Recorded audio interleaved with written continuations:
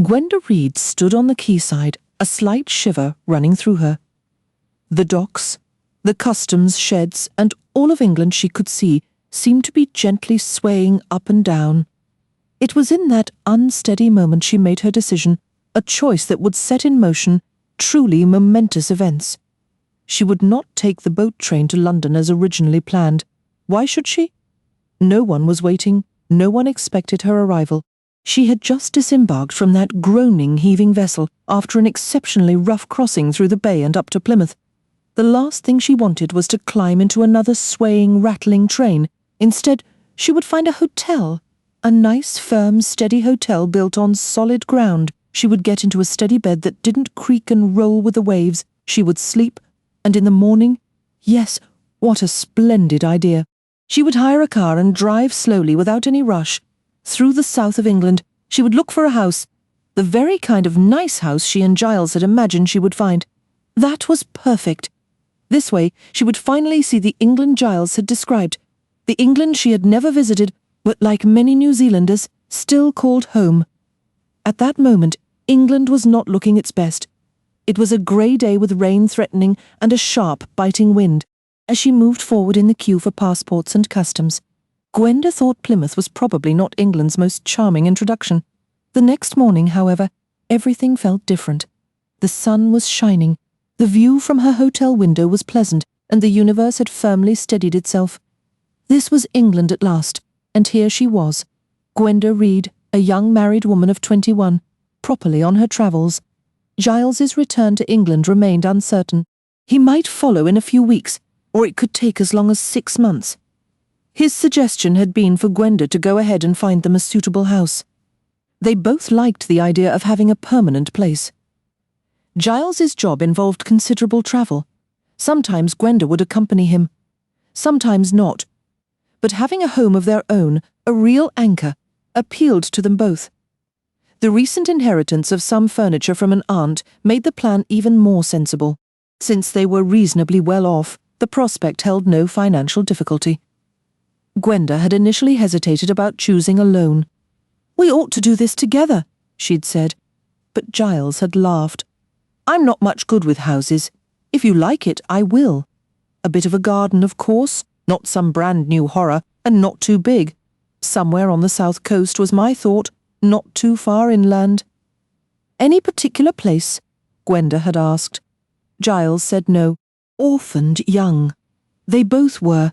He'd been shuffled between various relatives for holidays, so no single spot held special memories for him. This was to be Gwenda's house. And as for waiting to choose together, what if he were delayed for half a year? What would she do? Loiter in hotels? No. She was to find a house and get settled. "What you mean is," Gwenda had replied with a smile, "I get to do all the work." But she liked the idea, creating a home, making it cozy and lived in, ready for Giles's return. They had been married just 3 months, and she loved him dearly.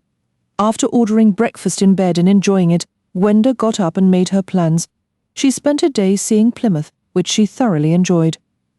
On the following day, she hired a comfortable Daimler with a chauffeur and set off on her journey to discover England and, with any luck, the perfect house. The weather was lovely, and Gwenda was thoroughly enjoying her search. She had looked at a number of possible homes in Devonshire, but none had felt quite right. There was no rush, she told herself. She would simply keep looking.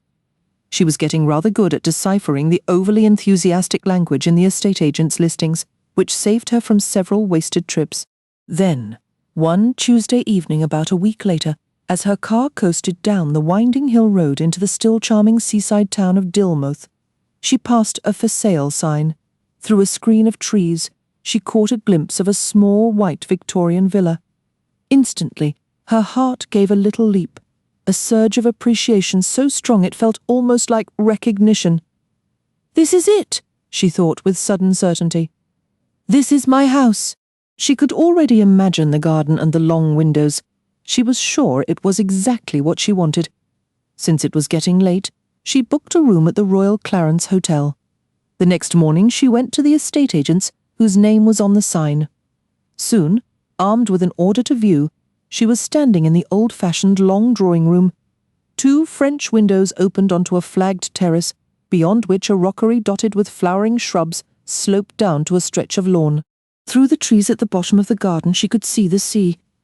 "This is my home," Gwenda thought, a deep sense of belonging washing over her. "I already feel as if I know every corner of it." The door opened, and a tall, sorrowful-looking woman entered, sniffling with a head cold. "Mrs. Hengrave, I have a viewing order from Galbraith and Penderley. I do hope it's not too early for you." Mrs. Hengrave, blowing her nose, said sadly that it was quite all right. The tour began. Yes, the house was perfect. Not too big, charmingly old-fashioned. She and Giles could add another bathroom or 2. The kitchen could be modernized, though it fortunately already had an Aga cooker, with a new sink and some updated appliances. It would be ideal. All through Gwenda's excited planning, the thin, droning voice of Mrs. Hengrave provided a mournful soundtrack detailing the late Major Hengrave's final illness. Half of Gwenda's mind was occupied with making the proper sympathetic noises. "Of course! How dreadful! You must be so!" while the other half raced ahead. "Linen cupboard here, probably. This is a nice double room with a sea view. Giles will love that. This little room would make a perfect dressing room for him. And the bathroom." She was delighted to find the bath had a mahogany surround and stood proudly in the middle of the floor. A perfect period piece, she decided. "I won't change a thing. It's enormous. You could put apples on the ledge, or toy boats. You could almost pretend you were at sea." Her mind jumped to practicalities. "We'll turn that dark back bedroom into a sleek, modern bathroom with green and chrome fittings. The pipes should run neatly over the kitchen. But we'll keep this glorious old bath just as it is. Pleurisy," Mrs. Hengrave was saying. It turned to double pneumonia on the 3rd day. "Terrible," murmured Gwenda automatically. "Is there another bedroom down this passage?" There was, a room that was almost round, with a large bow window exactly as she had pictured it. It needed redecorating, of course. Why were people like Mrs. Hengrave so fond of that awful mustard and biscuit-coloured paint? They walked back along the corridor, the floorboards creaking softly underfoot. Gwenda counted quietly. 6.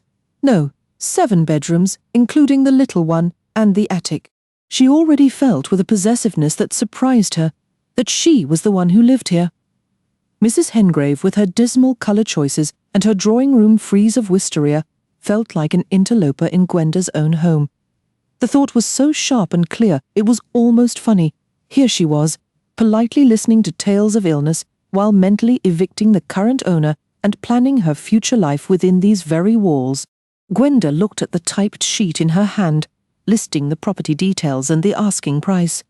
After several days of house hunting, she had developed a good sense of market values. The figure was modest. The place did need some updating, of course, but even considering that, it was surprisingly low. She noted the phrase, "open to offer." Mrs. Hengrave must be truly eager to move to Kent to be closer to her family. They were descending the staircase when, without warning, a surge of pure unreasoning fear washed over Gwenda. It was a nauseating, fleeting sensation, but it left a strange afterthought in its wake. "The house isn't haunted, is it?" Gwenda blurted out. Mrs. Hengrave, one step below and in the midst of recounting her late husband's final decline, looked up, visibly offended. "Certainly not to my knowledge, Mrs. Reed. Has someone been suggesting such a thing? You've never felt or seen anything unusual? No one has died here?" The question felt clumsy the instant it left her lips, as she remembered that Major Hengrave had presumably, "My husband passed away at St. Monica's nursing home." Mrs. Hengrave replied stiffly. "Oh yes, of course. You mentioned that," Gwenda said quickly. Mrs. Hengrave continued, her tone frosty. "In a home of this age, built nearly a century ago, one must assume there have been deaths over the years. Miss Elworthy, from whom my husband purchased the house 7 years ago, was in perfect health and planning missionary work abroad. She did not mention any recent losses in her family." Gwenda hurried to smooth things over. They were back in the drawing-room now, a peaceful and attractive space with exactly the warm atmosphere Gwenda desired. Her brief panic on the stairs seemed absurd now. What had come over her? The house felt perfectly fine. Asking if she might see the garden, She stepped out through the French doors onto the terrace. She had expected steps leading down to the lawn here, but instead, a rampant wall of forsythia had grown up, completely blocking the sea view. Gwenda made a mental note. That would have to change. She followed Mrs. Hengrave along the terrace and down some steps at the far end onto the lawn. The rock garden was wild and overgrown, and most of the shrubs badly needed trimming. Mrs. Hengrave apologized softly, explaining the garden had been neglected since they could only afford a gardener twice a week, and he often failed to appear. They walked through the small but serviceable kitchen garden before returning inside. Gwenda explained she had other properties to view, and though she liked Hillside, such an ordinary name, very much, she couldn't decide on the spot. Mrs. Hengrave said goodbye with a wistful expression and a final, lingering sigh.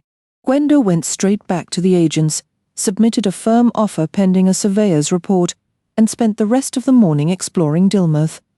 It was a quaint, old-fashioned seaside town. At the newer end stood a couple of modern hotels and some stark-looking bungalows, but the natural curve of the coast and the sheltering hills had spared Dilmouth from excessive development after lunch. The estate agent called to say Mrs. Hengrave had accepted her offer.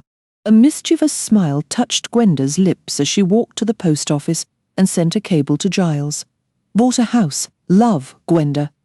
That will shake him up, she thought with satisfaction. Let him see I don't waste any time. A month later, Gwenda had settled into Hillside. The furniture from Giles's aunt, good quality but decidedly old-fashioned, had been delivered from storage and was now arranged throughout the rooms.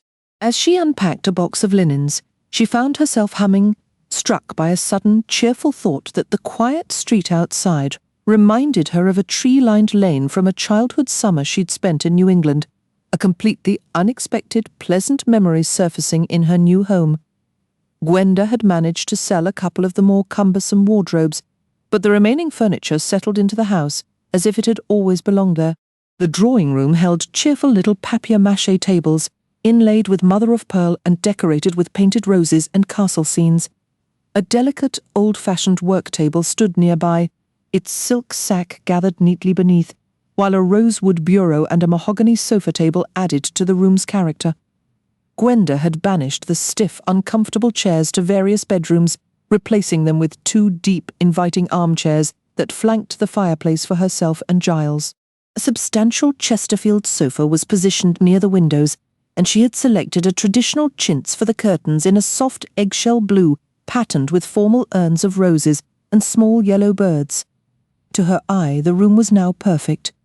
She was not entirely settled, as workmen were still finishing up around the house. They should have been done by now. But Gwenda had correctly guessed they wouldn't truly depart until she moved in. The kitchen remodel was complete, and the new bathrooms nearly finished.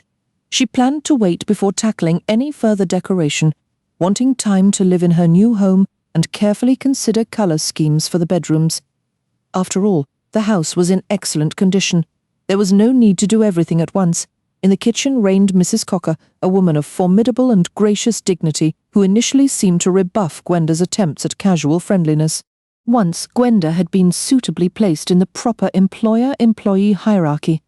However, Mrs. Cocker was willing to relax a little. This morning, she presented a breakfast tray to Gwenda as she sat up in bed. When there's no gentleman in the house, Mrs. Cocker declared with authority, a lady prefers her breakfast in bed. Gwenda had acquiesced to this presumed English tradition. Scrambled this morning, Mrs. Cocker announced, referring to the eggs.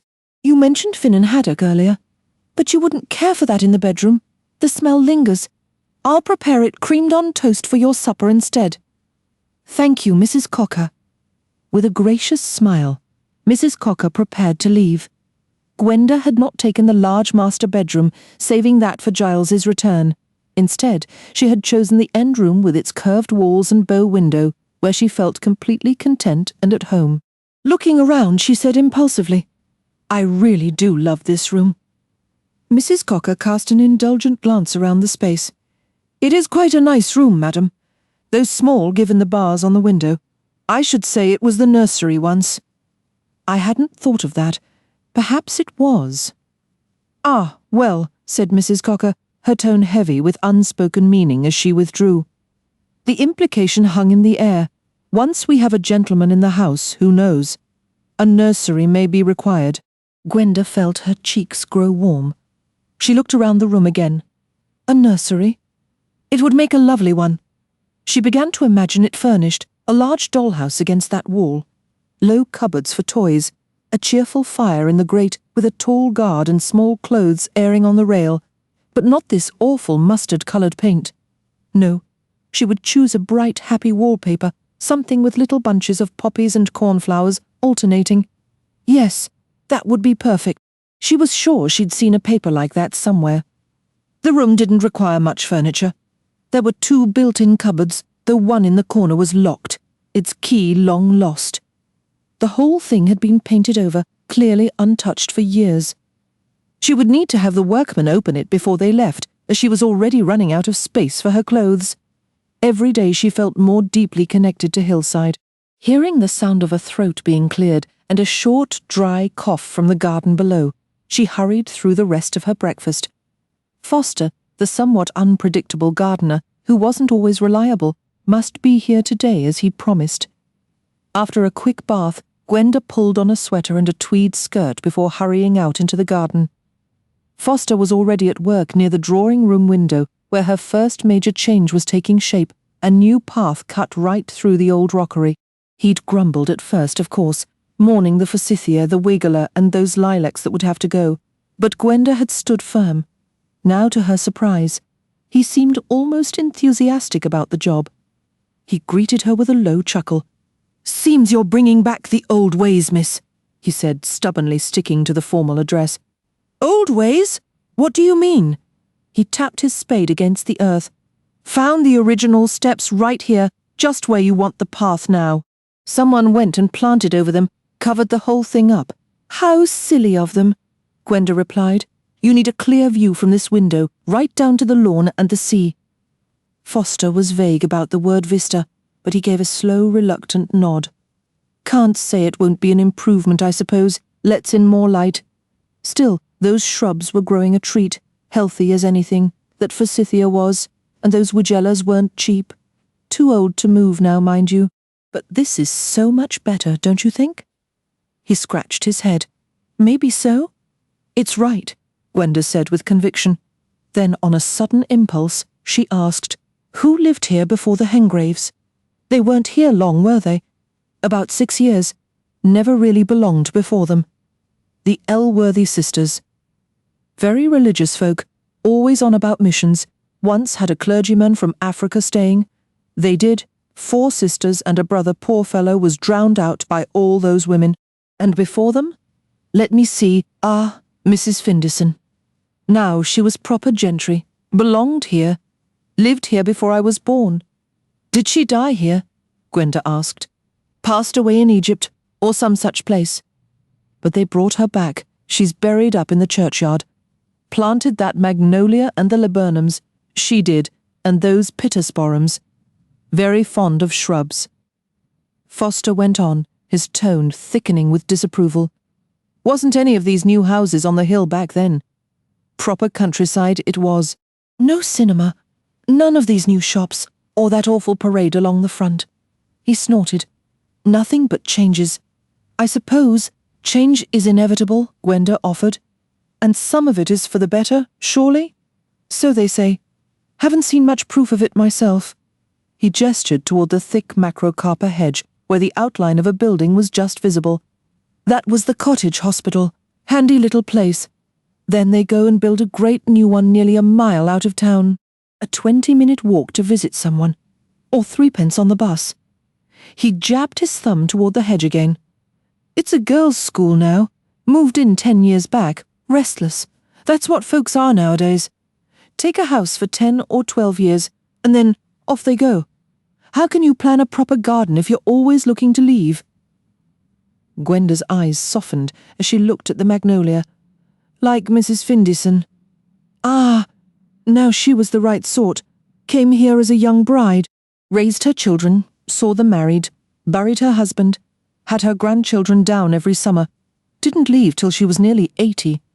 Foster's voice was warm with approval. Smiling to herself, Gwenda went back inside. She checked in with the workman. then settled at the desk in the drawing-room to tackle her correspondence. Among the letters waiting for a reply was one from some cousins of her husband Giles. They lived in London and had extended an open invitation for her to stay with them in Chelsea whenever she liked. Raymond West was a novelist, well known if not exactly popular, and his wife Joan was a painter. The idea of visiting them was appealing, though Gwenda suspected they would find her hopelessly unsophisticated. Neither she nor Giles had any pretensions to being intellectual. A deep, authoritative gong sounded from the hall, a piece of ornate, dark wood carving that had been a favourite of Giles's aunt. Mrs. Cocker seemed to take genuine delight in striking it with full force, covering her ears. Gwenda rose and moved swiftly across the drawing-room toward the far wall by the window, only to stop herself with a frustrated sigh. This was the third time she'd done that, walking straight toward the solid wall, as if expecting to pass through into the dining-room. She had to retrace her steps, go out into the chilly front hall, and circle around the corner of the drawing-room wall to reach the dining-room. It was a tedious detour, and she dreaded it in winter, with draughts in the hall and the central heating confined to just the main rooms and 2 bedrooms upstairs. Sitting at the elegant Sheraton dining table, a recent, costly replacement for Aunt Lavender's heavy old mahogany one, Gwenda thought, "I really don't see why I can't have a doorway put in right here. I'll mention it to Mr. Sims when he comes this afternoon." Mr. Sims, the builder and decorator, was a convincing man with a gravelly voice and a little notebook always at hand to record any lavish ideas his clients might propose. When Gwenda raised the subject, he was immediately enthusiastic. "The simplest job in the world, Mrs. Reed, and a definite improvement, if I may say so." Gwenda, now wary after some disagreements over unexpected extras, not in his original quotes, asked, "Will it be very costly?" "A mere trifle," Mr. Sims assured her, his voice smooth and comforting. Gwenda's doubt only grew. It was precisely Mr. Sims's trifles she had learned to question. His initial estimates were always modest. "Tell you what," he coaxed, "I'll have Taylor take a look when he's done with the dressing room this afternoon, and then I can give you an exact figure. Depends on what that wall is made of." Gwenda agreed. She wrote to Joan West, declining the invitation for now, explaining she wanted to stay in Dilmouth to supervise the workmen. After a brisk walk along the seafront, enjoying the salt air, she returned to the drawing-room. Taylor, Mr. Sims's foreman, stood up from the corner and greeted her with a smile. "No trouble at all here, Mrs. Reed," he said. "There's been a door here before. Somebody who didn't want it just had it plastered over." Gwenda was pleasantly surprised, but then a small, cold tremor of disquiet ran through her. "How very strange," she thought, "that I've always felt so certain there was a door right there." She recalled how confidently she had walked to that exact spot earlier. When you really considered it, it was rather odd. Why had she been so sure there was no visible sign on the outside? How had she truly known, that a door belonged precisely there? Of course, having a passage to the dining room would be convenient, but why had she always gone unerringly to that one specific place? Anywhere along the wall would have served, yet her feet had carried her automatically mind elsewhere, to the very spot where a door had once existed. "I hope," Gwenda thought with a growing unease, "that I'm not turning psychic or something." She had never shown the slightest hint of such sensitivity. That wasn't her sort of thing at all. Or was it? The thought lingered, unsettling and entirely new, the path leading from the terrace through the shrubs to the lawn. Had she somehow sensed its existence when she insisted it be built exactly there? Maybe I'm a little psychic, Gwenda thought with a flicker of discomfort. Or could it be something about the house itself? Why had she even asked Mrs. Hengrave whether the place was haunted? It wasn't haunted. It was a lovely house. Nothing could be wrong with it. Mrs. Hengrave had seemed genuinely surprised by the question. Or had there been a hint of hesitation, a guardedness in her response? Good grief! Now I'm inventing things, Gwenda told herself. She forced her attention back to the conversation with Taylor. There's one more thing, she mentioned. A cupboard in my upstairs room is stuck shut. I'd like it opened. The man followed her up and inspected the door. It's been painted over several times, he noted, I'll have the crew open it for you tomorrow if that's all right." Gwenda agreed, and Taylor left. That evening a nervous restlessness settled over her. Sitting in the living room trying to read, she noticed every creak and groan of the old furniture. More than once she glanced over her shoulder, a chill running down her spine. She kept repeating to herself that the door and the path were just odd coincidences, nothing more. They were simply the result of practical thinking. Without fully admitting it, she dreaded going upstairs to bed. When she finally switched off the lamps and stepped into the hall, she hesitated at the foot of the staircase, then hurried up almost at a run, rushed down the corridor, and pushed open her bedroom door. Inside, her anxiety melted away into a quiet calm. She looked around the room with fondness. Here, she felt secure and content. Safe. Safe from what, exactly? She chided herself. She glanced at her pajamas laid out on the bed and her slippers waiting below. Honestly, Gwenda, you're acting like a child. You might as well have slippers with little bunnies on them. She climbed into bed with relief and was asleep quickly. The next morning she had errands to run in town. By the time she returned, it was lunch hour. "The men opened that cupboard in your bedroom, ma'am," Mrs. Cocker announced as she served the lightly fried sole mashed potatoes and buttered carrots. "Oh, good," Gwenda replied. She ate hungrily, enjoying the meal. After coffee in the living room, she went upstairs. Crossing the bedroom, she tugged open the corner cupboard door, then let out a small, startled gasp and froze, staring. Inside, the original wallpaper was exposed, untouched by the yellowish paint that covered the rest of the room. Once, the walls had been decorated with a cheerful floral pattern, small clusters of scarlet poppies alternating with bunches of blue cornflowers. Gwenda stood there a long while, then moved unsteadily to the bed and sat down. Here she was in a house she'd never entered before, in a country she'd never even visited, and just 2 days ago she had lain in bed picturing a wallpaper for this very room. The pattern she imagined matched exactly the paper that had once hung here. Wild theories spun through her mind. Done is an experiment with time, seeing forward instead of backward. She could write off the garden path and the connecting door as chance. But this couldn't be coincidence. You don't just imagine such a distinctive wallpaper and then find it exactly as you pictured. No, there was an explanation slipping through her grasp, one that, yes, scared her. Every so often she wasn't seeing forward but backward into some past state of the house. At any moment she might see something else, something she didn't want to see. The house unsettled her now. But was it the house, or was it something in herself? Gwenda had no desire to become the sort of person who imagined things. Taking a steadying breath, she pulled on her coat and hat and left the house quietly. At the post office, she composed a telegram, West, 19 Adway Square, Chelsea, London. "May I change my mind and come to you tomorrow? Gwenda." She sent it, reply paid. Raymond West and his wife did their utmost to welcome their nephew Giles's new wife. It was hardly their fault that Gwenda found them somewhat intimidating. Raymond, with his striking, somewhat predatory appearance, his dramatic hair and his sudden bursts of intense, often baffling commentary, left Gwenda wide-eyed and uneasy. Both he and Joan seemed to converse in a private dialect. Gwenda had never been immersed in such an intellectual environment before, and most of its references were foreign to her. "We've arranged to take you to a few performances," Raymond announced as Gwenda sipped a gin, privately wishing for a comforting cup of tea after her journey. Her spirits lifted at once. "The ballet at Sadler's Wells tonight, and tomorrow we have a birthday gathering for my utterly remarkable Aunt Jane, followed by the Duchess of Malfi with Gielgud. On Friday, you absolutely must see They Walked Without Feet. It's a Russian translation. Arguably the most significant dramatic work in 2 decades. It's playing at the Little Whitmore Theatre." Gwenda thanked them warmly for planning her entertainment. Once Giles returned, they could enjoy musicals and lighter fare together. She inwardly winced at the thought of They Walked Without Feet, assuming she might endure it. Though in her experience, significant plays were rarely enjoyable. "You'll simply adore my Aunt Jane," Raymond insisted.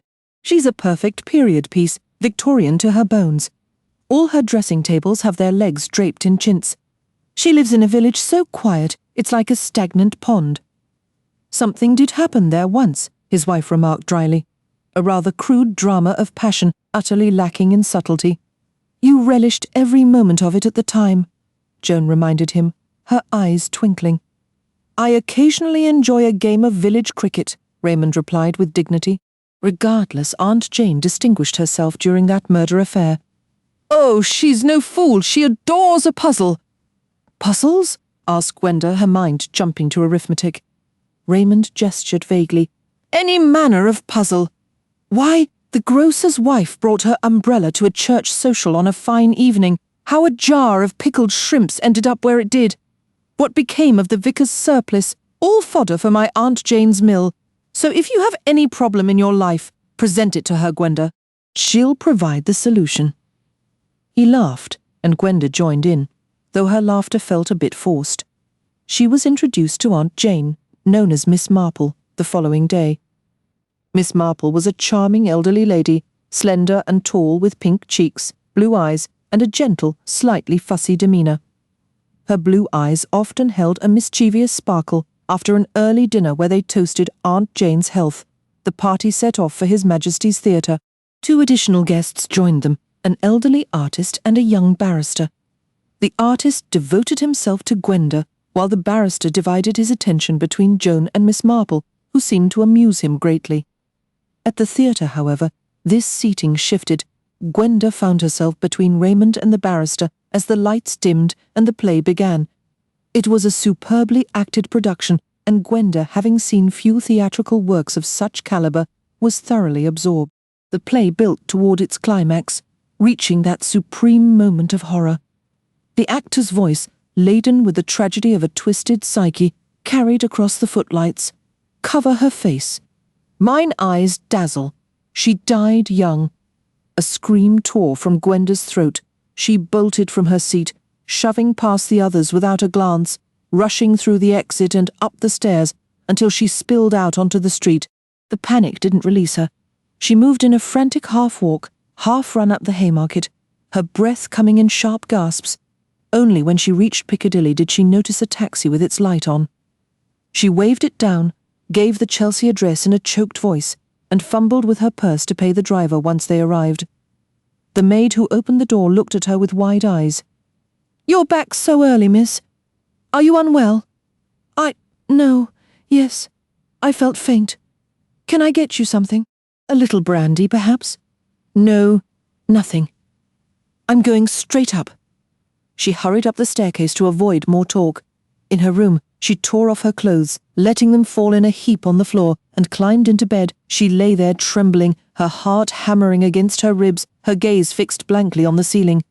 She didn't hear the others return downstairs, but after a few minutes the door opened, and Miss Marple entered, carrying 2 hot water bottles and a steaming cup. Gwenda pushed herself up, trying to steady her shaking. "Oh, Miss Marple, I'm so terribly sorry. I don't know what came over me. It was awful. Are they furious with me?" Now, dear, don't fret," Miss Marple said soothingly. "Just get cosy with these." She tucked the bottles under the covers. "I don't really need them." "Nonsense, you do. Here, drink this tea." It was scalding strong, and much too sweet, but Gwenda drank it without protest. The violent shivering began to ease. "You lie back and try to sleep," Miss Marple instructed. "You've had a severe shock. We can talk everything over in the morning. No need to worry tonight." She smoothed the blankets, gave a reassuring pat, and slipped out. Downstairs, Raymond was complaining to Joan. "What in the world was that about? Did she take ill, or what?" "Really, Raymond, I've no idea. She just screamed. I suppose the play was too grim for her. Well, Webster is certainly gruesome, but I wouldn't have thought." He stopped as Miss Marple rejoined them. "Is she all right?" "Yes, I believe so. She's had a nasty shock, you see." "A shock? From a Jacobean tragedy?" "I suspect there's rather more to it than that," Miss Marple replied thoughtfully. The next morning, Gwenda's breakfast was brought up. She managed a few sips of coffee and a bite of toast. When she finally came downstairs, Joan had left for her studio, and Raymond was closed in his study. Only Miss Marple sat by the window overlooking the river, her knitting needles clicking softly. She looked up with a calm smile. Good morning, dear. Feeling better, I hope? Yes, much better. I still can't believe I made such a spectacle of myself. Are they very cross? Oh, no, not at all. They understand perfectly. Understand what? Miss Marple paused her knitting and met Gwenda's eyes. That you suffered a bad shock last night, she added gently. Wouldn't it help to tell me about it? Gwenda paced the room restlessly. Maybe I should see a psychiatrist. London has excellent specialists, of course, but are you certain that's necessary? I think I might be losing my mind. I must be. Just then, the elderly parlour-maid entered with a silver tray holding a telegram. The messenger is waiting for a reply, ma'am. Gwenda ripped it open. It had been forwarded from Dilmouth. She stared at the words, uncomprehending for a moment, then crumpled the paper into a tight ball.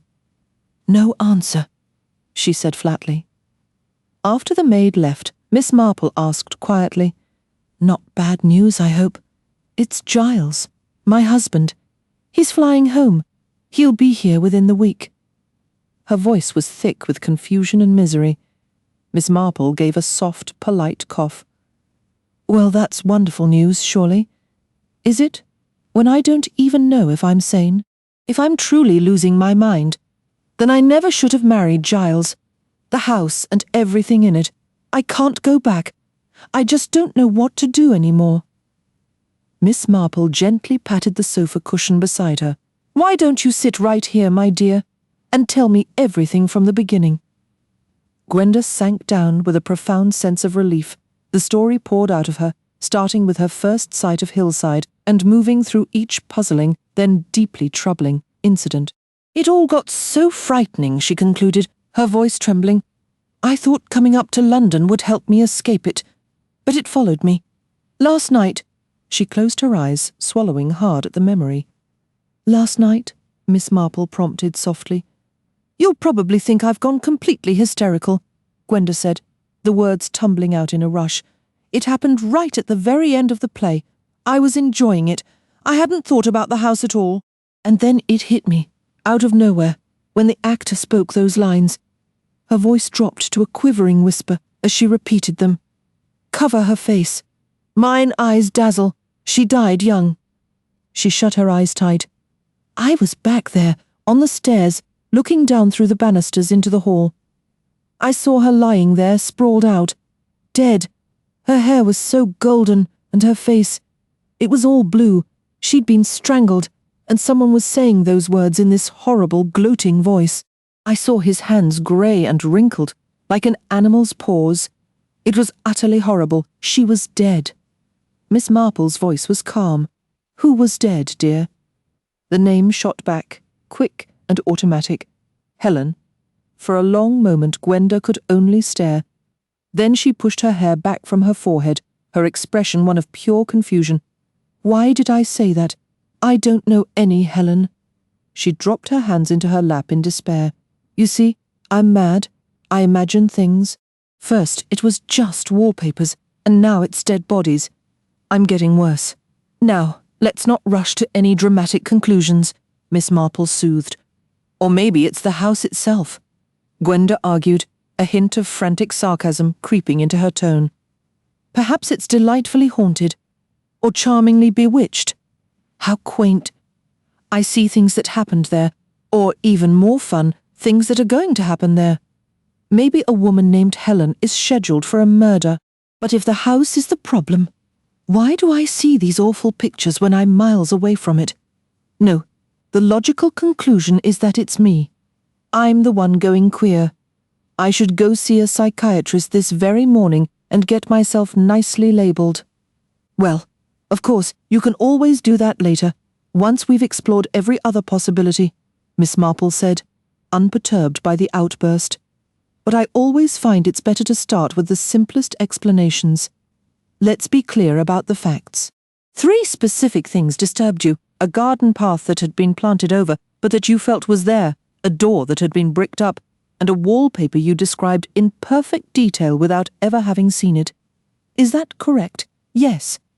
The easiest, most natural explanation is that you had seen them before. In a past life, you mean? Oh, no, dear. I meant in this one. They could be actual memories. But I'd never been to England until last month, Miss Marple. I'm sure of it. Are you quite certain, my dear? Absolutely. I lived near Christchurch, New Zealand, all my life. Were you born there? No, I was born in India. My father was in the British Army. My mother died when I was very little, and he sent me back to her family in New Zealand to be raised. He died himself not long after. A fleeting, unexpected memory surfaced, not of India, but of a long, monotonous sea voyage afterward, a memory of boredom and salt air she hadn't recalled in years. Do you remember the journey from India to New Zealand? Not really, just bits and pieces. I remember a round window, a porthole, and a man in a white uniform. He had a red face, very blue eyes, and a scar on his chin. He used to toss me up in the air. I remember being terrified and thrilled all at once. The memories are still so scattered and incomplete, Gwenda admitted. Can you recall a nurse? Perhaps an ayah? Not an ayah, but a nanny. I remember her because she stayed until I was about 5. She used to cut paper ducks for me. Yes, she was on the ship with us. I remember she scolded me once for crying after the captain kissed me. I was frightened of his beard.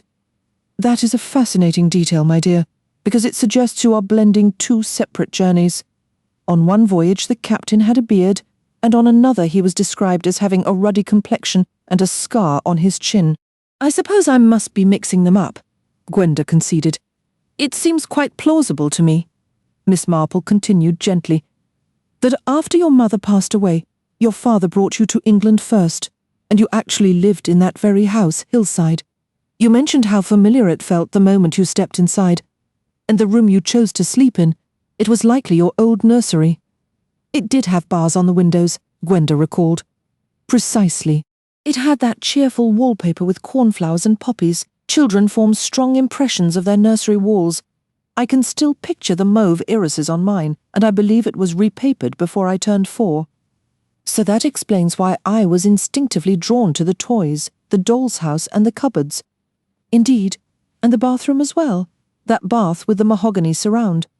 You said the idea of sailing little ducks in it came to you immediately. Gwenda thought it over. It's true. I felt I knew where everything was, the kitchen, the linen cupboard. I even kept thinking there should be a door connecting the drawing room to the dining room. But is it really possible that I came back to England and accidentally bought the exact house I lived in as a child? It is not impossible, dear. It is a rather remarkable coincidence.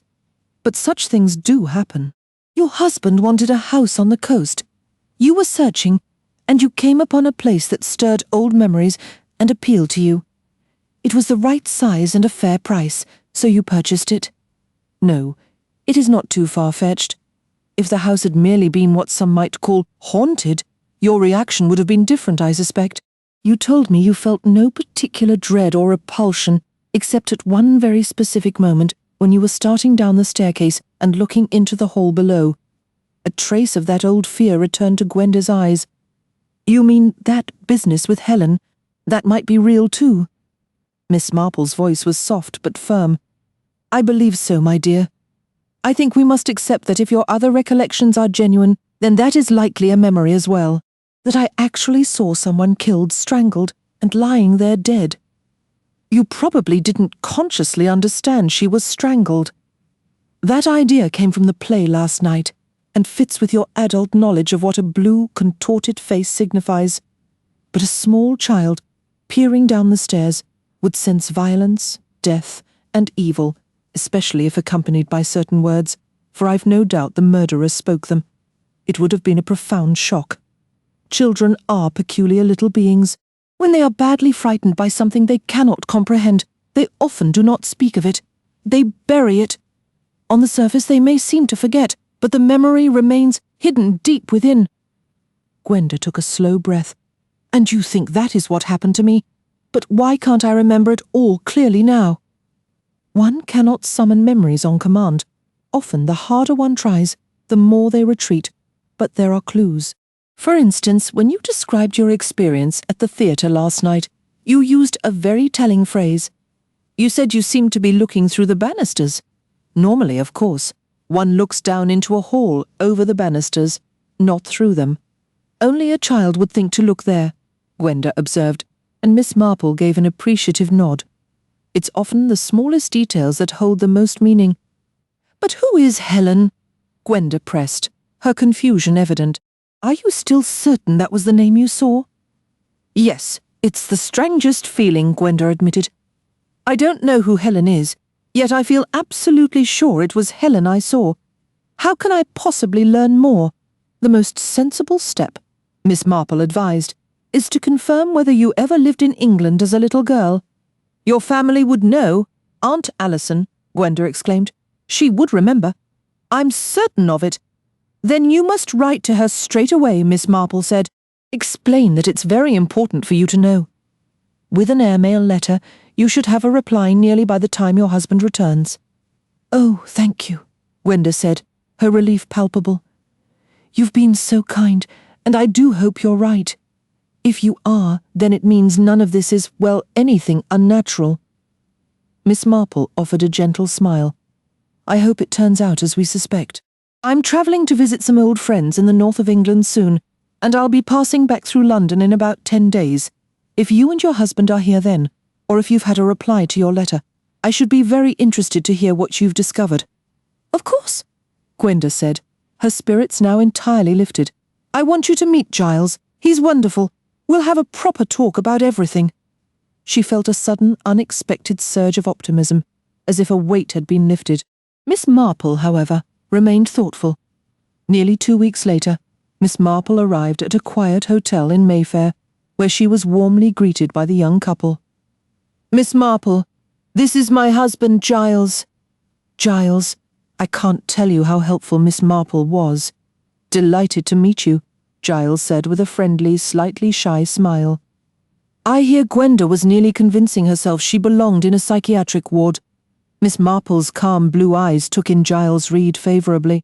He was a likeable young man, tall and fair, with a habit of blinking when he spoke that came from a natural reserve. She noted his firm chin and the determination in his expression. They decided to have tea in a secluded little sitting room that was rarely used, and now, Gwenda said, once they were settled, we can show you Aunt Alison's letter. It came, and it says almost exactly what you thought it would.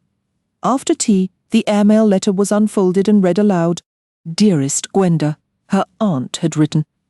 I was quite concerned to hear you've had a distressing time. To be perfectly honest, it had completely slipped my mind that you did live in England for a brief period as a very small child. Your mother, my sister Megan, met your father, Major Halliday, while visiting friends of ours who were stationed in India at the time. They married, and you were born there. About 2 years after your birth, your mother passed away. We were, of course, devastated. We wrote to your father, with whom we had corresponded but never actually met, and begged him to let us care for you, as we would have been delighted to have you.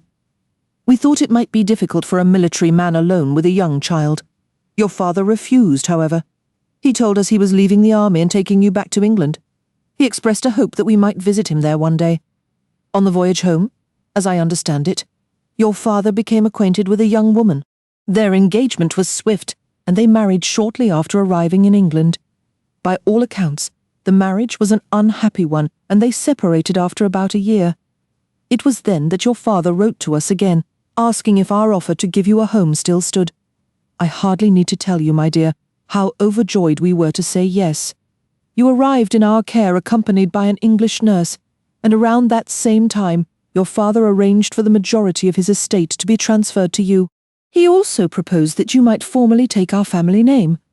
I must admit this struck us as somewhat unusual, but we took it as a gesture meant to welcome you more fully into our family.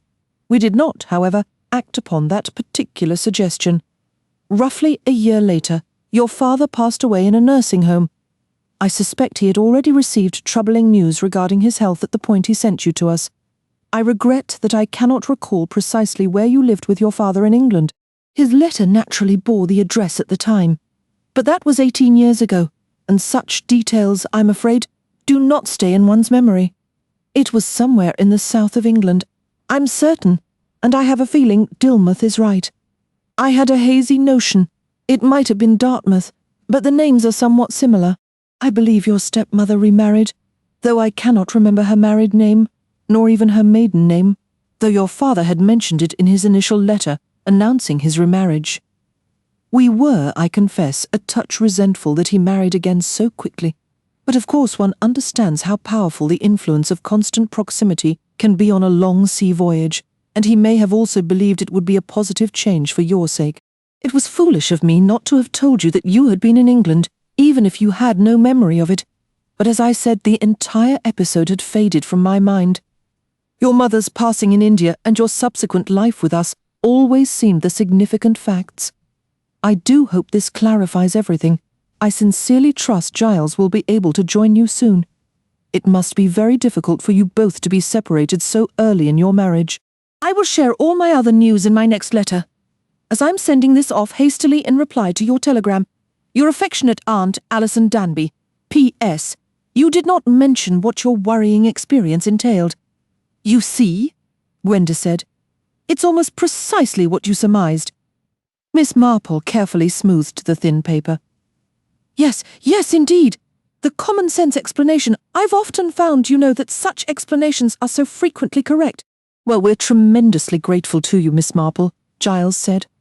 Poor Gwenda was dreadfully unsettled, and I must admit I'd have been rather concerned myself at the thought of Gwenda having clairvoyant or psychic tendencies. It could be a rather inconvenient trait in a wife, Gwenda remarked with a slight smile, unless you've led a perfectly spotless life. Which I have, Giles replied promptly. And the house?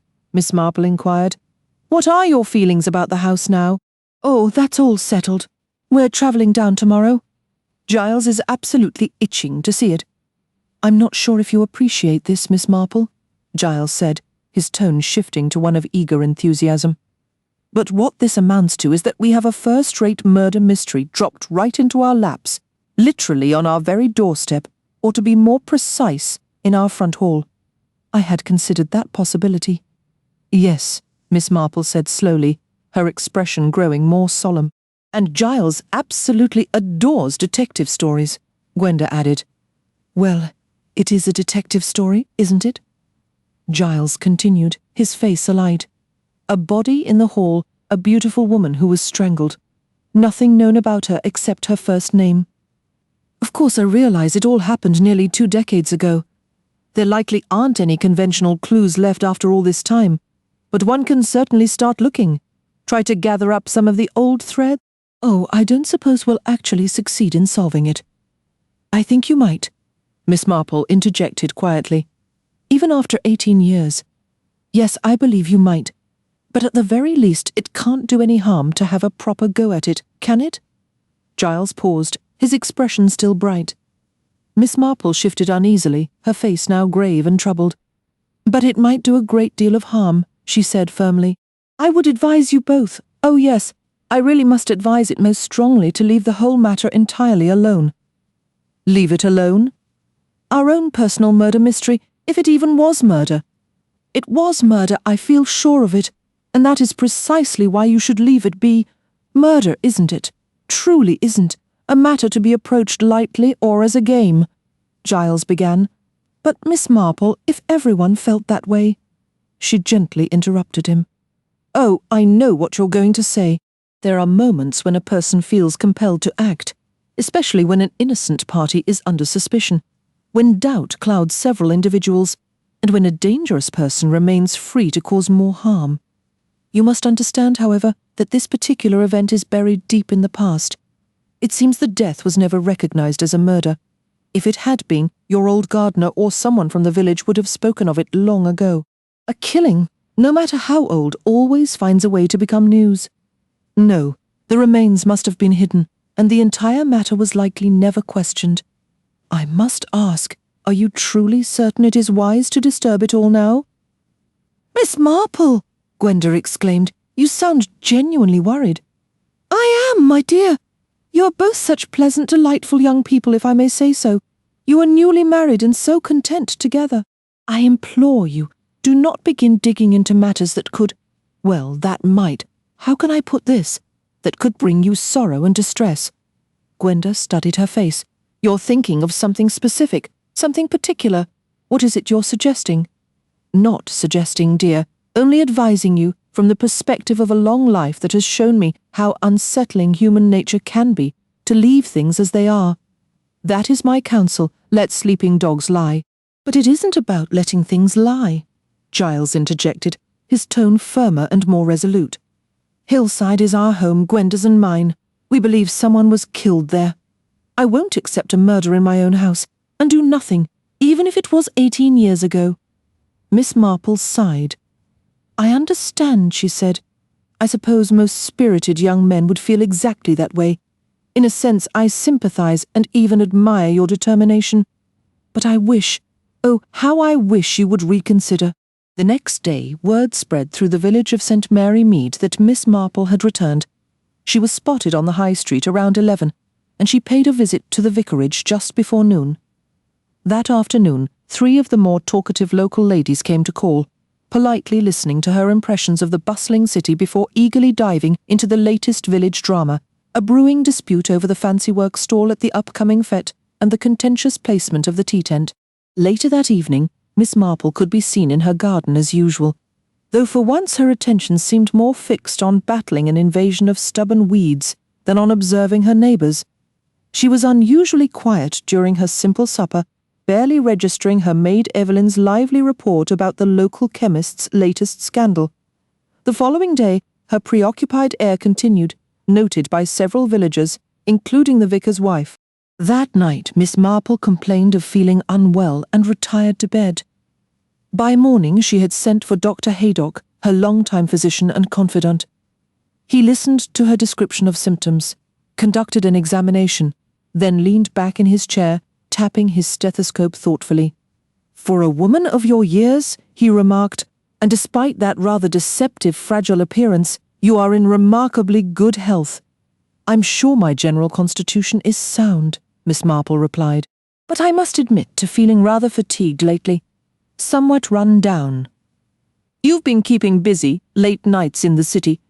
That is part of it.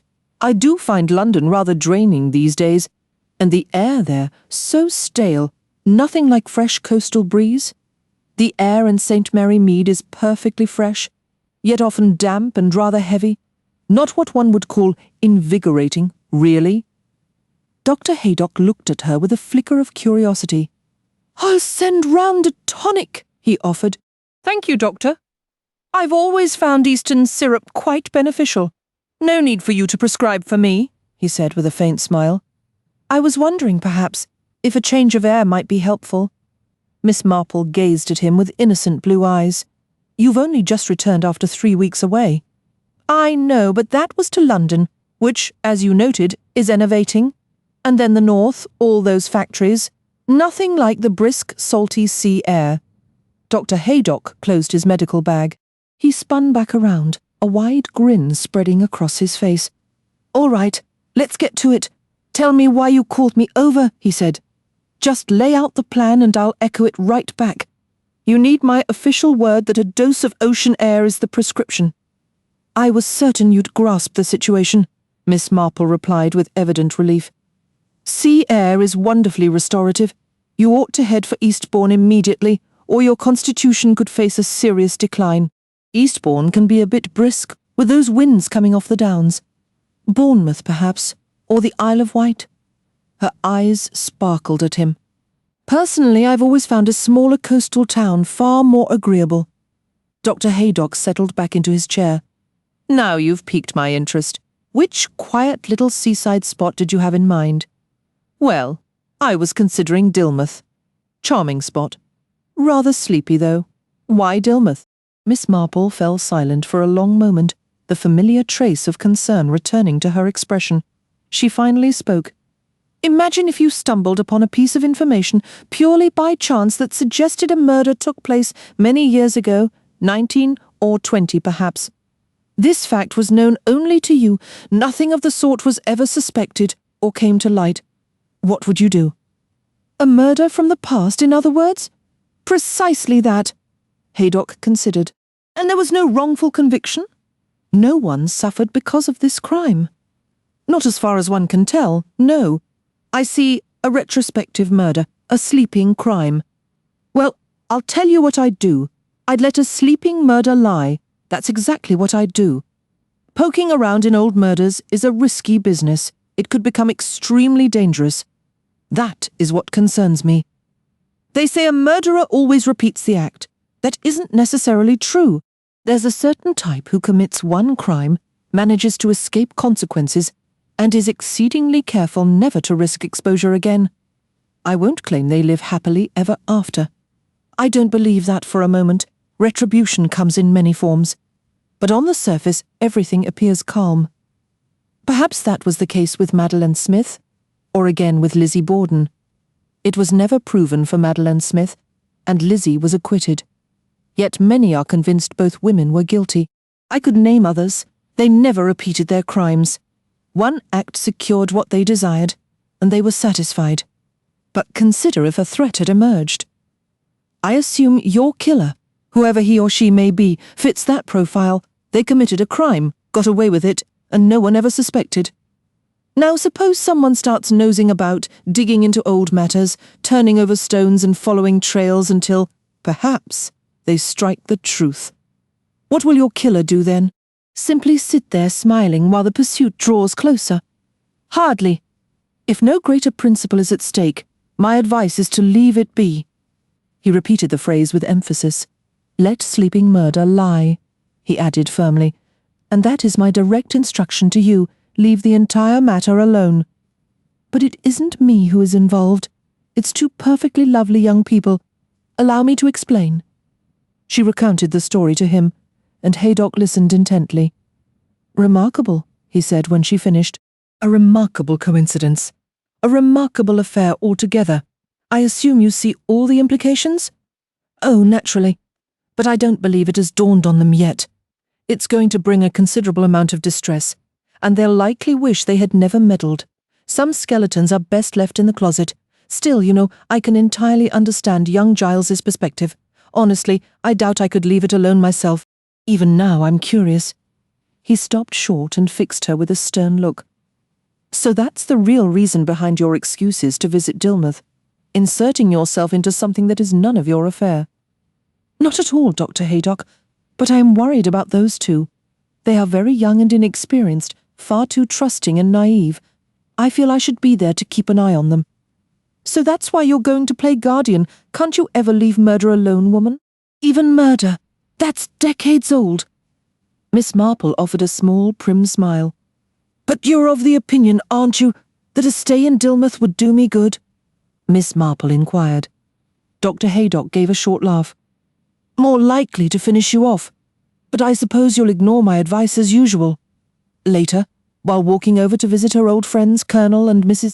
Bantry, Miss Marple encountered the Colonel himself coming up the drive, his shotgun under his arm and his spaniel trotting faithfully behind. He greeted her warmly. Good to have you back. How was the city? Miss Marple replied that London had been quite agreeable. Her nephew had taken her to the theatre several times. Highbrow stuff, I imagine. Colonel Bantry grumbled. Give me a good musical any day. Miss Marple admitted she had attended a Russian drama that was fascinating, if somewhat lengthy. Russians, the Colonel exploded, recalling a miserable experience with a Dostoevsky novel during a hospital stay. He then directed her to the garden where she would likely find Dolly. Mrs. Bantry was almost perpetually among her flower beds, her passion for gardening bordering on obsession. Her reading material consisted chiefly of bulb catalogues, and her conversation revolved around primroses, flowering shrubs, and alpine plants. Miss Marple's initial sight of her friend was of a sturdy, tweed-clad backside bent over a flower bed. At the sound of footsteps, Mrs. Bantry straightened up with a soft groan. Her hobby had not been kind to her joints, wiped her brow with a dirt-smudged hand, and offered a cheerful welcome. Jane, I heard you were back, she exclaimed. Aren't these delphiniums splendid? And have you seen these new gentians? They've been a bit fussy, but I think they've settled now. What we really need is a good soaking rain. It's been dreadfully dry. She then added, Esther mentioned you'd been poorly. Esther, the cook, served as Mrs. Bantry's chief source of village news. I'm relieved to see it was an exaggeration. Merely a touch of fatigue, Miss Marple explained. Dr. Haydock believes some sea air is in order. I've been feeling rather depleted. Oh, but you can't possibly leave now, Mrs. Bantry protested. This is the absolute peak of the gardening season. Your own borders must be just coming into their glory.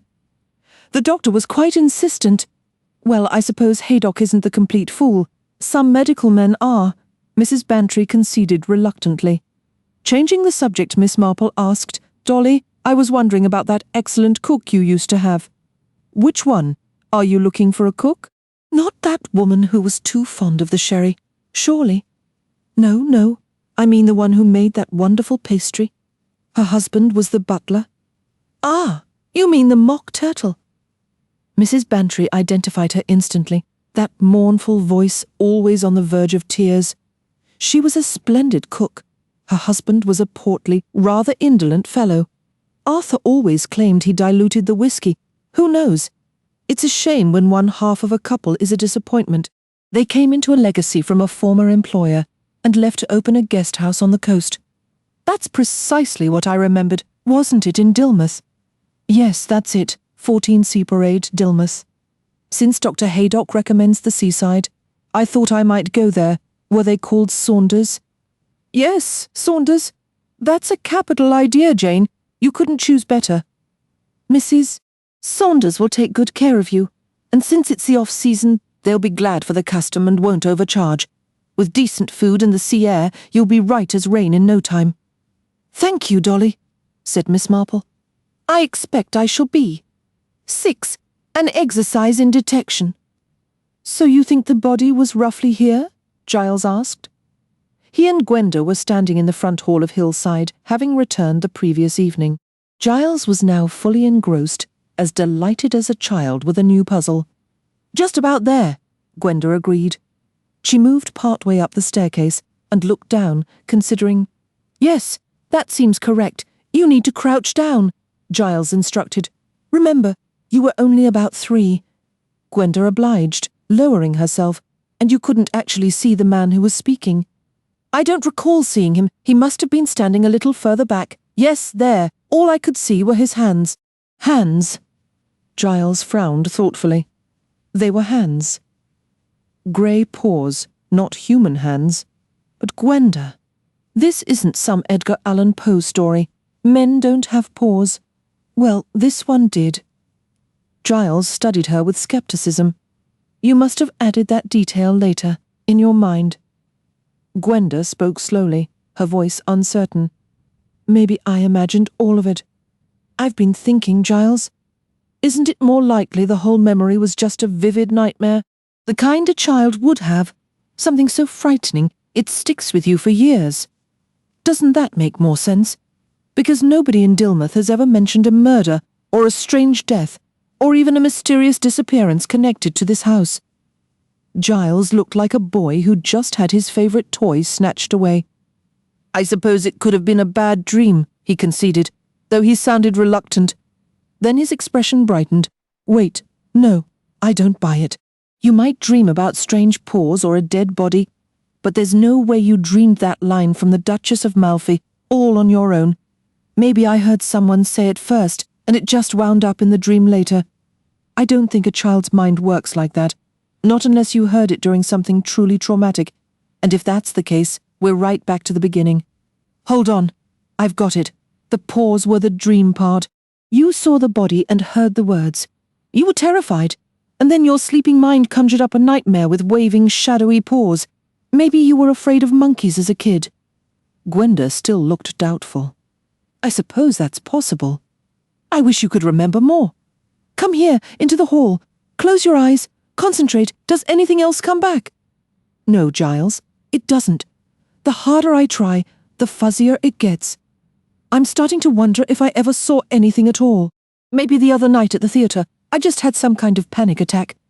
I don't think so. There was something real there. Even Miss Marple believes that. What about Helen? You must remember something about her. I don't. It's just a name. It might not even be the right name. It was Helen, Gwenda insisted, her tone suddenly firm and stubborn. Then, if you're so sure, you must know something. Giles pressed, trying to be logical. Was she a friend? Did she live here? Or was she just visiting? I told you. I don't know. Gwenda's voice tightened, edged with strain. Giles switched tactics. Who else can you recall? Your father? No. I can't be sure. I always had his photograph, you see. Aunt Allison would point and say, "That's your daddy." But I don't remember him actually being here, in these rooms. What about servants? Or a nurse? No, nothing. The more I push, the blanker it becomes. The things I do know are all subconscious, like walking to that door without thinking. I didn't consciously remember it was there. Maybe if you'd stop pushing me, Giles, things might come back naturally. Besides, trying to solve this is pointless. It was all so long ago. It's not pointless, Giles countered. Even Miss Marple agreed with that. She didn't exactly give us a roadmap, though, Gwenda pointed out, and yet I saw a certain look in her eye. I think she had a few ideas. I wonder how a little old lady from a village would even begin to investigate something like this. I doubt she'd think of anything we haven't, Giles said confidently. We need to stop guessing and get organized. We've started. I checked the local death records. No Helen of the right age. There wasn't any Helen at all in the years I looked at. The closest was an Ellen Pug who died at 94. Now we need to figure out our next move. If your father and stepmother had lived in this house, they must have either purchased it or rented it, Giles reasoned, according to the gardener. Foster, the property had been owned by a family named Elworthy before the Hengraves, and before them, a Mrs. Findison. There were no other owners on record. Your father might have bought it and lived here only briefly before selling it again, Giles continued. But I think it's far more likely he rented it, probably furnished. If that's the case, our best chance is to visit the local real estate agents. Visiting the agents in Dilmouth was not a lengthy task. There were only 2 firms. Messrs. Wilkinson was a relatively new business, having opened just 11 years prior, and they primarily handled the newer bungalows and houses on the outskirts of town. The other was Messrs. Galbraith and Penderley, the very agency from which Gwenda had purchased Hillside. Calling on them, Giles launched into their story. He and his wife were thoroughly enjoying Hillside and Dilmouth itself, he explained. Mrs. Reed had only recently realized she had lived here as a very young child. She had some faint, hazy memories and a strong feeling that Hillside was the house, but she couldn't be entirely sure. Did the agency have any record of the house being let to a Major Halliday roughly 18 or 19 years ago? Mr. Penderley spread his hands apologetically. I'm afraid that's not possible to determine, Mr. Reed. Our records simply don't go back that far for furnished or short-term lettings. I'm very sorry, actually. If our former head clerk, Mr. Narracott, was still alive. He passed last winter. He might have been able to help. He had a truly remarkable memory, quite extraordinary. He'd been with the firm for nearly 30 years. Is there no one else who might remember? Gwenda asked. Our current staff is all rather young, Mr. Penderley admitted. Of course there is old Mr. Galbraith himself, but he retired several years ago. Perhaps we could speak with him, Gwenda suggested. Well, I hardly know about that. Mr. Penderley was doubtful. He suffered a stroke last year. You see, his faculties are sadly diminished. He's over 80. Does he still live in Dilmouth?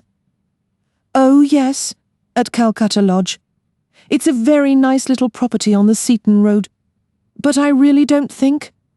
It's a bit of a long shot, Giles said to Gwenda as they left. But you never know. I don't think we should write. Let's go together and use a little personal charm. Calcutta Lodge was surrounded by a meticulously tidy garden. The sitting room they were shown into was similarly neat, though somewhat cluttered, smelling of beeswax and polish. Every brass fitting gleamed, and the windows were heavily draped. A thin, middle-aged woman with a wary expression entered, after Giles explained their purpose. The look of someone expecting a door-to-door salesman left Miss Galbraith's face. I'm sorry, but I really don't think I can help you, she said. It was all so long ago, wasn't it? People do sometimes remember surprising details, Gwenda offered gently. She glanced around the room, her eyes lingering on a Benares brass table before moving to a line of ebony elephants parading across the mantelpiece. "I thought your father might recall something, especially as my own father had just returned from India. Your house is called Calcutta Lodge." "Yes," Miss Galbraith replied. "Father was in business there for a time.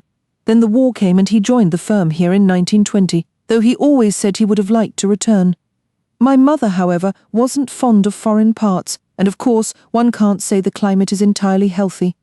Her tone shifted, carrying a hint of dry sarcasm. She preferred the reliable damp of the English coast to the tropical uncertainties he remembered so fondly. "I'm not sure. Maybe you'd like to meet my father? I should warn you, today might not be one of his clearer days." She ushered them into a dim, book-lined study. There, nestled in a worn leather armchair, was an elderly man with a thick white moustache. One side of his face seemed to sag slightly. As his daughter introduced them, his eyes, one lid drooping, brightened with interest at the sight of Gwenda. "My memory isn't what it once was," he said, his words slightly slurred. "Halliday, you say? No, the name doesn't ring a bell. Knew a lad at school up in Yorkshire, but that's a good 70 years back now." "We believe he rented Hillside," Giles offered. "Hillside? Was that the name then?" Mr. Galbraith's functional eyelid blinked slowly. "Findison lived there. A fine woman she was. My father might have taken it furnished," Gwenda explained. "He'd just returned from India." "India, you say?" "India." The old man perked up. "I recall a fellow, an army man.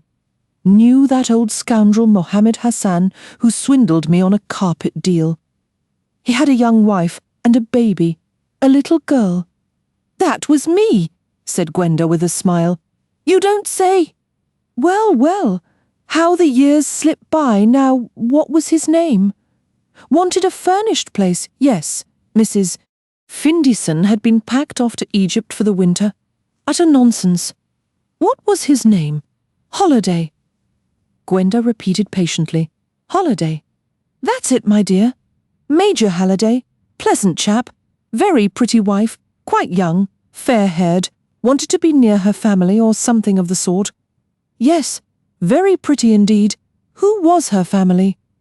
Gwenda pressed. "No idea. None at all." He peered at her. "You don't take after her." Gwenda bit back the clarification about her stepmother, not wanting to confuse matters. "What did she look like?" Unexpectedly, Mr. Galbraith's expression grew thoughtful.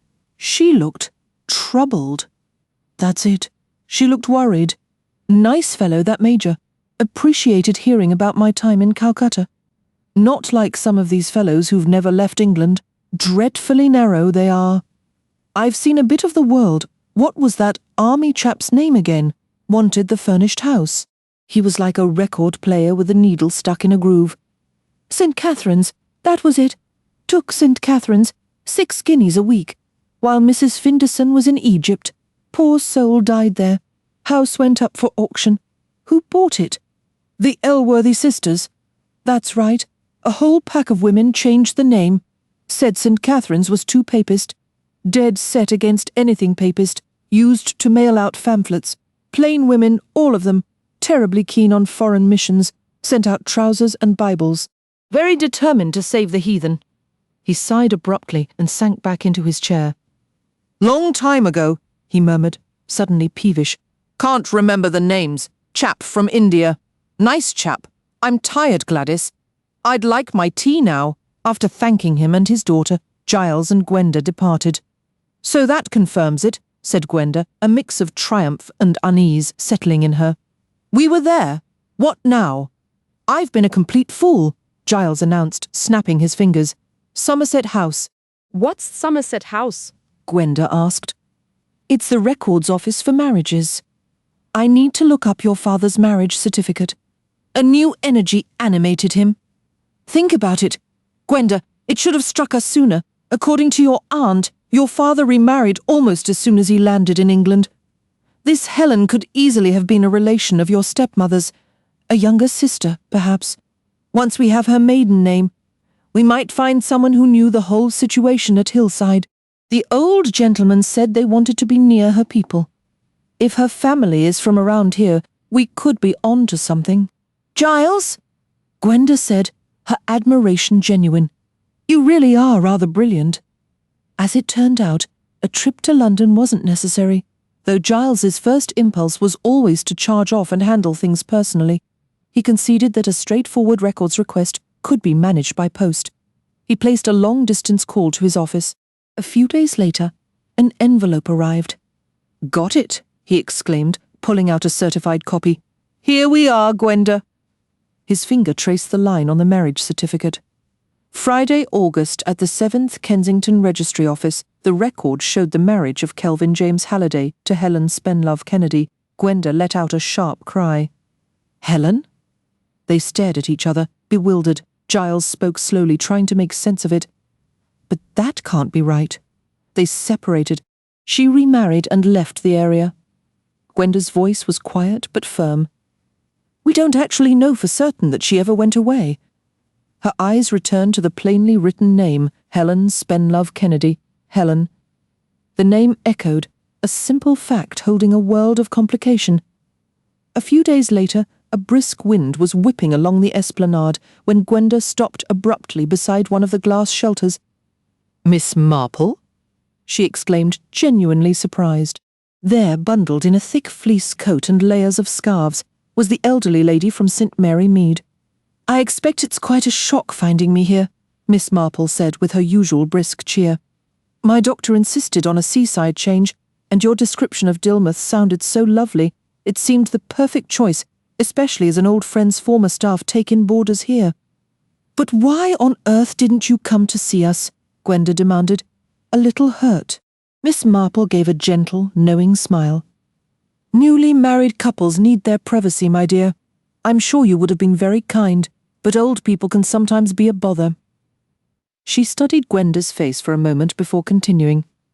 "Now, how are you both getting on? Any progress with your little mystery?" "We're on the trail," Gwenda declared, sitting down beside her. She launched into a detailed account of their recent discoveries, her tone growing increasingly animated. "And now?" she finished with a flourish that felt slightly forced. "We've placed advertisements in several papers, local ones, The Times, the other major dailies. We're simply asking anyone with knowledge of Helen Spenlove Halliday, formerly Kennedy, to get in touch. We're bound to get some replies, don't you think?" "I should imagine so, my dear." "Yes, I should imagine so." Miss Marple's tone was placid, but her eyes held a trace of concern. She recognized the determined heartiness in Gwenda's voice for what it was, a brave front. The girl looked worried. The deeper implications, as Dr. Haydock might have said, were likely beginning to dawn on her, and now, of course, it was rather too late to turn back. "I do hope you won't think me terribly inquisitive," Miss Marple said gently, almost apologetically. "But my life offers so few excitements. Would you be so kind as to keep me informed of your progress?" "Of course we will," Gwenda assured her warmly, the nervous edge returning to her laugh. "You have to be part of it all. If it weren't for you, I'd probably be begging doctors to lock me up. You must come for tea, see the house. You absolutely have to visit the scene of the crime, don't you?" After Gwenda hurried off, Miss Marple remained seated for a long moment, shaking her head very gently, a faint frown on her face. Giles and Gwenda began scanning the mail with eager anticipation each morning, but their initial hopes were dashed. The first responses were merely 2 letters from private inquiry agencies offering their services. "We can consider that later," Giles said, dismissing them. "If we need a professional firm, it'll be a top-tier one, not someone who solicits through the mail. Frankly, I don't see what they could do that we aren't already doing ourselves." His confidence was rewarded just a few days later. A letter arrived on heavy professional stationery, written in the clear yet somewhat challenging handwriting of a doctor.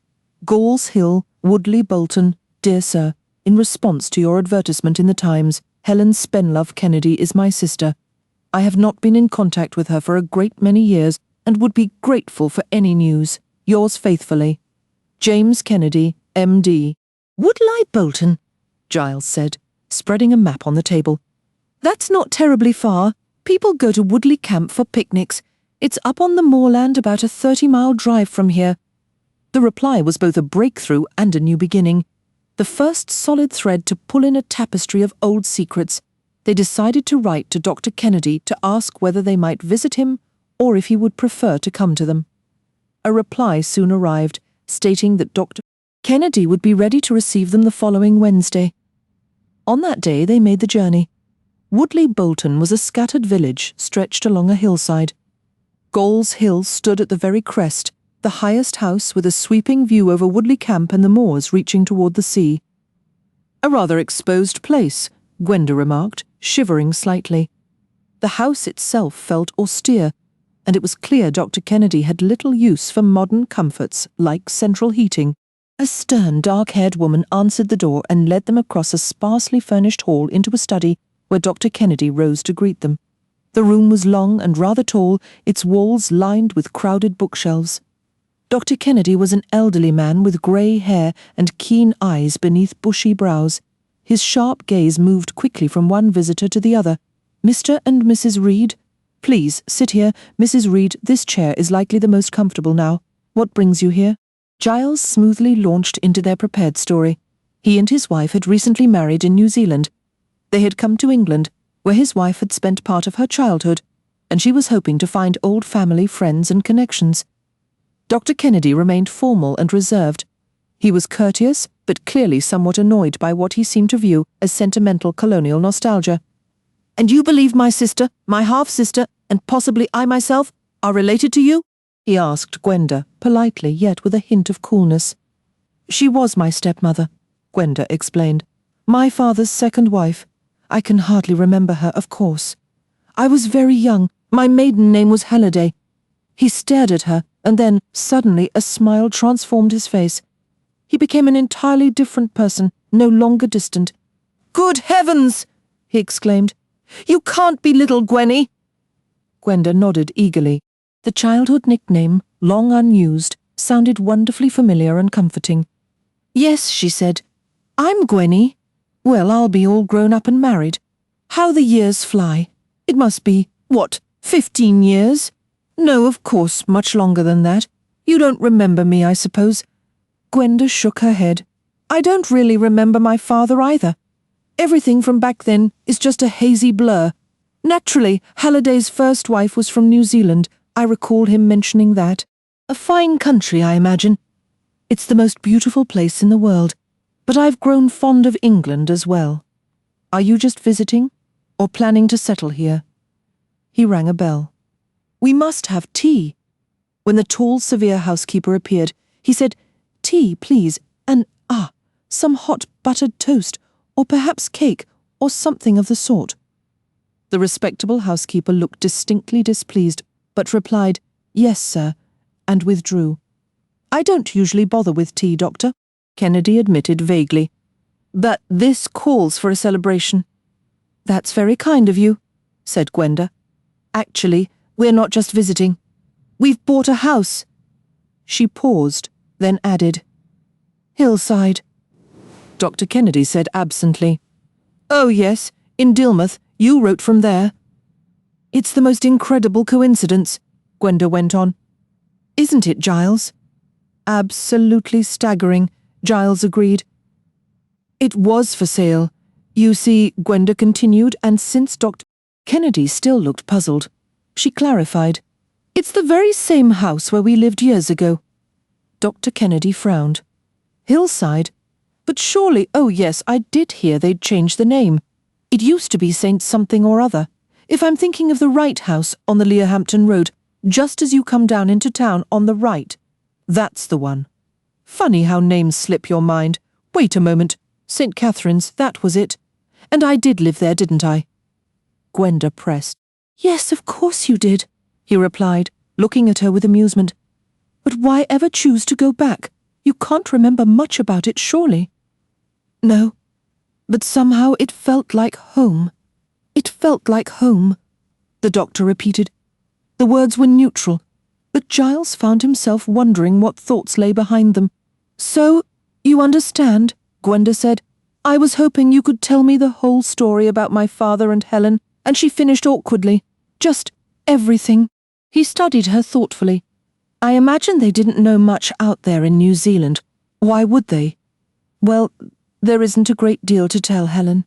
My sister was returning from India on the same ship as your father. He was a widower with a young daughter. Helen either felt sorry for him or fell in love with him. He was lonely, or perhaps he fell for her. It's hard to pin down exactly how these things unfold. They married in London as soon as they docked and came straight down to Dilmouth to stay with me.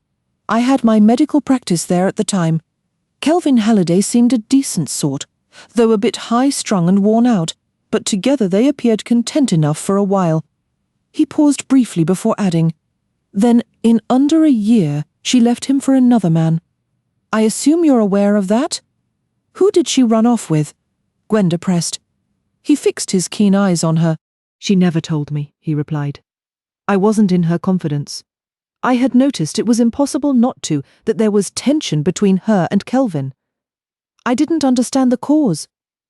I've always been rather old-fashioned, a firm believer in marital vows. Helen wouldn't have wanted me knowing her private affairs.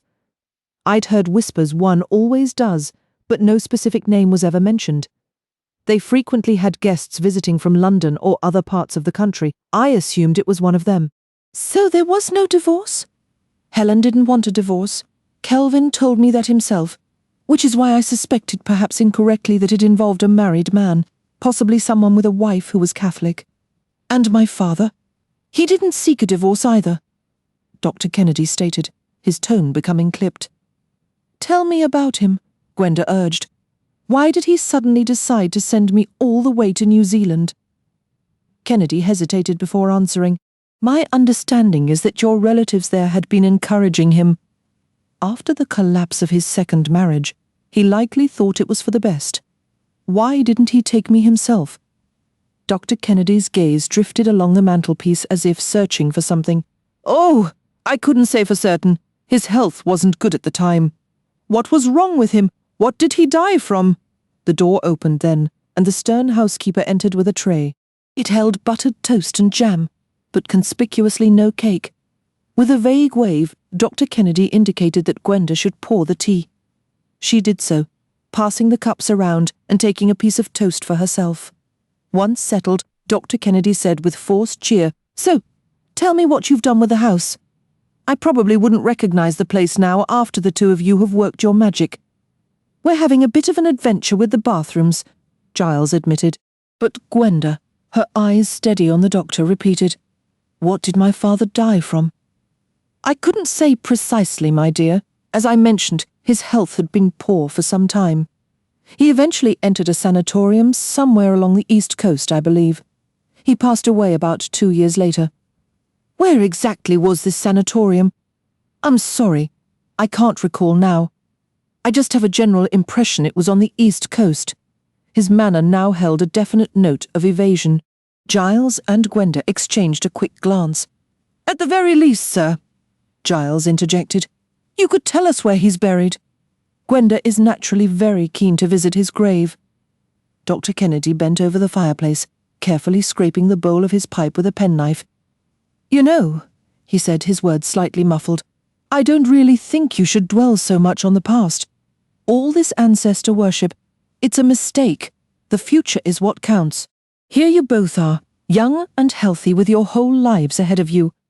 Look forward. There's no use traipsing about to put flowers on the grave of someone you barely knew for all practical purposes." "I would still like to see my father's grave," Gwenda said stubbornly. "I'm afraid I can't help you," Dr. Kennedy replied, his voice pleasant but icy. "It was all a very long time ago, and my memory isn't what it used to be. I lost touch with your father completely after he left Dilmouth. I believe he wrote to me once from the sanatorium, and as I mentioned, I have a vague recollection it was somewhere on the East Coast, though I couldn't swear to it. I haven't the faintest idea where he was laid to rest, either." "How strange," Giles remarked. "Not really," Dr. Kennedy replied. "You see, Helen was the connection between us. I was always very fond of Helen. She's my half-sister, much younger than I am, but I did my best to raise her properly, the right schools and all that. Yet there's no denying Helen never had a steady disposition. When she was quite young, There was an unfortunate entanglement with a most unsuitable fellow. I managed to extract her from that. Then she decided to go out to India and marry Walter Fane. That seemed fine on paper. He was a decent lad, son of Dilmouth's foremost solicitor, though frankly dull as dishwater. He'd always worshipped her, but she'd never given him a second glance. Still, she changed her mind and sailed off to marry him. The moment she saw him again, she called the whole thing off. She wired me for passage money home and I sent it. On the voyage back, she met Kelvin. They were married before I even knew about it. I've always felt, shall we say, somewhat responsible for my sister's conduct. That explains why Kelvin and I didn't maintain contact after she left. He leaned forward abruptly. "Where is Helen now? Can you tell me? I would very much like to reach her." "But we don't know," Gwenda admitted. "We have no idea at all." "Oh, I assumed from your advertisement." He studied them with sudden, keen interest. "Tell me, why did you place that advertisement?" Gwenda began. "We wanted to get in touch," and then faltered. "With someone you can barely recall?" Dr. Kennedy looked bewildered. Gwenda said hurriedly, "I thought if I could reach her, she might tell me more about my father." Yes, I understand. I'm sorry I can't be more helpful. My memory isn't what it was, and it all happened such a long time ago." "At the very least," Giles pressed, "you recall what type of sanatorium it was?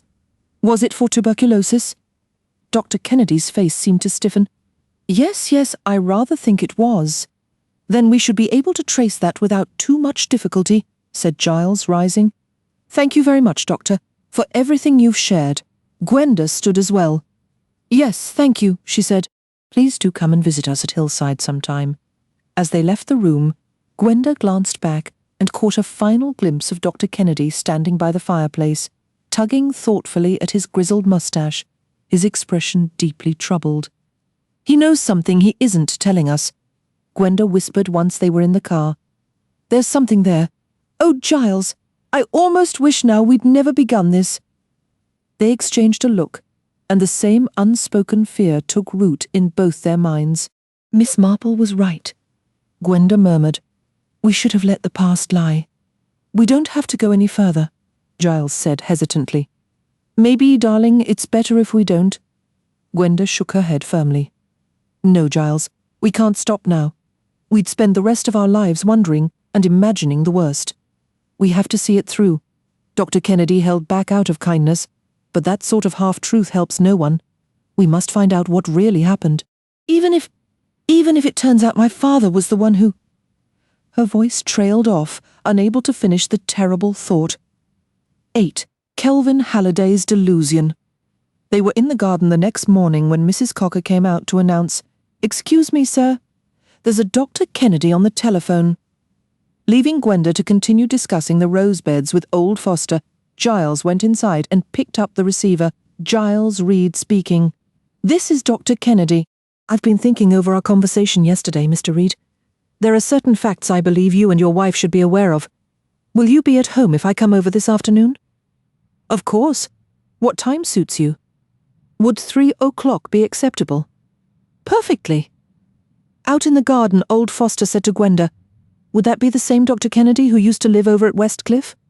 "I expect so. Did you know him?" "He was always reckoned to be the best doctor around here. Not that Dr. Lazenby wasn't more popular with folks. Dr. Lazenby always had a cheerful word and a laugh to lift your spirits. Dr. Kennedy was more reserved and direct, but he certainly knew his profession." "When did he stop practicing?" "Oh, a long time ago now. Must be about 15 years. His health gave out, from what I heard."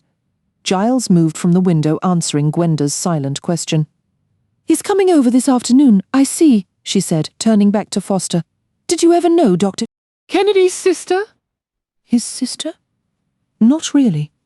She was just a girl, went off to school, then overseas, though I did hear she came back for a while after she married. But the story was she ran off with some fellow, always had a restless streak, they said. Don't think I ever actually saw her myself. I was working over in Plymouth for a time, you know." As they walked to the end of the terrace, Gwenda asked Giles, "Why is he coming?" "We'll find out at 3. Dr. Kennedy arrived precisely on time. Glancing around the drawing room, he remarked, "Feels strange to be back here." He got straight to the point.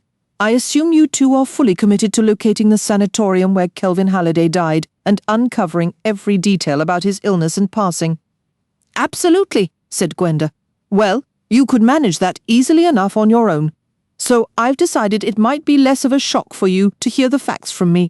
I'm sorry to have to tell you this, because it won't do anyone any good, and it will likely cause you, Gwenny, considerable distress. But here it is.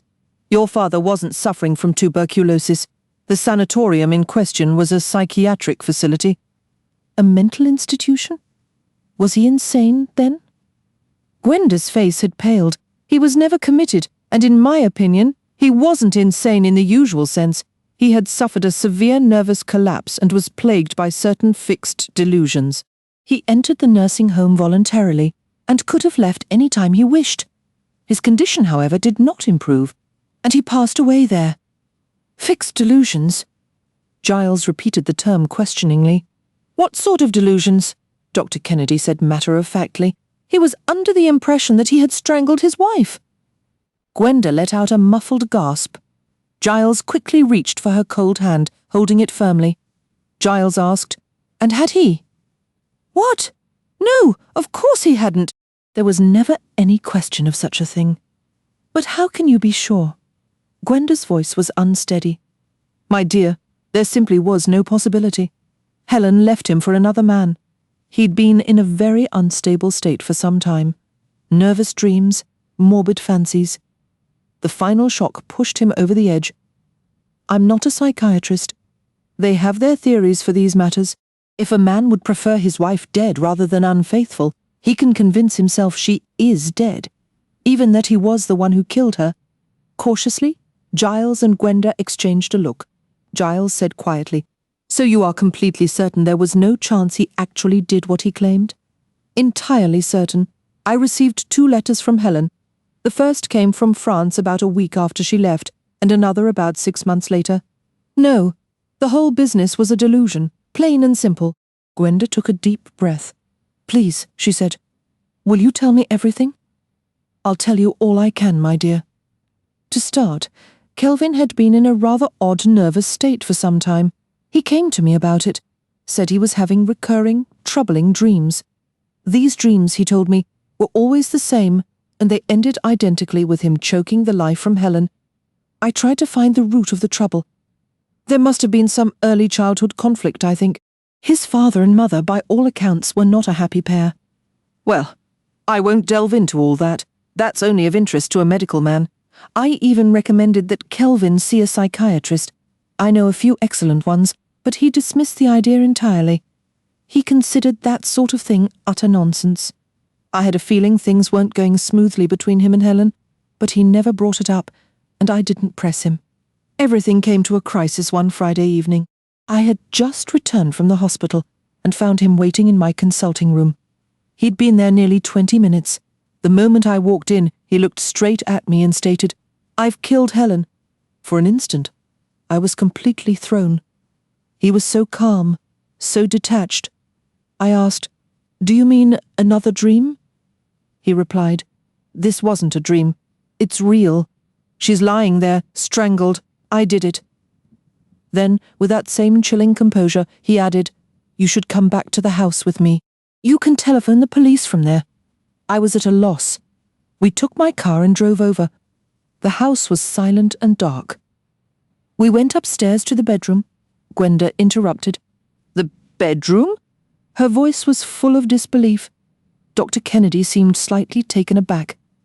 "Yes, that's where it happened. But when we arrived, there was nothing. No body on the bed, nothing out of place. The bedspread wasn't even wrinkled. The entire episode had been a hallucination." What did my father say then? He stuck to his story, of course. He truly believed it. I managed to give him a sedative and put him to bed in the dressing room. Afterward, I searched the house. In the drawing room wastebasket, I found a crumpled note from Helen. It was quite clear. She had written something along the lines of, "This is goodbye.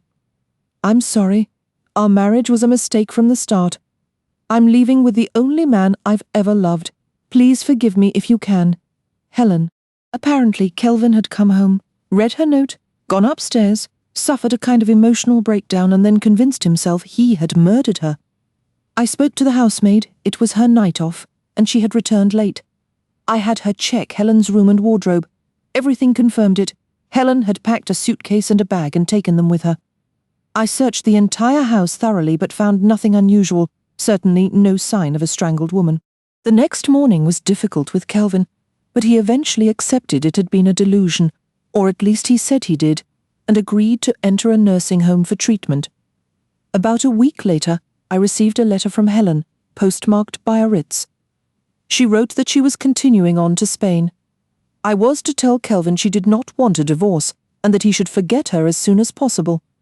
I showed Kelvin the letter. He said very little. He proceeded with his plans, wiring his first wife's family in New Zealand to ask if they would take the child. After settling his affairs, he entered a reputable private mental health facility in Norfolk and agreed to undergo treatment. Sadly, the treatment provided no real help. He passed away there 2 years later.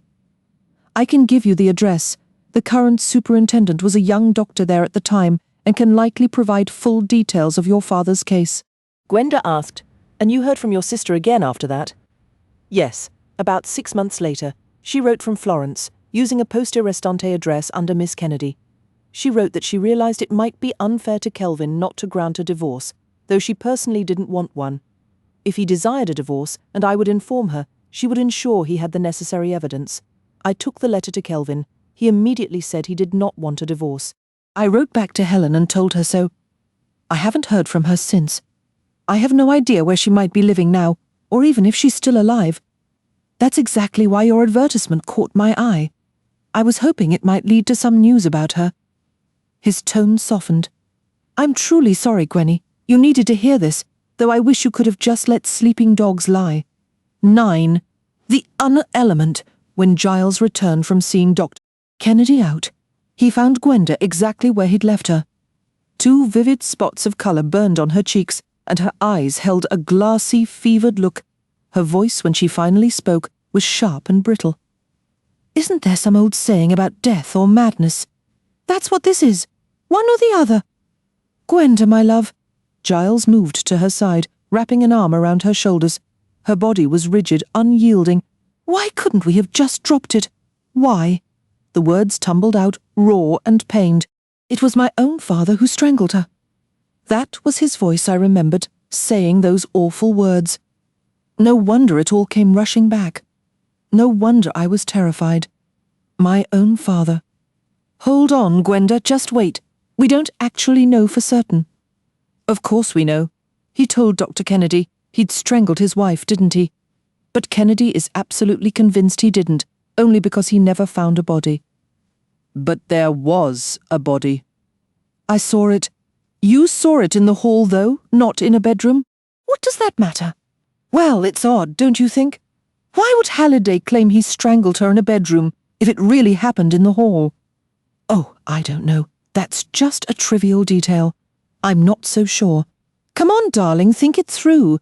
There are some very strange inconsistencies here. Let's say, for argument's sake, that your father did strangle Helen. And let's say it was in the hall. What happened immediately afterward? He went straight to Dr. Kennedy. Right. And he told Kennedy he'd strangled his wife in a bedroom. He brings Kennedy back to the house, and there's no body. Not in the hall, not in a bedroom. You can't have a murder without a corpse, Gwenda. So what did he do with it?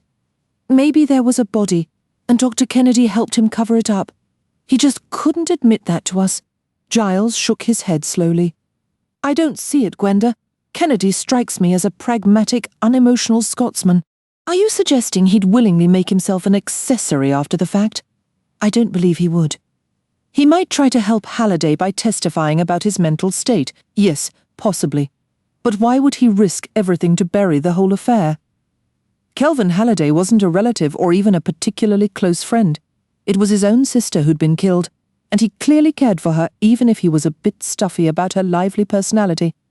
And you weren't even his sister's child. No, Kennedy wouldn't conspire to hide a murder. If he had, The only plausible method would have been to falsify a death certificate, say she died of heart failure. He might have gotten away with that, but we know he didn't, because there's no official record of her death. If he had covered it up, he would have simply told us his sister died. So explain this. What became of the body? Maybe my father buried it somewhere in the garden, and then marched straight to Kennedy to confess he'd murdered his wife. Why? Why not just stick to the story that she'd left him? Gwenda pushed her hair back from her forehead. The tension in her shoulders had begun to ease, and the high colour in her cheeks was fading. I don't know, she admitted, her voice quieter. It does sound completely irrational when you lay it out like that. Do you think Dr. Kennedy was telling us the truth? Oh, yes. I'm fairly certain he was. From his perspective, it's a perfectly logical account. Dreams, hallucinations, culminating in a major breakdown. He has no doubt it was a hallucination because, as we keep saying, you can't have a murder without a body. That's where our position differs from his. We know there was a body. He paused, gathering his thoughts. From Kennedy's viewpoint, everything fits together neatly. The missing clothes and suitcase, along with the farewell note. Then later, the 2 letters from his sister. Gwenda shifted in her seat. Those letters?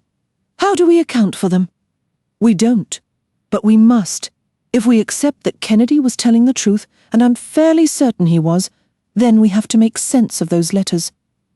I assume they were actually in his sister's handwriting. He recognized it. You know, Gwenda, I doubt that question even occurred to him.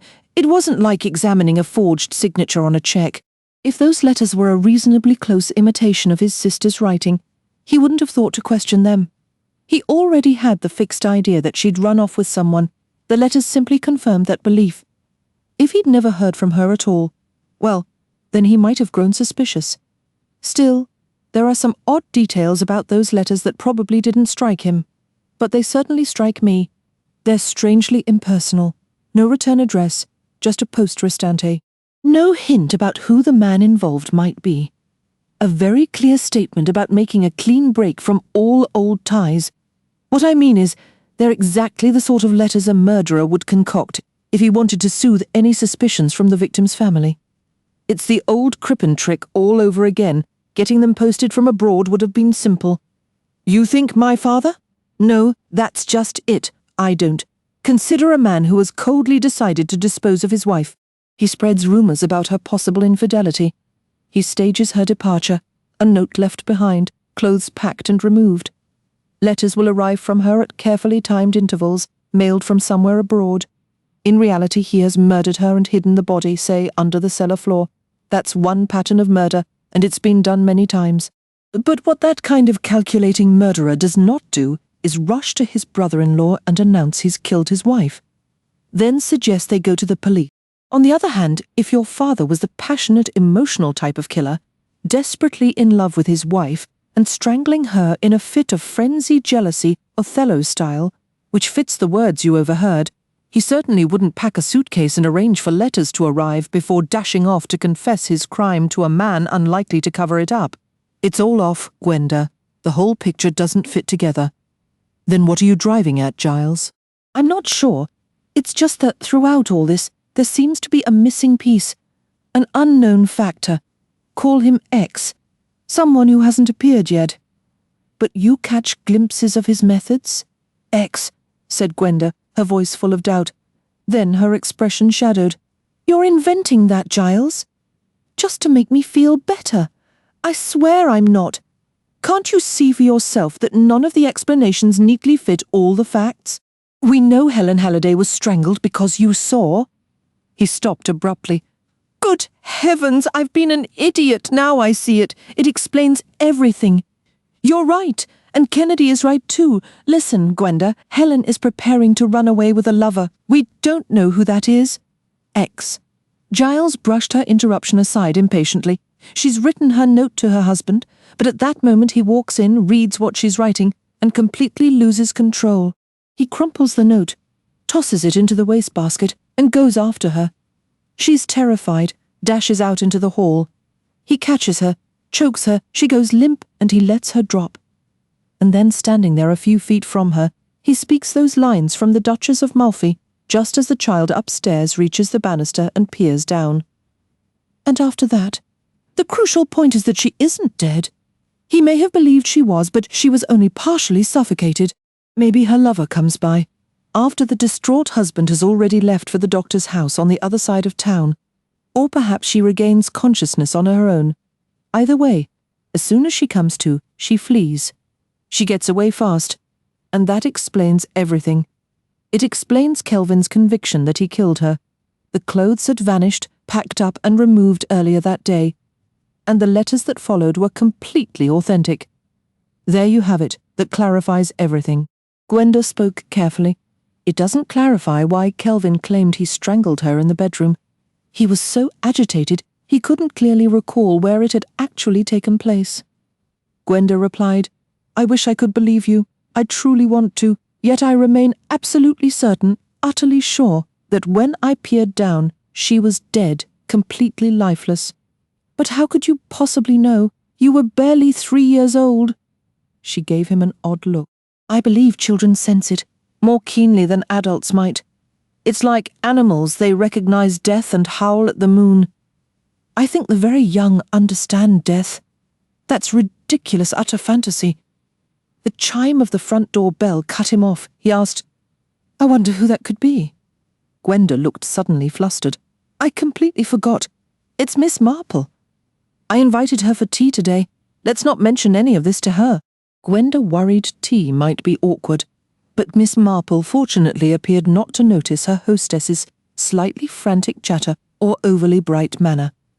Miss Marple herself was pleasantly talkative. She was so enjoying her time in Dilmouth, and wasn't it delightful? Some acquaintances of friends had written to their contacts in town, and as a result, she'd received several lovely invitations from local residents. One feels so much less like an outsider, my dear. If you understand, when you meet people whose families have been here for generations. For example, I'm having tea with Mrs. Fane. She's the widow of the senior partner in the best law firm here. A very traditional family practice. Her son runs it now. Her gentle, rambling voice continued. Her landlady was so kind and made her so comfortable, and really excellent cooking.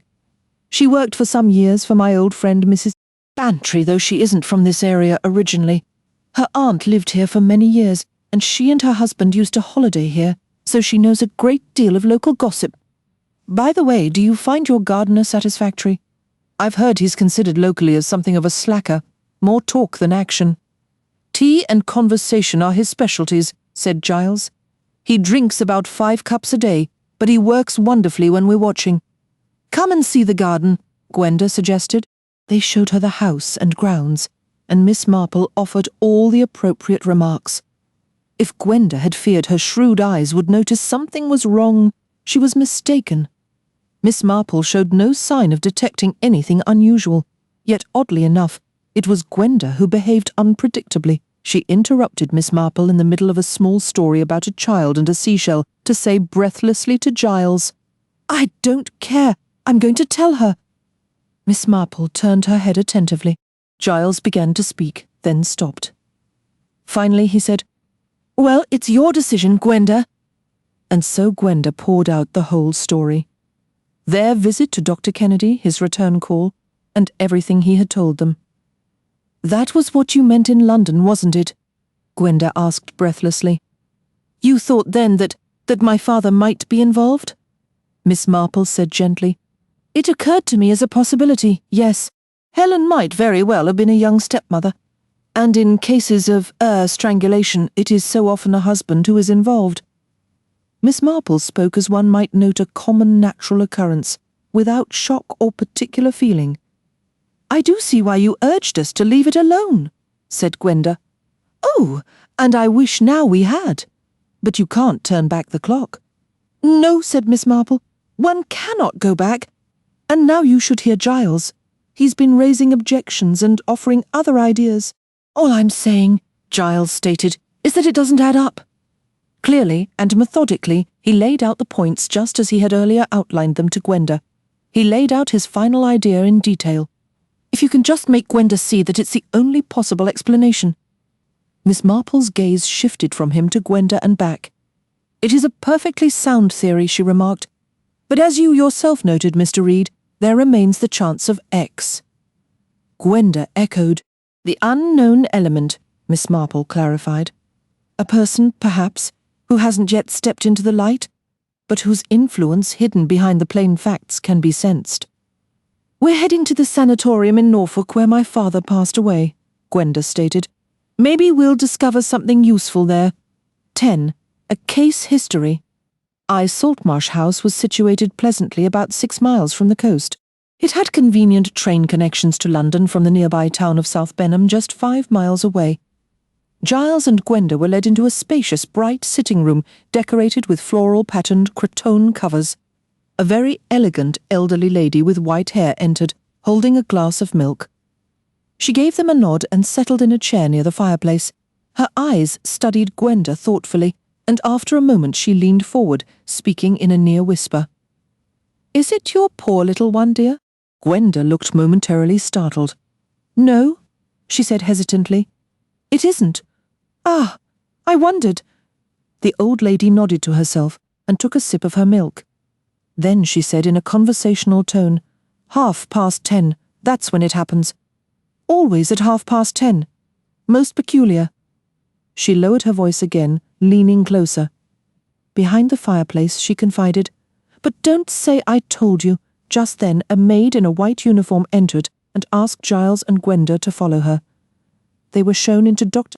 Penrose's office, and the doctor stood to welcome them. Gwenda couldn't help thinking Dr. Penrose looked a touch unhinged himself. In fact, he seemed more eccentric than the pleasant old lady in the sitting room, though perhaps that was just how psychiatrists often appeared. "I received your letter, and the one from Dr. Kennedy," Dr. Penrose began. "I've reviewed your father's case file, Mrs. Reed. I remembered his situation, of course, but I wanted to refresh my memory to be fully prepared for your questions. I gather you've only recently learned the details?" Gwenda explained she had been raised in New Zealand by her mother's family, and that all she had known was her father died in a nursing home here in England. Dr. Penrose nodded. "Quite so. Your father's case, Mrs. Reed, showed some rather unusual aspects." "Such as?" Giles inquired. "Well, the obsession or delusion was remarkably persistent. Major Halliday, though clearly in a highly nervous condition, was absolutely insistent and detailed in his claim that he had strangled his second wife in a jealous fury. Many of the typical indicators in such cases were missing, and I'll be frank, Mrs. Reed, if not for Dr. Kennedy's firm assurance that Mrs. Halliday was actually alive, I would have been inclined at that stage to accept your father's story at face value." "You believed he might have actually killed her?" Giles pressed. "I said at that stage. Later, as I became more familiar with Major Halliday's character and mental state, I revised that view. Your father, Mrs. Reed, was decidedly not a paranoid type. He had no delusions of persecution, no violent urges. He was a gentle, kind, and self-controlled man. He was not in the common sense insane, nor was he a danger to others, but he clung stubbornly to this fixation about Mrs. Halliday's death, and I am convinced its roots lie far back in some childhood experience, yet I admit all our analytical methods fail to uncover the key. Breaking down a patient's resistance to analysis can be a very lengthy process. It can take years." Dr. Penrose paused, his expression turning more direct. "You are aware, I assume, that Major Halliday took his own life." Gwenda's reaction was immediate. "Oh no, I'm so sorry, Mrs. Reed. I was certain you already knew. You might very well hold us somewhat responsible. With proper observation, it could have been prevented. But honestly, Major Halliday never presented as a suicide risk. He showed no signs of deep depression or persistent melancholy. He did complain of insomnia, and my associate prescribed a limited number of sleeping pills. He deceived us by pretending to take them, instead saving the tablets until he had accumulated a fatal dose. The doctor gestured helplessly. Was he truly that miserable? Gwenda asked, her voice tight.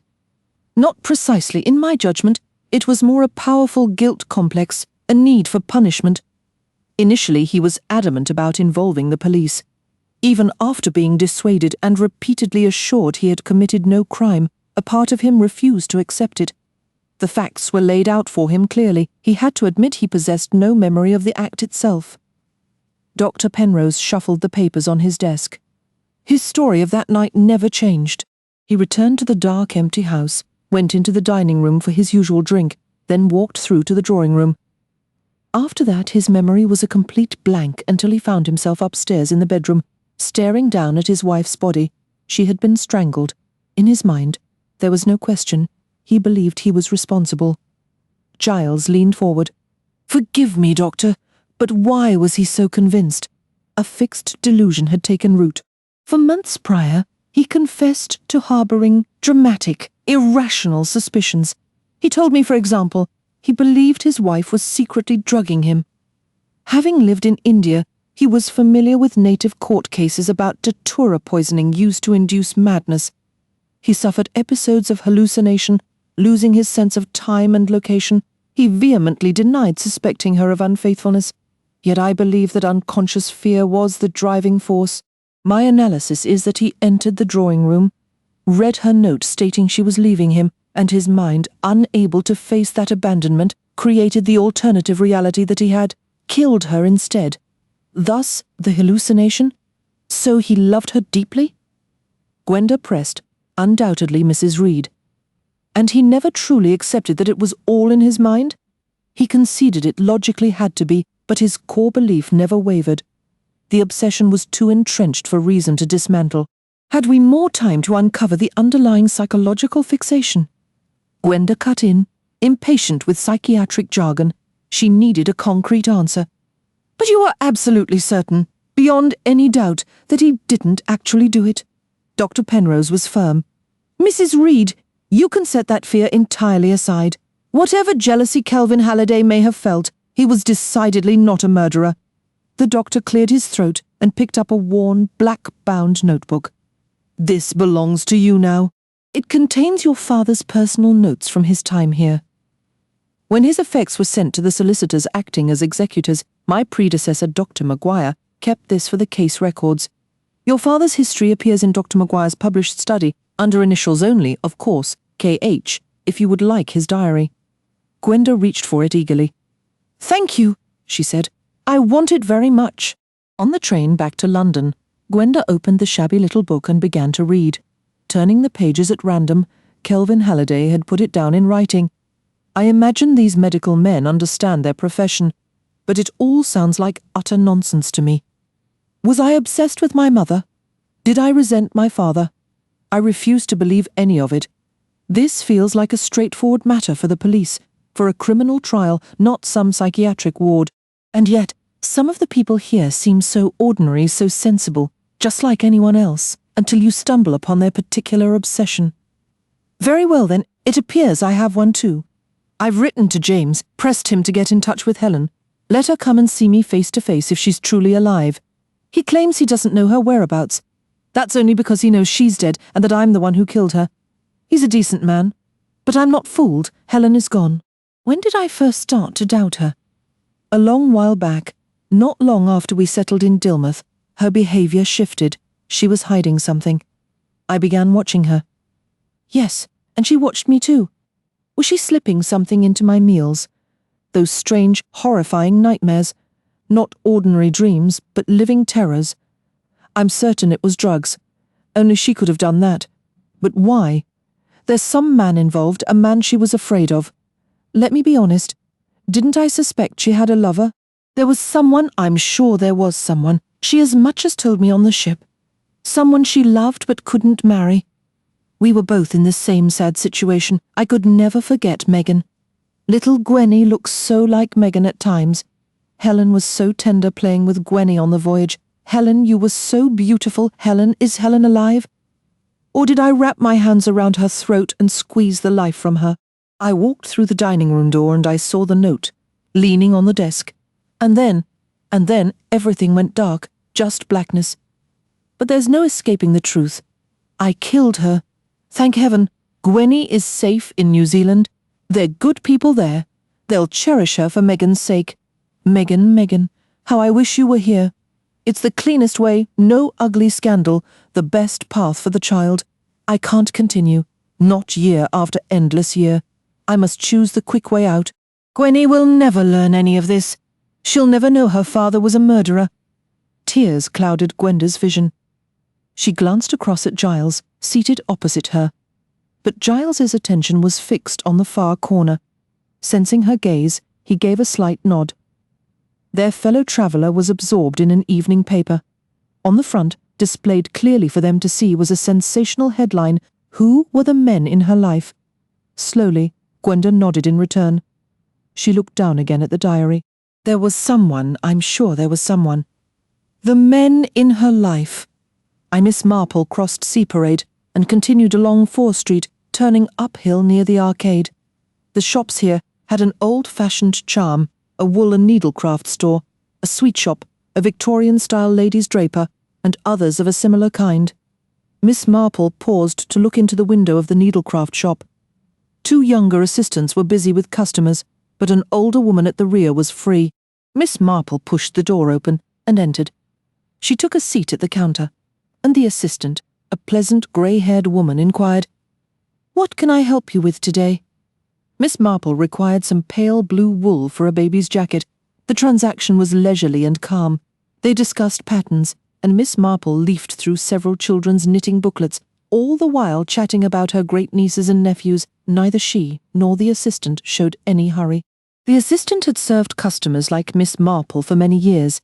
She far preferred these gentle, talkative, wandering elderly ladies to the impatient and sometimes rude young mothers who seemed uncertain what they wanted and were drawn only to what was cheap and flashy. "Yes," said Miss Marple, "I do believe that will be perfectly suitable. And I've always found stork legs so dependable.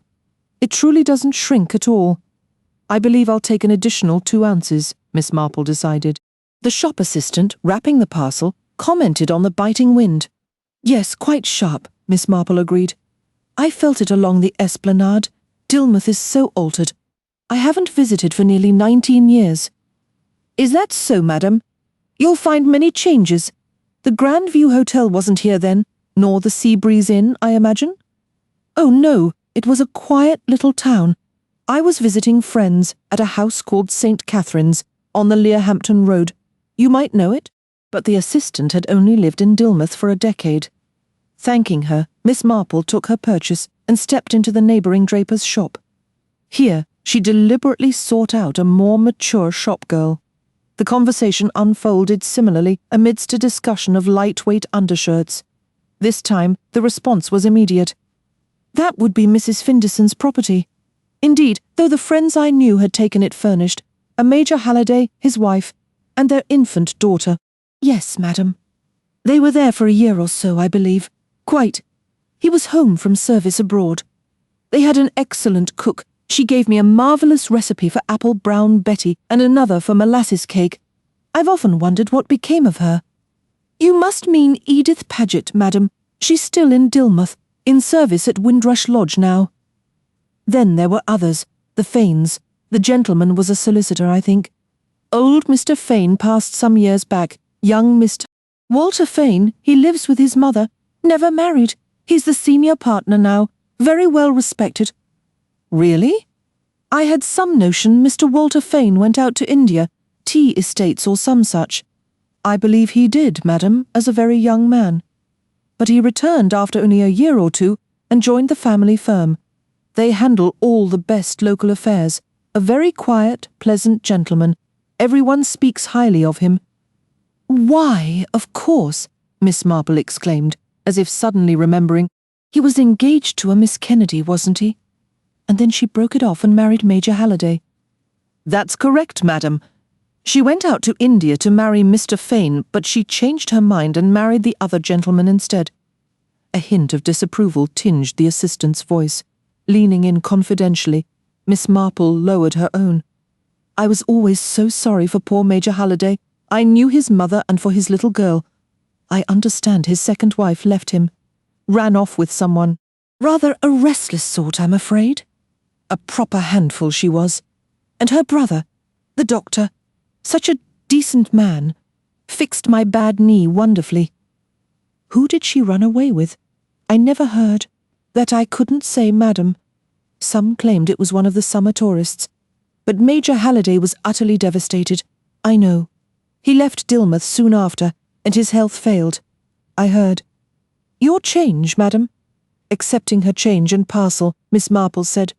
Thank you ever so much, I wonder. Edith Paget, you said? Might she still have that excellent recipe for molasses cake? Mine was lost, my careless maid, you know, and I do so enjoy a good slice. I should think so, madam. In fact, her sister lives right next door, married to Mr. Mountford at the pastry shop. Edith visits on her days off. I'm sure Mrs. Mountford could pass along a message. What a splendid suggestion! Thank you for all your trouble. A pleasure, madam, truly. Emerging onto the street, Miss Marple reflected.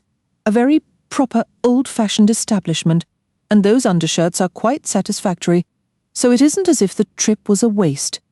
She checked the pale blue enamel watch pinned to her dress. Nearly time to meet those two young people at the Ginger Cat. I do hope their visit to the nursing home wasn't too distressing. Meanwhile, Giles and Gwenda were seated at a corner table in the tea-room. The small black notebook lay between them. Miss Marple entered from the street and made her way to join them. What would you like, Miss Marple? Coffee? Yes, please. And just a scone with butter, no cakes. Giles placed the order. Gwenda slid the small black book across the table. You need to read this first, she said. Then we can talk. It's what my father wrote himself while he was in the nursing home. But before that, Giles, tell Miss Marple exactly what Dr. Penrose told us. Giles recounted the doctor's words. Miss Marple opened the little book just as the waitress arrived with 3 cups of weak coffee, a scone and butter, and a plate of pastries. Giles and Gwenda fell silent, watching her read. When she finally closed the book and set it down, her expression was hard to decipher. Gwenda thought she detected anger. Her lips were pressed into a thin line, and her eyes, unusually bright for her years, gleamed with intensity. Yes, indeed, Miss Marple said softly. Yes, indeed. You advised us once, if you recall, to let the matter drop, Gwenda said. I understand why now, but we continued, and this is where it has led us. Only now it feels like we've reached another point where one could choose to stop. Do you believe we should? Or shouldn't we? Miss Marple shook her head slowly, her face clouded with worry and uncertainty. I cannot say, she admitted. Truly, I do not know. It might be wiser to stop, far wiser. After so many years, there is little you can do. Nothing, that is, of a practical or constructive nature. You mean there's nothing left to discover after all this time? Giles asked. Oh, no, Miss Marple corrected. That isn't what I meant at all. 19 years is not so very long. There are people who would remember, who could answer questions, quite a number of people, the household staff, for instance. There must have been at least 2 servants in the house then, along with a nurse, and likely a gardener. It would only require some time and effort to find them and speak with them. In fact, I've already located one, the cook. No, my hesitation is more about what tangible good you can achieve now, and I'm inclined to think none. And yet... She paused, gathering her thoughts. There is a yet. I'm a little slow in working things through, but I have a feeling there is something perhaps not entirely solid that would be worth taking risks for, even that one should take risks for. But I find it difficult to put into words just what that is. Giles began. It seems to me, then stopped. Miss Marple turned to him gratefully. Gentlemen, she said, always seem able to arrange things so logically. I'm sure you have thought this through carefully. I have been thinking, Giles replied, and it seems to me there are only 2 possible conclusions. One is the same as I suggested earlier. Helen Halliday wasn't dead when Gwenda saw her lying in the hall. She regained consciousness and left with her lover, whoever he was. That would still align with the facts as we know them. It would explain Kelvin Halliday's firm belief that he killed his wife, and it would account for the missing suitcase and clothes, and for the note Dr. Kennedy found. But it leaves certain points unresolved. It doesn't explain why Kelvin was convinced he strangled his wife in the bedroom, and it doesn't address what is, to my mind, the truly staggering question. Where is Helen Halliday now? Because it strikes me as completely unreasonable that Helen would never have been heard from again. Assuming the 2 letters she wrote are genuine, what happened afterward? Why did she never write again? She was on affectionate terms with her brother. He's obviously been deeply attached to her all along. He might have disapproved of her actions, but that doesn't mean he expected to never hear from her again. And if you ask me, that point has clearly been troubling Kennedy himself. Suppose he accepted the story he told us at the time, his sister running off and Kelvin's breakdown. He still wouldn't have anticipated being cut off from her completely. As the years passed without any word from Helen, and with Kelvin Halliday clinging to his delusion before ultimately taking his own life, a dreadful suspicion must have started to take root in his mind. What if Kelvin's story was actually true? What if he really had killed her? The complete and utter silence was telling. If she had died overseas, some news would have surely reached him eventually. That's likely why he was so quick to respond to our advertisement. He was desperate for any clue about where she had gone or what she had been doing. It's profoundly unnatural for a person to vanish as thoroughly as Helen appears to have done. That fact alone makes the whole situation deeply troubling. I couldn't agree more, Miss Marple replied. But what then is the alternative, Mr. Reed? Giles spoke carefully, weighing his words. I've been considering the other possibility.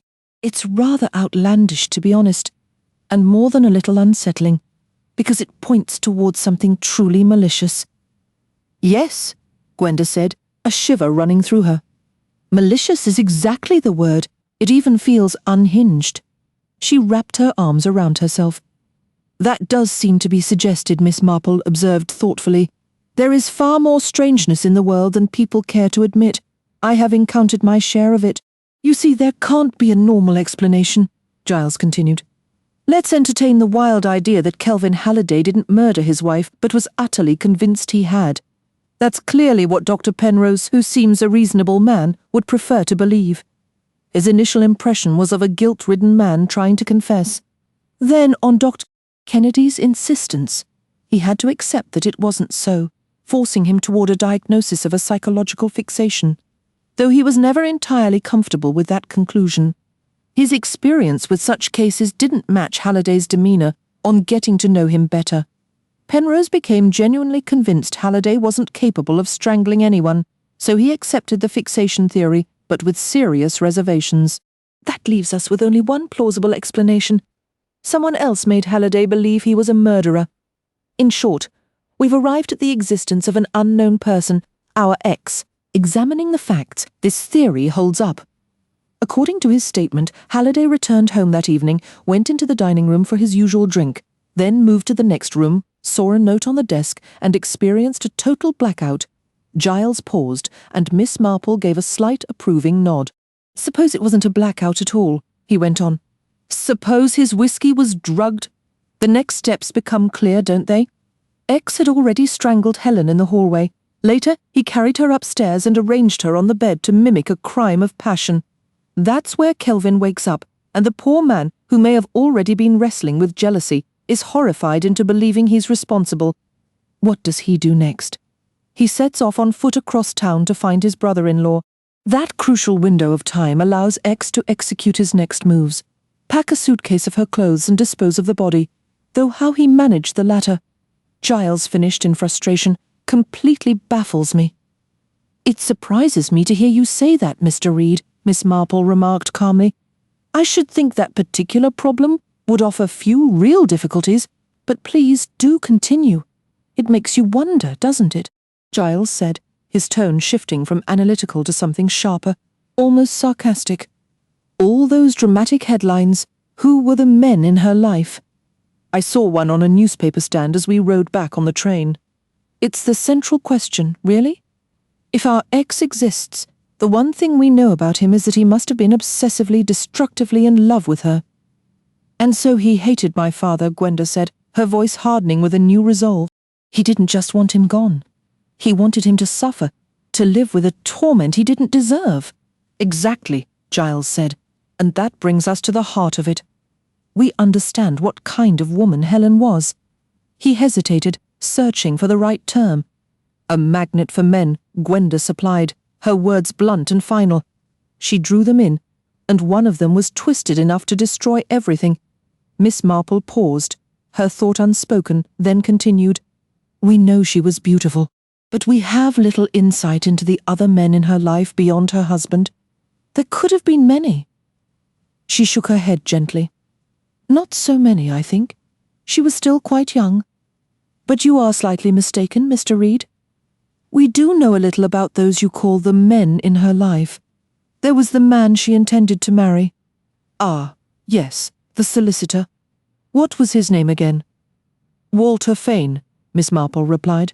However, he cannot be entirely discounted. He did not remain abroad as a planter, you see.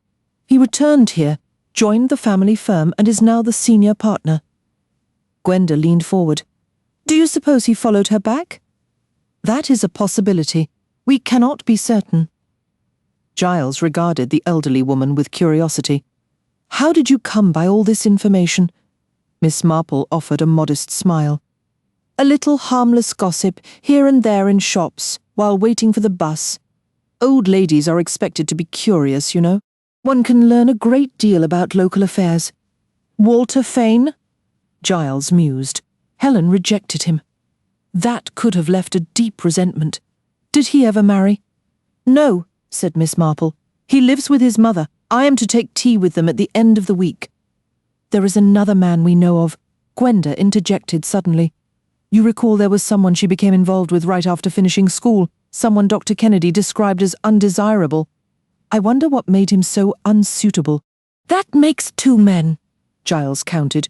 Either could have nurtured a grudge, brooded over it for years. Perhaps that first young man had some instability in his background. Dr. Kennedy could tell us that, Gwenda said, but it will be rather awkward to ask.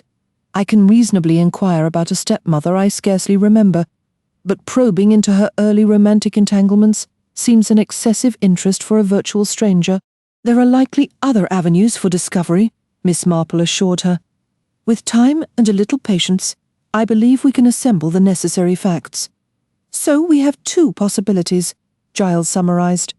I believe we might infer a third, Miss Marple suggested, a faint blush colouring her cheeks. It is, of course, a hypothesis, but one I feel is justified by the sequence of events. Gwenda and Giles looked at her with mild surprise. It is merely a deduction, Miss Marple continued. Helen Kennedy travelled to India to marry Walter Fane. She may not have been passionately in love, but she must have been fond of him and ready to build a life together. Yet shortly after arriving, she breaks the engagement and cables her brother for passage home. Now why? She simply changed her mind, I expect, Giles offered. Both women looked at him with a touch of pity. Obviously she changed her mind, Gwenda said. What Miss Marple means is, why? I suppose young women do change their minds, Giles said vaguely. Under certain compelling circumstances, Miss Marple intoned, her words layered with the unspoken implications only a woman of her experience could convey. Something he did, perhaps? Giles ventured. Of course, Gwenda said with sudden clarity. Another man. She and Miss Marple exchanged a look of perfect understanding, a silent acknowledgement of truths often hidden from masculine perception. Gwenda added with conviction. On the voyage out. It must have happened on the ship. Propinquity, Miss Marple agreed. Moonlight on the deck. Gwenda painted the scene. All that romance. But it must have been serious, not a mere shipboard flirtation. Oh, I believe it was quite serious, Miss Marple confirmed. Then why didn't she marry him? Giles demanded. Perhaps his feelings were not as deep. Gwenda speculated, then reconsidered. No, in that case, I think she would have gone ahead and married Walter Fane after all. Oh, I'm being slow, it's perfectly clear, isn't it? Married man, she declared, her eyes shining with satisfaction as she turned to Miss Marple. Precisely, Miss Marple agreed. That is the most logical reconstruction. They were deeply, perhaps even desperately in love. But if he was a married man, with a family, most likely, and presumably a decent, honourable sort, well, that would have forced an end to the affair. So she couldn't simply turn around and marry Walter Fane. Gwenda concluded. She sent a telegram to her brother and left for home. Yes, it all fits. And on the voyage back, she met my father. She paused, piecing it together. It wasn't a wild passion, she reflected. But there was a genuine attraction. And then I entered the picture. They were both rather lost and lonely, and they found comfort in each other.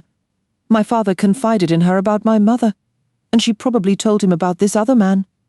Yes, of course. She flipped through the diary pages again. I remember now. She hinted to me on the ship about someone she loved but could never marry. So that's it. Helen and my father felt a kinship in their unhappiness. There was a little girl needing care. She believed she could bring him some happiness, and she might have even talked herself into believing she could find contentment too, in time. She stopped, giving Miss Marple a firm, decisive nod. That has to be it. Giles looked thoroughly exasperated. Honestly, Gwenda, you spin an entire narrative out of thin air and then treat it as established fact. But it is fact. It must be. And that gives us a third candidate for X. You're suggesting the married man. We have no idea what he was really like. He might not have been a gentleman at all. He could have been unstable, even a little unhinged. He might have followed her here. You just established he was headed for India. Well, people do return from India, don't they? Walter Fane did. It was nearly a year later. I'm not stating he definitely came back, only that he remains a possibility. You keep focusing on the men in her life. Well, we now have 3. Walter Fane, that unknown young man, and a married lover, whose very existence is purely speculative, Giles finished dryly. We'll uncover the truth, Gwenda insisted. Won't we, Miss Marple? With sufficient time and a measure of patience, Miss Marple replied. We may learn a great deal now, for my own small discovery. Thanks to a rather fortunate chat in the draper's shop today, I have learned that Edith Paget, who was the cook at St. Catherine's during the period that interests us, still lives in Dilmouth. Her sister is married to the local pastry chef. It would seem perfectly natural, Gwenda, for you to wish to call on her. She may be able to tell us a considerable amount. That's brilliant, said Gwenda. I've had another idea, she added, a new spark in her eye. I'm going to have a new will drawn up. Don't look so grim, Giles. You'll still get all my money, but I intend to have Walter Fane prepare it for me. Gwenda! Giles said, his voice tense. Please be careful. Having a will made is a perfectly ordinary thing to do. Gwenda countered, her tone now taking a slightly theatrical, almost mischievous turn. And the pretext I've devised is really quite clever. Besides, I want to see him. I need to look him in the eye and gauge what he's really like, and if I get the feeling that he just might be capable of... She let the sentence hang, unfinished. What surprises me, Giles remarked, shifting the subject, is that no one else has responded to our advertisement. This Edith Paget, for instance. Miss Marple gave a gentle shake of her head. People in these country parts take their time about such matters, she explained. They are naturally cautious. They prefer to ponder things over at length. Lily Kimball laid out a few old newspapers across the kitchen table, ready for the fried potatoes sizzling in the pan, humming a disjointed version of a popular tune. She leaned forward, her eyes idly scanning the printed pages. Abruptly, her humming ceased. Jim, come and listen to this, will you? Jim Kimball, a man of few words, was rinsing off at the scullery sink. He responded with his customary grunt. Eh? It's a notice in the paper, Lily said, her finger tracing the lines.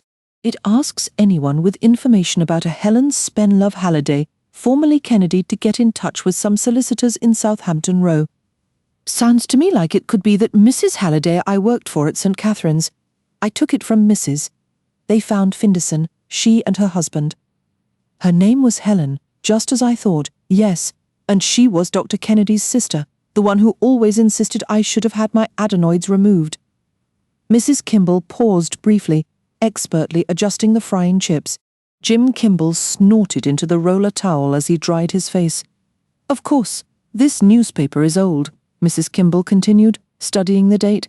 Nearly a week or more. I wonder what it's all about. Do you think there's any money in it, Jim? Mr. Kimball offered a non-committal. Maybe. His wife speculated could be a will or something. It was a long time ago. Maybe? 18 years or more, I'd guess. Why are they bringing it up now? You don't think it could be the police, do you, Jim? Kimball asked. Why would it be? Well, you know what I always believed, Mrs. Kimball said mysteriously. I told you back then when we were courting, pretending she'd run off with some man. That's what husbands say when they've done away with their wives. Mark my words, it was murder. I said it to you and I said it to Edie. But Edie wouldn't hear of it. Never had any imagination, that one. Those clothes she was supposed to have taken, they weren't quite right, if you know what I mean. A suitcase and a bag were gone, and enough clothes to fill them, but something felt off. That's when I told Edie, mark my words, the master murdered her and put her somewhere. Not the cellar, though, because that Swiss nurse, Léonie, saw something out the window. She came to the cinema with me, even though she wasn't supposed to leave the nursery. But I said the child never wakes up, good as gold in her bed at night. And Madam never comes up to the nursery in the evening, I told her. No one will know if you slip out with me. So she did. When we got back, there was quite a commotion. The doctor was there. The master was ill and sleeping in the dressing room, and the doctor was looking after him. He asked me about the clothes then, and it all seemed fine at the time. I thought she'd really run off with that fellow she was so fond of, and him, a married man too. Edie said she hoped we wouldn't get mixed up in any divorce case. What was his name again? I can't remember. Started with an M, or was it an R? Goodness, my memory really does go. Mr. Kimball came in from the scullery and, ignoring everything else, asked if his supper was ready. Just draining the chips. Wait, I'll get another paper. Better keep this one. It probably isn't the police, not after all this time. Maybe it's lawyers, and there's money involved. It doesn't exactly say to your advantage, but it might mean that all the same. I wish I knew who to ask about it. It says to write to some address in London, but I'm not sure I'd like to do that. Not to a bunch of strangers in London. What do you think, Jim? Maybe, said Mr. Kimball, eyeing the fish and chips hungrily. The discussion was postponed. 13. Walter Fane. Gwenda looked across the broad mahogany desk at Mr. Walter Fane.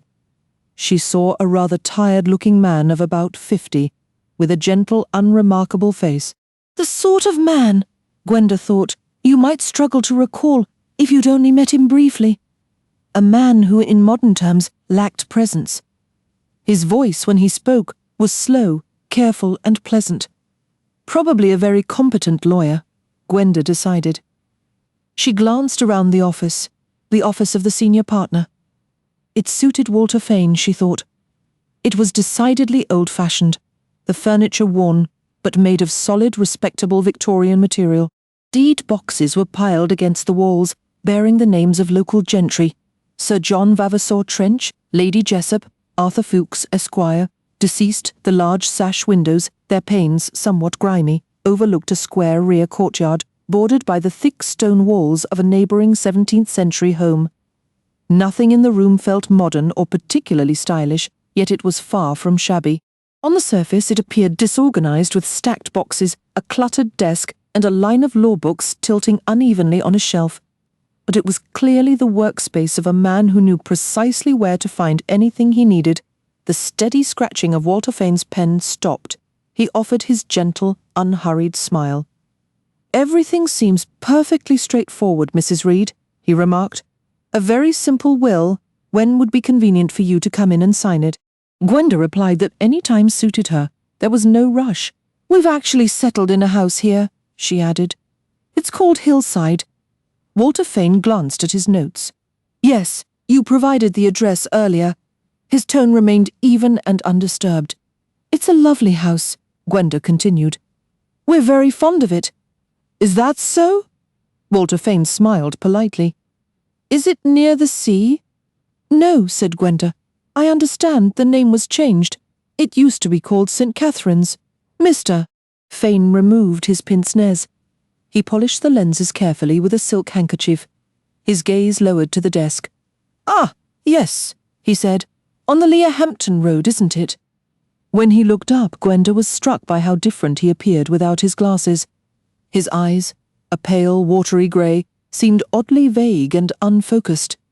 It gave his whole face a detached, almost absent quality, she thought, like a house with every shade drawn. Walter Fane replaced the pince-nez. In his measured, professional voice he said, If I recall, you mentioned having made a will at the time of your marriage. I did. But I'd named several relatives in New Zealand who have since passed away, so it seemed simpler to draft a completely new one, especially as we plan to live here permanently. Walter Fane nodded.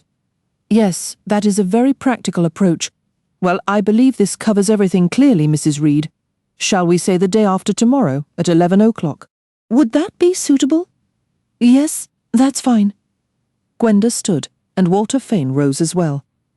Then, with the slight, rehearsed rush she had planned, Gwenda said, I specifically asked for you because I believe that is, I was told you once knew my mother. Indeed? A touch of social warmth entered his manner. What was her name? Halliday. Megan Halliday. I think I've heard that you were once engaged to her. A clock on the wall ticked steadily. 1, 2, 1, 2. Gwenda felt her heartbeat quicken slightly. What an unnervingly placid face Walter Fane had. It reminded her of a house with all the blinds permanently lowered, the kind of house where something lay still and silent inside. What ridiculous notions you get, Gwenda. Walter Fane's voice, unchanged and perfectly calm, replied, No, I never knew your mother, Mrs. Reed, but I was briefly engaged many years ago to Helen Kennedy, who later became Major Halliday's second wife. Oh, I see. How silly of me. I've confused everything. It was Helen, my stepmother. Of course, this was all long before I can remember. I was just a child when my father's second marriage ended, but someone mentioned you'd once been engaged to a Mrs. Halliday in India, and I naturally assumed it was my own mother because of the India connection. My father met her there. Helen Kennedy travelled to India to marry me, Walter Fane stated without emotion. Then she reconsidered. On the voyage home she met your father. It was a plain recitation of facts. Gwenda still had that impression of a shuttered, silent house. I'm so sorry, she said. Have I been terribly tactless? Walter Fane smiled again, that slow, pleasant smile. The blinds, it seemed, were suddenly raised. That was 19 or 20 years ago, Mrs. Reed, he said. One's youthful troubles and follies scarcely matter after so much time. So you are Halliday's little girl.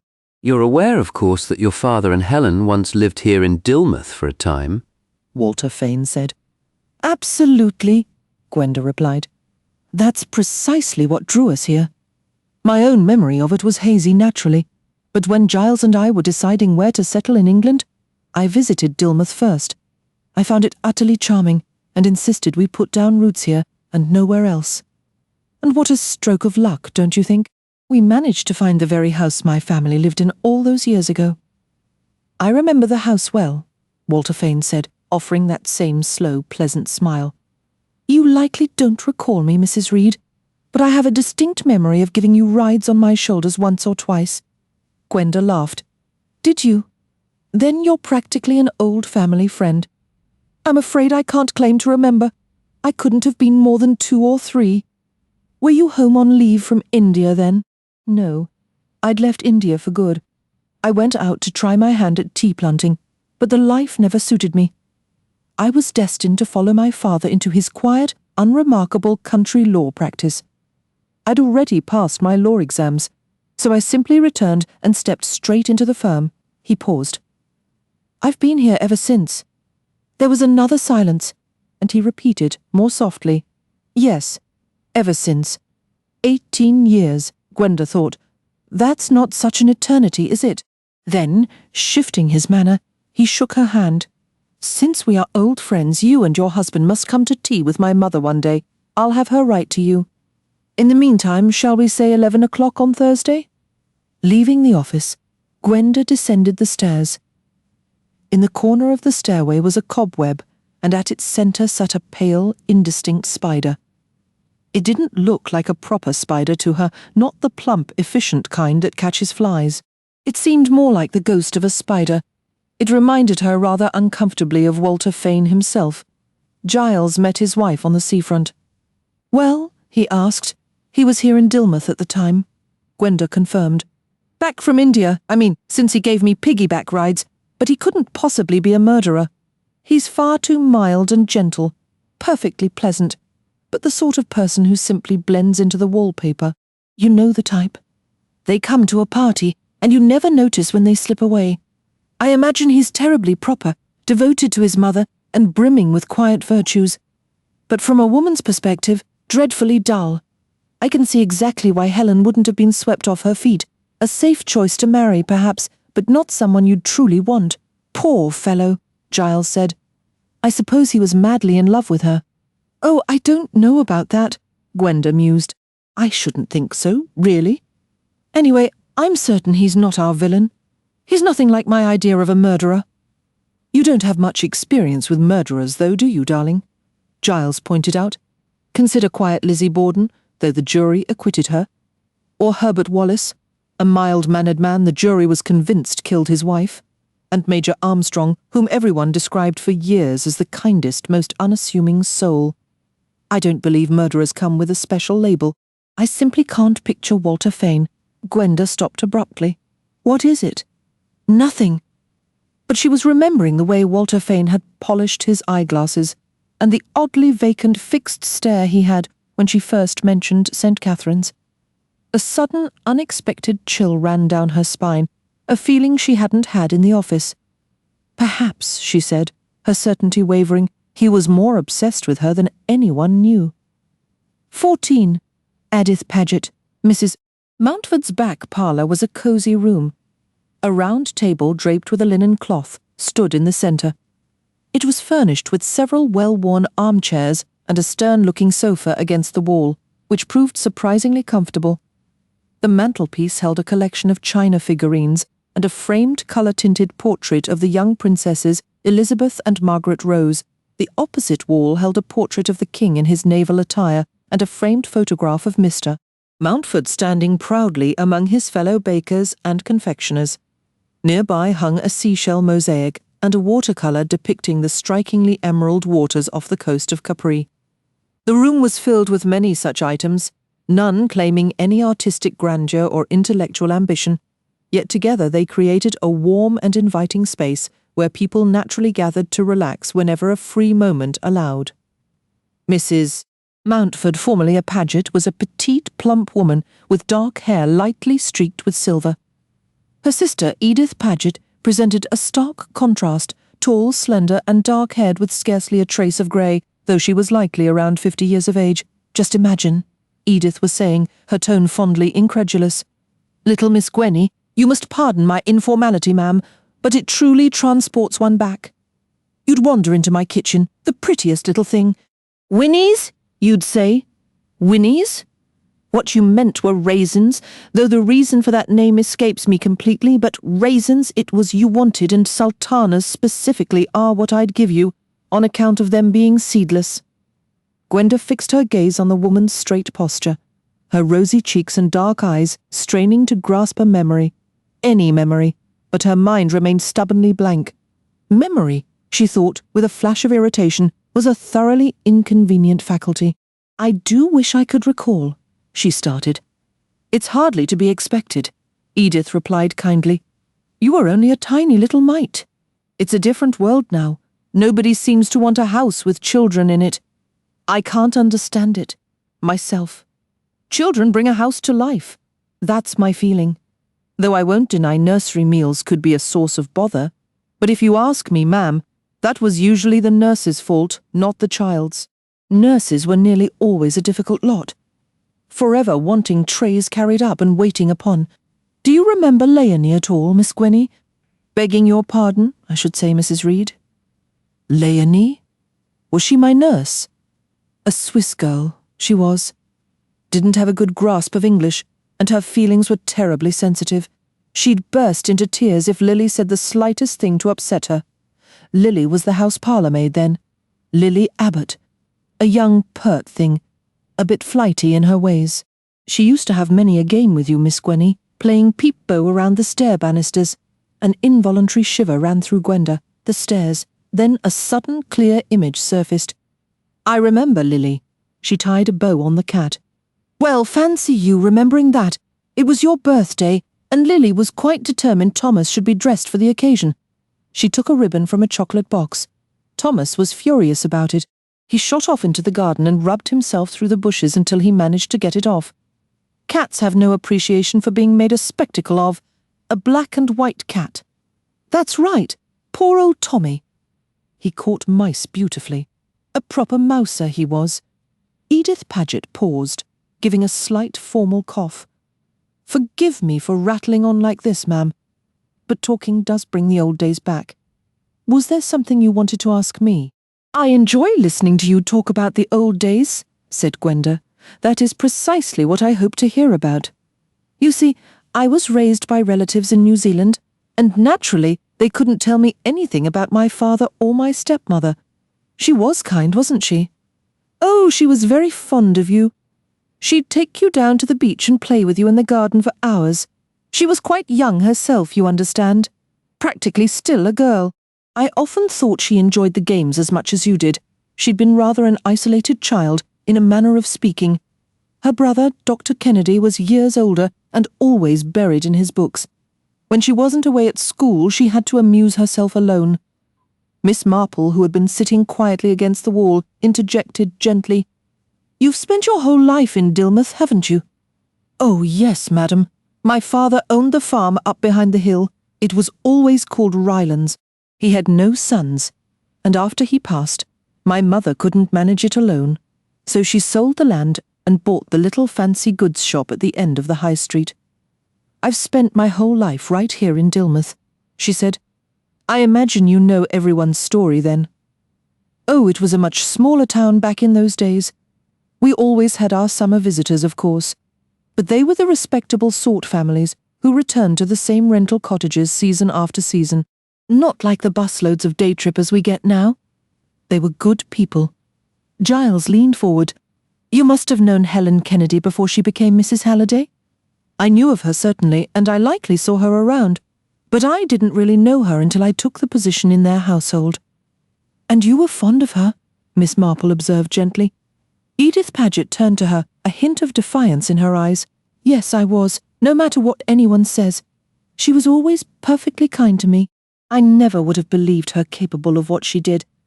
It knocked the wind right out of me. Though I should add, there had been whispers." She stopped herself, casting a quick, apologetic look toward Gwenda. "Please," Gwenda urged. "I want to know everything. Don't worry about my feelings. She wasn't my birth mother." "That's true enough, ma'am. You see, we're trying very hard to find her," Gwenda explained. "She left this place and seems to have vanished completely. We don't know where she is now, or even if she's still alive. There are legal matters." Giles picked up the thread. "Precisely. We need to establish certain facts, like whether to presume death. It's a complicated situation. Oh, I understand, sir. My own cousin had dreadful trouble with her husband missing after the war. The legal red tape was a real nightmare for her. Of course, I'll help if I can. It's not as if you're strangers.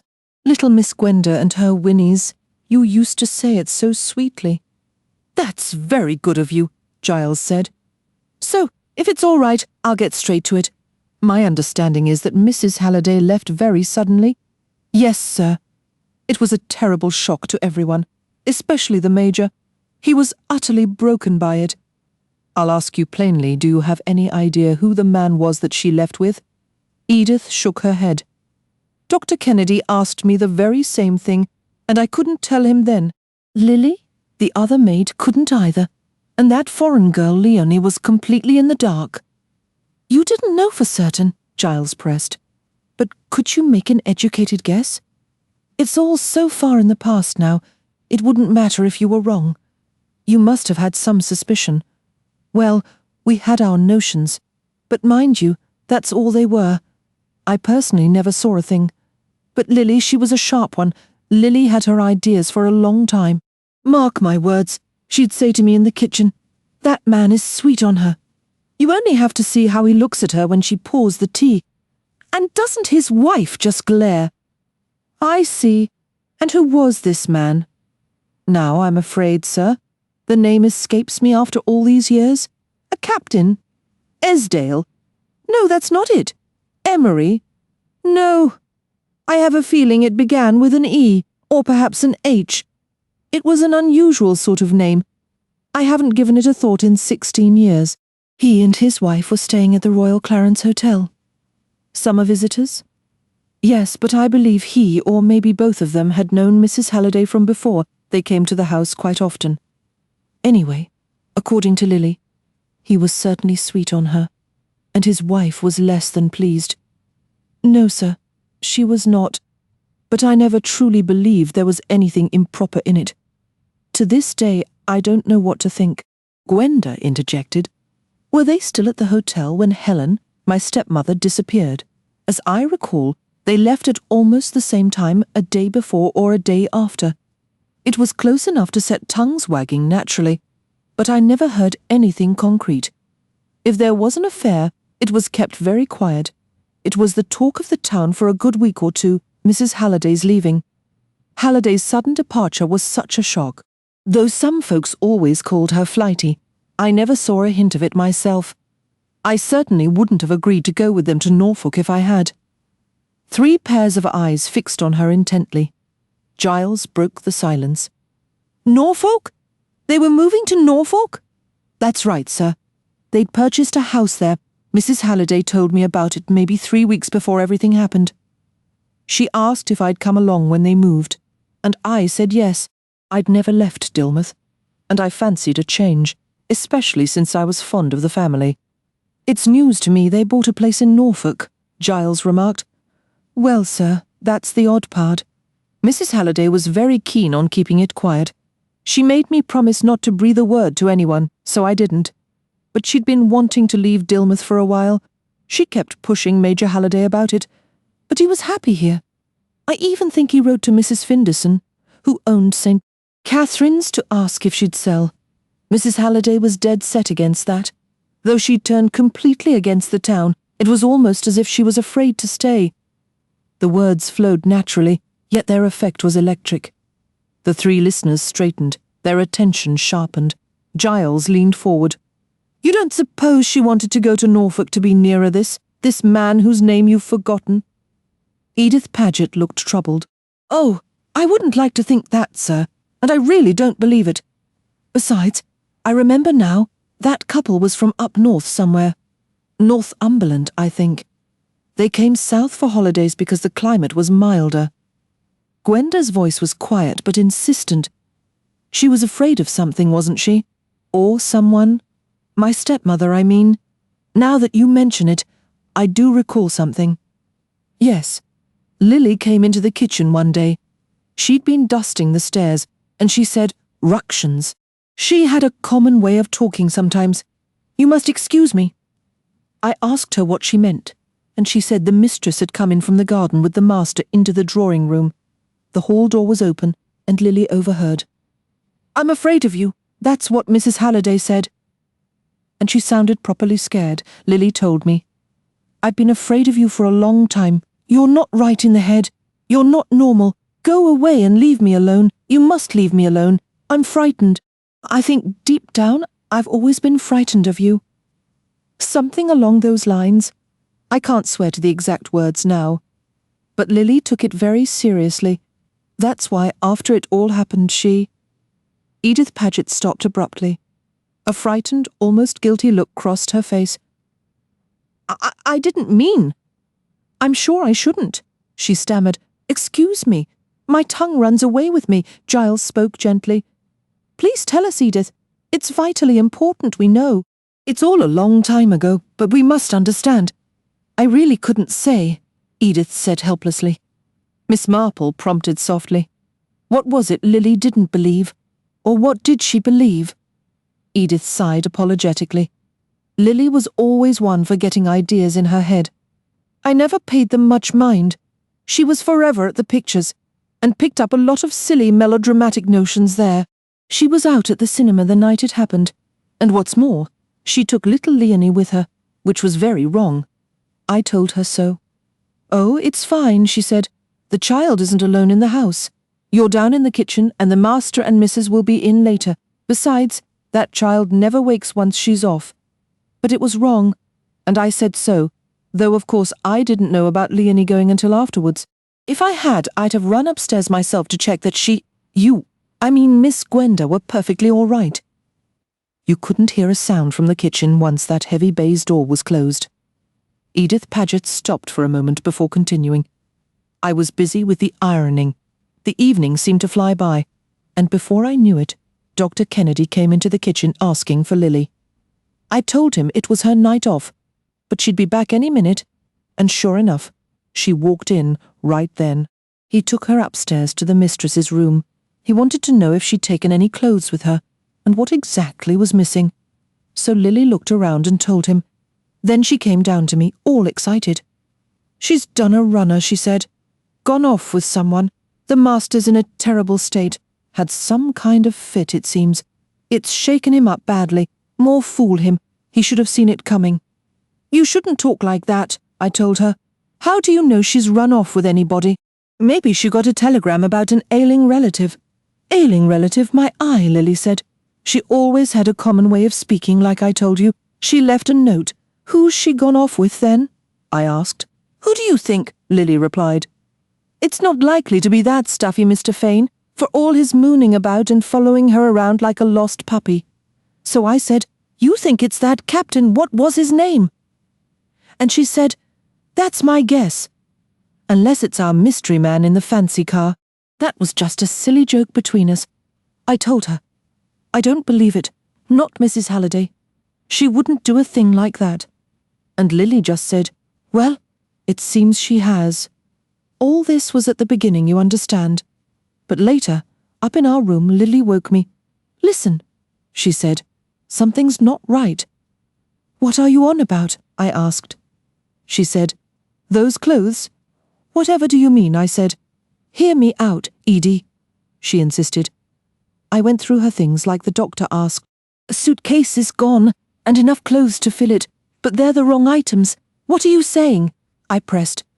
Lily explained. She took an evening gown, the grey and silver one, but she didn't take the belt or the brassiere that go with it, nor the proper slip.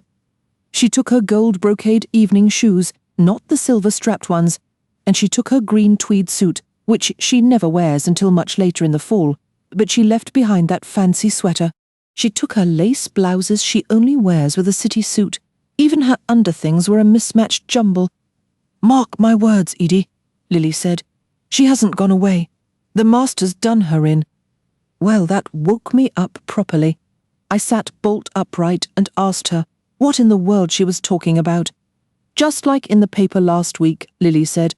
"The master found out she was having an affair, so he killed her and put her down in the cellar, buried under the floor. You'd never hear a thing because it's right under the front hall. That's what he's done. And then he packed a suitcase to make it look like she ran off. But that's where she is, under the cellar floor. She never left this house alive. I gave her a proper telling off for saying such awful things. But I'll admit, the next morning I slipped down to the cellar myself. Everything was just as it always was. Nothing disturbed. No signs of digging. I went and told Lily she was making a fool of herself, but she stuck to her story that the master had killed her. Remember, she said, she was terrified of him. I heard her telling him so. And that's exactly where you're wrong, my girl, I told her, because it wasn't the master at all. Right after you told me about that very day I looked out the window and saw the master coming down the hill with his golf clubs, so it couldn't have been him with the mistress in the drawing room. It was someone else. The words hung in the air of the comfortable, ordinary sitting room. Giles murmured softly under his breath. It was someone else. 15, an address. The Royal Clarence was the oldest hotel in town. It had a warm, bow-fronted exterior and an old-fashioned charm. It still catered to the sort of family who would come to the seaside for a full month's holiday. Miss Narracott, a generously proportioned woman in her late 40s with a hairstyle that seemed plucked from an earlier decade, managed the reception desk. She warmed to Giles immediately, her practiced eye categorizing him as one of the more agreeable guests. Giles, who could be charmingly persuasive when it suited him, launched into an elaborate story. He explained a wager with his wife concerning the memory of a particular godmother. Had she truly stayed at the Royal Clarence nearly 2 decades prior? His wife believed the old records would be long discarded, but Giles had insisted a venerable establishment like this would preserve such history. "Surely you keep your old registers? They must span a century. he suggested with a confident smile. Not quite a century, mister. Read. But we do keep all our old visitors' books, Miss Narracott corrected, visibly pleased. They contain such fascinating names. Why, the king himself stayed here as Prince of Wales, and we regularly hosted Princess Adlamar of Holstein-Rotz each winter. Several famous novelists have graced our rooms, and Mr. Dovey, the celebrated portrait painter, was a frequent guest. Giles listened with feigned awe and respectful curiosity, and soon the heavy volume for the relevant year was produced. After having various illustrious signatures pointed out, he carefully turned the pages to August. There it was, Major and Mrs. Situn Erskine, Anstell Manor, Daith, Northumberland, July 27th, August 17th. Would you mind if I made a copy of this? He asked. Of course, Mr. Reed. Paper and ink. Oh, I see you have your pen. Please excuse me, I'm needed in the outer office for a moment. She left him alone with the open book, and Giles quickly transcribed the entry. Back at Hillside, he found Gwenda in the garden, her hands deep in the soil of the herbaceous border. She stood up, brushing dirt from her knees, and shot him a questioning look. Did you find anything? I believe so, Giles replied, showing her the note. Unstell Manor, Daith, Northumberland. Ed Paget did mention Northumberland. Remember, let's hope they still reside there. We should go and see for ourselves, Gwenda said, her voice tinged with a sudden restless energy. Absolutely. Why not tomorrow? We can drive. It'll be a chance for you to see more of the countryside. He paused, watching a cloud pass over her face. What's worrying you? What if they've passed away, or moved on, and strangers live there now? She asked, her earlier optimism faltering. Giles shrugged. Then we return home and follow our other leads. It's not a dead end, just a detour. He changed the subject. I've written to Kennedy, by the way, to request those letters Helen wrote after she left, if he still has them, along with a sample of her handwriting. I wish we could find the other maid, Gwenda murmured, her gaze drifting. Lily, the one who tied the bow on Thomas. Isn't it odd, that memory surfacing now? It was rather sudden, Giles agreed. I remember Tommy too. He was a black cat with white socks, and he had 3 adorable kittens. Wait, Thomas was a he, Giles said, amused. Well, he was called Thomas, but it turned out he was a Thomasina. You know how cats are, Gwenda said with a faint smile that quickly faded. But about Lily, I wonder what became of her. Edith Paget completely lost touch. She wasn't from this area, and after everything at St. Catherine's fell apart, she took a position in Torquay. They exchanged a letter or two, then nothing. Edith heard a rumour she'd married, but no details. If we could locate her, we might learn so much more. And there's Leonie, the Swiss girl, Giles added. Perhaps, but she was a foreigner, and might have missed the subtleties. Honestly, I don't recall her at all. No, Lily is the one. Lily was observant, sharp. A new determination lit her eyes. I have an idea, Giles.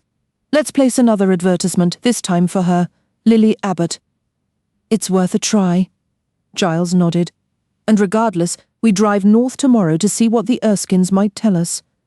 16 mother's son, Down, Henry, Mrs. Fane commanded a wheezing spaniel, whose eyes were fixed longingly on the tea-tray. The dog's entire being seemed dedicated to the pursuit of crumbs. Another scone, Miss Marple. They're best eaten warm. Thank you, my dear. They are quite superb. You are fortunate in your cook. Louisa manages well enough when she remembers Mrs. Fane's side with the universal exasperation of those who employ help. They're all so terribly forgetful nowadays. Miss Marple was quick to provide a thorough update on their mutual friends' various complaints. It was a stroke of luck, she reflected, that among her wide network of acquaintances across the country, she had located someone who knew Mrs. Fane and had written a note of introduction. Eleanor Fane was a statuesque, authoritative woman with sharp grey eyes, neatly styled white hair, and a deceptively soft pink and white complexion that belied a will of iron. Their conversation flowed from Dorothy's very real and imagined pains to Miss Marple's own constitution, the quality of the Dilmouth air, and the lamentable state of modern youth. They weren't made to finish their vegetables as children, Mrs. Fane declared firmly. I would never have permitted such nonsense in my household. Do you have other children besides Gerald? Miss Marple inquired. 3 sons, Mrs. Fane replied. Gerald, the eldest, is with the Eastern Commerce Bank in Singapore. Robert is in the army. She gave a dismissive sniff. He married a Catholic. You understand the implications. Every child raised in that faith. I cannot imagine what his father would have said. My husband was very devout in our own tradition. I scarcely hear from Robert these days. He objects to the plain truths I've offered him, always for his own benefit. I believe in complete honesty. That match was, in my view, a profound mistake. He may put on a brave face, poor boy, but I doubt there is any real contentment there. And your youngest is unmarried, I understand? Mrs. Fane's expression brightened considerably. Yes, Walter lives here with me. He has a somewhat delicate constitution. Always has since he was small, and I've had to be very attentive to his health. He'll join us shortly. I cannot express what a considerate and dedicated son he is. I consider myself exceptionally fortunate. He has never shown an interest in marriage? Miss Marple probed. Walter often says the modern young lady holds no appeal for him whatsoever, Mrs. Fane said with a satisfied air.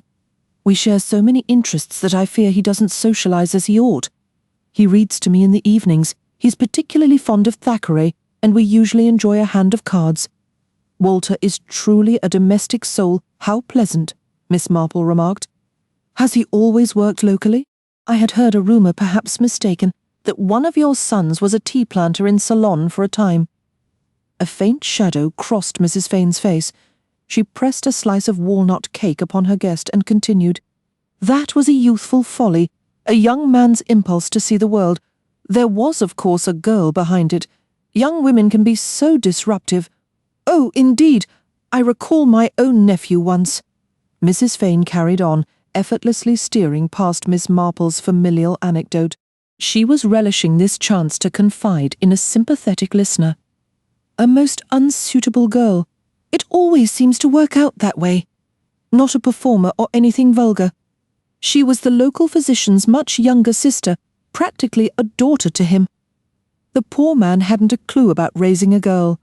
Men can be so hopeless, can't they? She was rather wild. First getting involved with a junior clerk from the office, a thoroughly unreliable character. They had to let him go over a breach of confidence. Anyway, this Helen Kennedy was considered quite pretty, I suppose. I never saw it myself. I always thought her hair colour was artificial. But Walter, poor dear, became utterly infatuated. Entirely unsuitable, no means and no future, not the sort one wishes for a daughter-in-law. Still, what is a mother to do? He proposed. She refused him, and then he got this romantic notion of running off to India to work on a tea plantation. My husband said, let him have his adventure, though he was deeply disappointed, of course. She paused, her expression turning momentarily sharp and almost sarcastic. It's amusing, really, how the heart's grand tragedies so often boil down to bad hair and office gossip. He came to his senses naturally, a brief season of rebellion before settling into the comfortable life he was meant for. He had been so looking forward to Walter joining him at the firm, especially after Walter passed all his law exams with flying colours. But then, well, you know how it goes. Honestly, the chaos these modern girls create is simply astounding. Oh, I understand completely. My own nephew. Once again, Mrs. Fane breezed right past any mention of Miss Marple's nephew. So my dear boy went off to Assam, or perhaps it was Bangalore. The years do blur the details.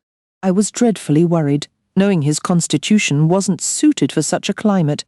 He hadn't even been out there a full year, and doing quite well, I might add, because Walter excels at everything. When this brazen little thing suddenly changes her tune, she writes to say she'd like to marry him after all. Goodness me, Miss Marple murmured, shaking her head. I suppose she gathered her trousseau and booked her passage. What on earth happened next? Can you imagine? Miss Marple leaned in, utterly absorbed. She strikes up a romance with a married man during the voyage, a man with 3 children from what I heard. So there's Walter waiting on the dock to greet her, and the very first thing she announces is that she can't go through with the marriage. Isn't that simply wicked?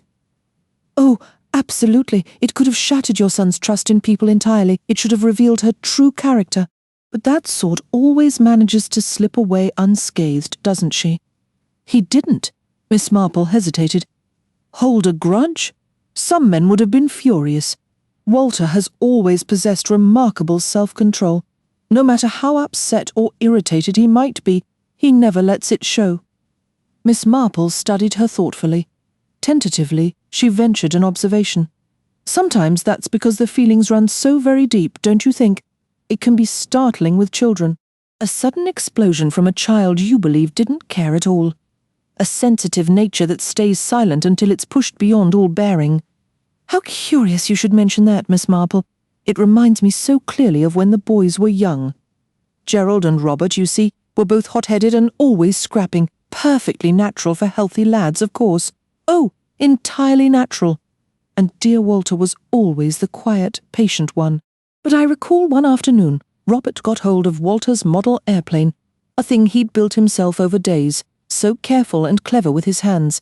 And Robert, bless him, was a spirited boy but terribly careless, and he smashed it. When I hurried into the room, Robert was on the floor and Walter was over him with the fireplace poker, nearly having knocked him senseless. I could barely pull Walter away. He kept saying, "He did it on purpose. He did it on purpose. I'm going to kill him." I was truly frightened. Boys feel things so violently, don't they?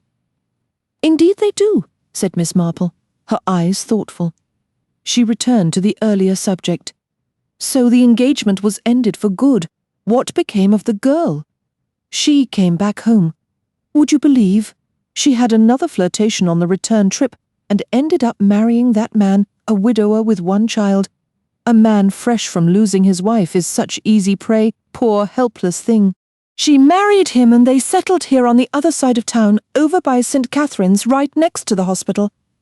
It didn't last naturally. She left him within the year and ran off with someone else. Dear, dear, Miss Marple clucked softly. What a fortunate escape for your son. That's precisely what I always tell him. And did he leave the tea planting because his health suffered? A faint frown touched Mrs. Fane's brow. The life simply wasn't a good fit for him, she said. He returned home about 6 months after the girl did. It must have been rather uncomfortable, Miss Marple suggested gently, with the young woman living right here in the same town. Walter was splendid about it, Walter's mother declared. He carried on as if nothing had ever happened. Personally, I thought, and I said so at the time, that a clean break would have been wiser. After all, any chance encounters could only be awkward for everyone involved. Walter, however, went out of his way to be sociable. He would drop by the house quite casually and spend time playing with the little girl. Which reminds me, it's rather interesting that the child has returned here. She's all grown up now, married.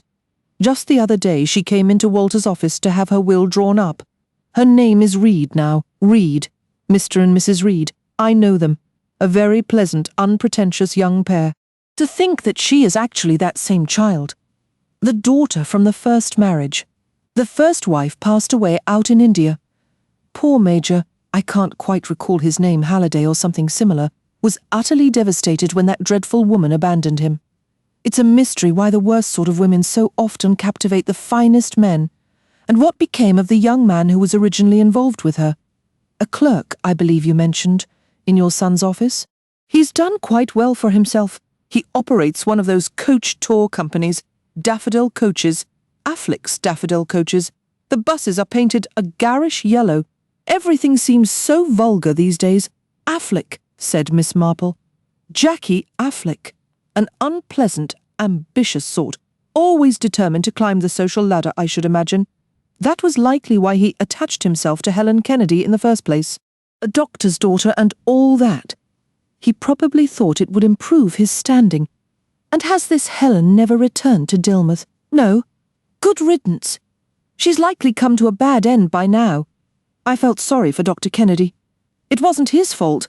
His father's second wife was a flighty little thing, much younger than he was.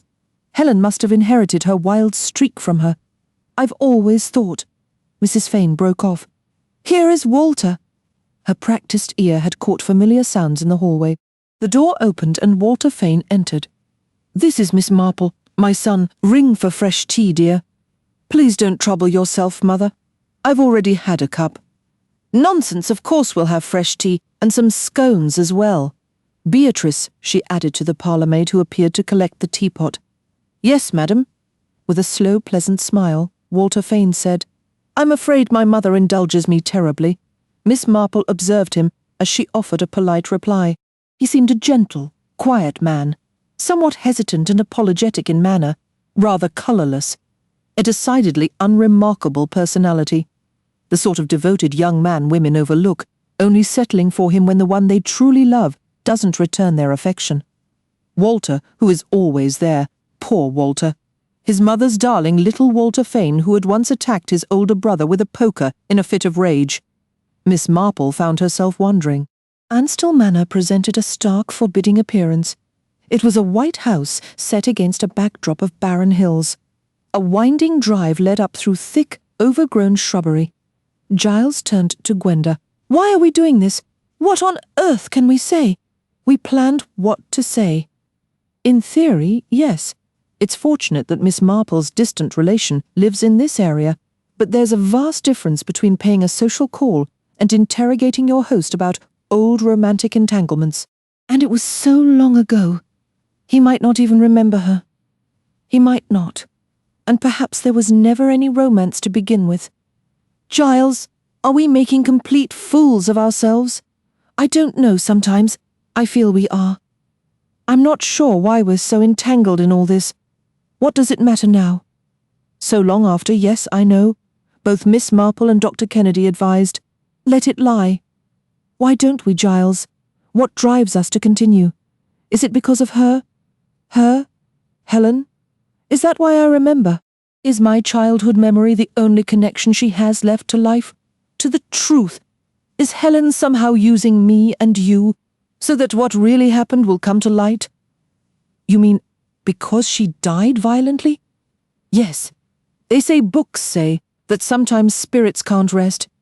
I think you're letting your imagination run away with you, Gwenda. Perhaps I am.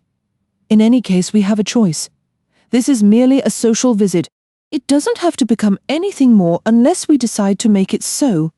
Giles shook his head. We'll go on. We can't seem to help ourselves. Yes. Gwenda sighed. You're right. Giles, I have to admit I'm feeling a bit scared. Searching for a home, are you? Major Erskine inquired, passing a tray of sandwiches to Gwenda. She accepted one, studying him as she did. Richard Erskine was a man of modest height, with greying hair and weary contemplative eyes. His voice was a low, pleasant murmur. He wasn't strikingly handsome, certainly not compared to someone like Walter Fane. Yet Gwenda felt he possessed a quiet magnetism that most women would notice. Fane could blend into a crowd, but Erskine had a presence. He spoke of ordinary matters, yet there was an undeniable quality about him that sparked a distinctly feminine awareness. Almost without thinking, Gwenda smoothed her skirt and touched her hair. She felt certain that, 19 years prior, Helen Kennedy could have easily fallen for this man. Catching the watchful gaze of her hostess, Gwenda felt a blush rise. Janet Erskine was conversing with Giles, but her attention was fixed on Gwenda, her look both assessing and wary. Janet was a tall woman, with a surprisingly deep voice, dressed in a practical tweed jacket.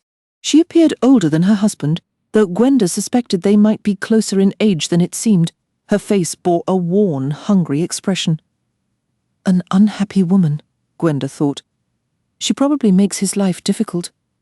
Aloud, she continued the conversation. House hunting is so disheartening. The descriptions from agents are always so enthusiastic, and then you arrive to find the place is utterly impossible.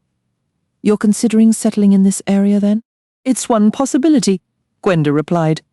Mostly because Giles has always been captivated by Hadrian's Wall. It must sound strange, but almost anywhere in England is new to us. I'm from New Zealand, and Giles never had a fixed home, shuffled between various aunts.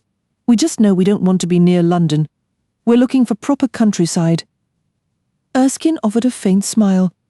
You'll certainly find that here. It's profoundly isolated. Neighbours are scarce. For a moment, Gwenda sensed a bleakness beneath his pleasant tone. She imagined short, dark winter days, wind howling in the chimneys, curtains drawn against the world, trapped inside with that unhappy, hungry-eyed woman miles from anyone. The thought vanished as quickly as it came, replaced by the summer scene. French doors open to the garden, the scent of roses in the air. "Is this an old house?" she asked. "Queen Anne," Erskine confirmed with a nod. "My family has been here for nearly 3 centuries. It's beautiful. You must be very proud. It's grown rather shabby. Taxes make proper upkeep a challenge, though. Now that the boys are grown, the worst financial pressure is easing. How many children do you have?" "2 sons. One is in the army. The other just graduated from Oxford and is joining a publishing house." His eyes drifted to the mantelpiece, and Gwenda followed his gaze to a photograph of 2 young men, taken a few years earlier. His expression softened with clear pride and affection. "They're good boys," he said. "I'm biased, but it's true." "They look wonderful," Gwenda said. "Yes," Erskine replied, his voice dropping slightly. "It makes the sacrifices worthwhile, I believe. Giving things up for your children, I mean." He seemed to be answering a question she hadn't asked aloud. "I suppose one often has to give up a great deal," Gwenda ventured. "Sometimes a very great deal," he murmured, and again she detected that shadow beneath his words just before Mrs. Erskine's presence reasserted itself in the room. Erskine interrupted, her voice low and commanding. "So you're actually searching for a home in this area? I must confess, I can't think of a single property nearby that would be suitable, and you wouldn't mention it if you did." Gwenda thought, a flicker of amusement crossing her mind. "The silly woman is genuinely jealous. She's envious because I'm young, engaging her husband in conversation. It really depends on your timeline," Major Erskine remarked. "We're in no particular rush," Giles replied brightly. "We want to be certain we find a place we truly love.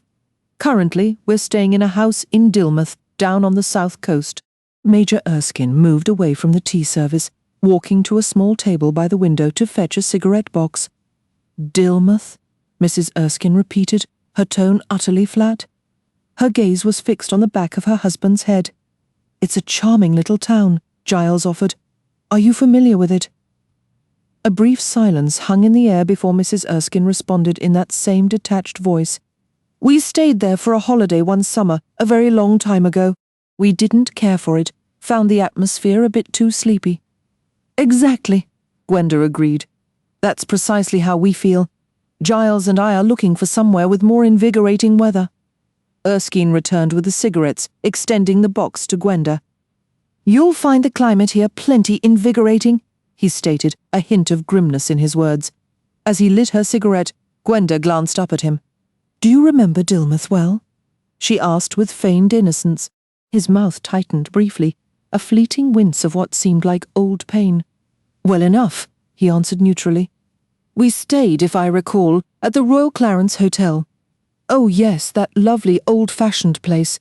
Our house is quite close by. It's called Hillside now, though it used to be named something else. St. Catherine's, wasn't it, Giles?" "St. Catherine's," Giles confirmed. The reaction was unmistakable this time. Erskine turned sharply away, and Mrs. Erskine's teacup rattled violently against its saucer. "Perhaps," she said abruptly, "you would care to see the garden." "We'd love to," Gwenda replied. They stepped out through the French doors into a meticulously maintained garden full of long flower borders and stone pathways. Gwenda gathered that its care was largely the Major's passion. As he spoke to her about his roses and perennials, his sombre, mournful face became animated. Gardening was clearly his great solace. Later, as they drove away, Giles asked tentatively, "Did you leave it?" Gwenda nodded. "By the second group of delphiniums." She absently twisted the wedding band on her finger. "What if you never recover it?" "It's not my actual engagement ring. I wouldn't risk that one. I'm relieved to hear it. I'm terribly sentimental about that ring. Do you remember what you said when you put it on my finger? A green emerald for your intriguing green-eyed little cat?" "I suppose," Giles said dryly, "our particular brand of affection might sound strange to someone from Say, Miss Marple's generation. I wonder what she's doing right now. Gwenda mused, soaking up the sun on the seaside promenade. She's likely involved in something, if I know her, nosing about here, prying there, asking a few careful questions. Let's just hope her curiosity doesn't land her in trouble one of these days. It's a perfectly natural thing for an elderly lady to do. It's far less conspicuous than if we were the ones asking. Giles's expression grew serious again. That's precisely why I dislike. He stopped himself. It's the fact that you have to be the one doing it. I hate sitting comfortably at home while you're out there doing what feels like the underhanded work. Gwenda gently traced a line down his troubled cheek. I understand, darling, I do. But you have to admit the situation is delicate. It's terribly rude to interrogate a man about old romantic entanglements, yet it's the sort of rudeness a woman can sometimes get away with if she's clever. And I intend to be very clever. I know you are, but if Erskine is the man we're searching for, Gwenda said thoughtfully, I don't believe he is. So we're following the wrong trail? Not entirely. There's a tension there, a history that doesn't quite fit. It's as if the memory of that place is a physical weight in the room for both of them, but for different reasons. She watches him like a guard dog, and he tends his flowers as if trying to bury something. Frankly, the whole performance was almost comical in its stiffness. They're hiding something, but I'm not convinced it's what we fear. I believe he truly loved Helen. But Giles is a good man, genuinely kind. He doesn't seem like the violent type at all. You haven't exactly met many violent types, have you, Gwenda? Maybe not, but I trust my intuition. Isn't that what people always say right before something terrible happens? Seriously, though, promise me you'll be careful. I will. I just feel awful for him. Trapped with that awful woman. I imagine his life has been miserable. She is a strange person. There's something unsettling about her.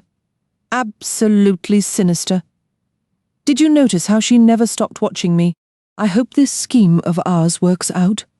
The plan was set in motion the next day. Giles, feeling somewhat like a private investigator on a questionable case, positioned himself with a clear view of the front gate of Ansdale Manor. Shortly after 11:30, he signalled to Gwenda that the coast was clear. Mrs. Erskine had departed in her small car, presumably for the nearby town. Gwenda drove up to the house and rang the bell. Upon learning that Mrs. Erskine was out, she asked for Major Erskine and was directed to the garden. He was kneeling by a flower bed and stood up as she approached. I'm terribly sorry to disturb you, Gwenda began, but I think I lost a ring here yesterday after tea. It's a bit loose, but I'd be heartbroken if it's gone. It's my engagement ring. The search commenced. Gwenda retraced her steps from the previous afternoon, trying to remember where she had paused and which blooms she had admired. Before long, the ring was discovered near a cluster of delphiniums. Gwenda expressed immense relief. Can I offer you a drink now, Mrs. Reed? A beer, perhaps, or some sherry? Coffee? Nothing for me, thank you.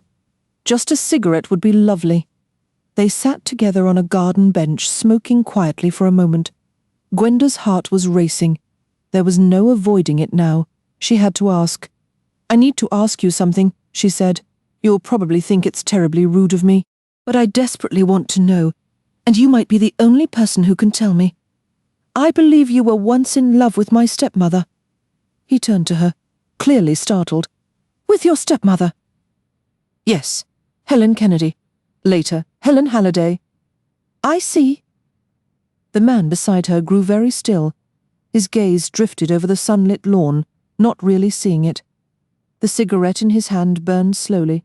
Despite his calm exterior, Gwenda sensed a deep turbulence within him, their arms almost touching on the bench. As if answering his own internal question, Erskine murmured, The letters, I suppose. Gwenda remained silent. I only wrote her a few, 2 or 3 at most. She claimed she destroyed them, but people rarely do they? So they came to you, and now you want answers. I want to understand her better. I was very fond of her, even though I was just a child when she left. She left? His eyes, honest and surprised, met hers. I've had no word from her, he said. Not since that summer in Dilmouth. Then you don't know where she is now? How could I? It was a lifetime ago, all over and done with. Forgotten. Forgotten? He offered a bitter smile. No, perhaps not forgotten. You're very observant, Mrs. Reed, but tell me about her. She isn't dead, is she? A sudden cool breeze brushed against them and then was gone. I don't know if she's dead or alive, Gwenda admitted. I know nothing about her. I thought you might have heard something, she continued as he shook his head. She left Dilmouth that summer, very suddenly one evening, without a word to anyone, and she never returned, and you thought I might have received a letter from her? Yes. He shook his head again. No, not a single word. But surely her brother, the doctor, still lives in Dilmouth. He would know, or is he gone as well? No, he's still alive. But he's just as much in the dark as everyone else. You see, they all believed she left with another man. He turned to face her, his eyes filled with a profound sadness. They believed she left with me. It was a theory some considered. Was it truly a possibility? I doubt it. That was never our reality. Or were we simply fools, principled fools, who let our one chance at happiness slip away? Gwenda remained silent. Erskine looked at her once more. Maybe you should hear the full story. There isn't much to tell, but I wouldn't want you to think poorly of Helen. We met on a ship bound for India. One of my sons had been unwell, and my wife was scheduled to follow on the next vessel. Helen was travelling to marry a man in the forestry service, or some similar department. She didn't love him. He was merely a kind, familiar friend, and she was desperate to leave a home where she felt miserable. We fell in love. He paused, the memory heavy. It sounds like a simple statement, but I need you to understand. This wasn't some fleeting shipboard romance. It was profound. We were both completely devastated by it, and there was nothing we could do. I couldn't abandon Janet and the children. Helen felt the same. If it had only been my wife, perhaps, but there were the boys. The situation was hopeless. We agreed to part and try to move on. He let out a short, hollow laugh. Move on? I never did. Not for a single day. Life became a private torment. I couldn't stop thinking about Helen. She didn't go through with marrying that man, by the way. At the last moment, she couldn't bring herself to do it. She returned to England, and on the journey back, she met another man, your father, I assume. She wrote to me a few months later explaining her decision. She said he was grieving the loss of his wife, and that there was a child involved. She believed she could bring him some happiness, and that it was the best path forward. The letter was sent from Dilmouth. About 8 months after that, my own father passed away, and I inherited this estate. I resigned my commission and returned to England. We needed a short holiday before we could settle here. My wife suggested Dilmouth. A friend had mentioned it was a quiet, pleasant spot. She had no idea about Helen, of course. Can you imagine the temptation? To see her again? To see the man she had married? He fell silent for a moment before continuing. We booked a stay at the Royal Clarence Hotel. It was a mistake. Seeing Helen again was agony. She seemed content enough. Generally, I couldn't tell if she still had feelings for me or not. Perhaps she had moved on. My wife, I believe, began to suspect something. She has always been a deeply jealous woman. He concluded abruptly. That's all there is to it. We left Dilmouth. On August 17th, Gwenda interjected. Was it? Probably. The exact date escapes me. It was a Saturday. Gwenda confirmed. Yes, you're correct. I recall Janet mentioning it might be a busy day for travel north, though I don't think it was particularly crowded. Major Erskine, please try to remember. When was the very last time you saw Helen? He offered a gentle, weary smile. That requires no effort to recall. I saw her the evening before we departed. On the beach. I had gone for a walk after dinner, and she was there. We were entirely alone. I walked with her back to her house, through the garden. What time was it? I'm not certain. Around 9 o'clock, I suppose, and you said your goodbyes. And we said goodbye. He laughed that same joyless laugh again, but not the kind of farewell you're imagining. It was abrupt and strained. Helen said, Please leave now. Go quickly. I'd rather not. She stopped herself then, and I simply went.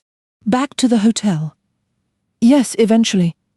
I walked for miles first, straight out into the countryside under a sky full of stars, trying to outpace my own thoughts. Gwenda said dates become hazy after so many years, but I believe that was the night she disappeared, the night she never returned home. I understand, and since my wife and I departed the very next day, the gossip began, suggesting she had run away with me. People have such charming minds, he remarked with a trace of irony. But to be direct, Gwenda pressed, she didn't leave with you, did she? Good heavens, no, he replied, his tone shifting to one of earnest clarity. That was never a possibility. Then what's your theory about why she disappeared? Gwenda asked. Erskine's expression grew thoughtful, his interest clearly piqued. I see the difficulty, he said slowly. She offered no explanation at the time. Gwenda paused, weighing her words. I believe she left without a note. Could she have gone off with someone else? Absolutely not, he stated with conviction. You sound very certain. I am. Then what was her reason? If she vanished so abruptly, I can imagine only one cause: she was fleeing from me. From you? Yes. She likely feared I would attempt to see her again, that I might become a persistent presence. She must have recognized my lingering feelings for her. Yes, that has to be it. But that doesn't clarify, Gwenda countered, why she never returned. Tell me, did Helen ever mention my father to you, that she was concerned about him, or perhaps even afraid? Anything of that nature? Afraid of him? Why?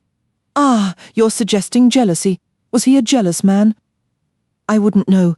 He passed away when I was very young.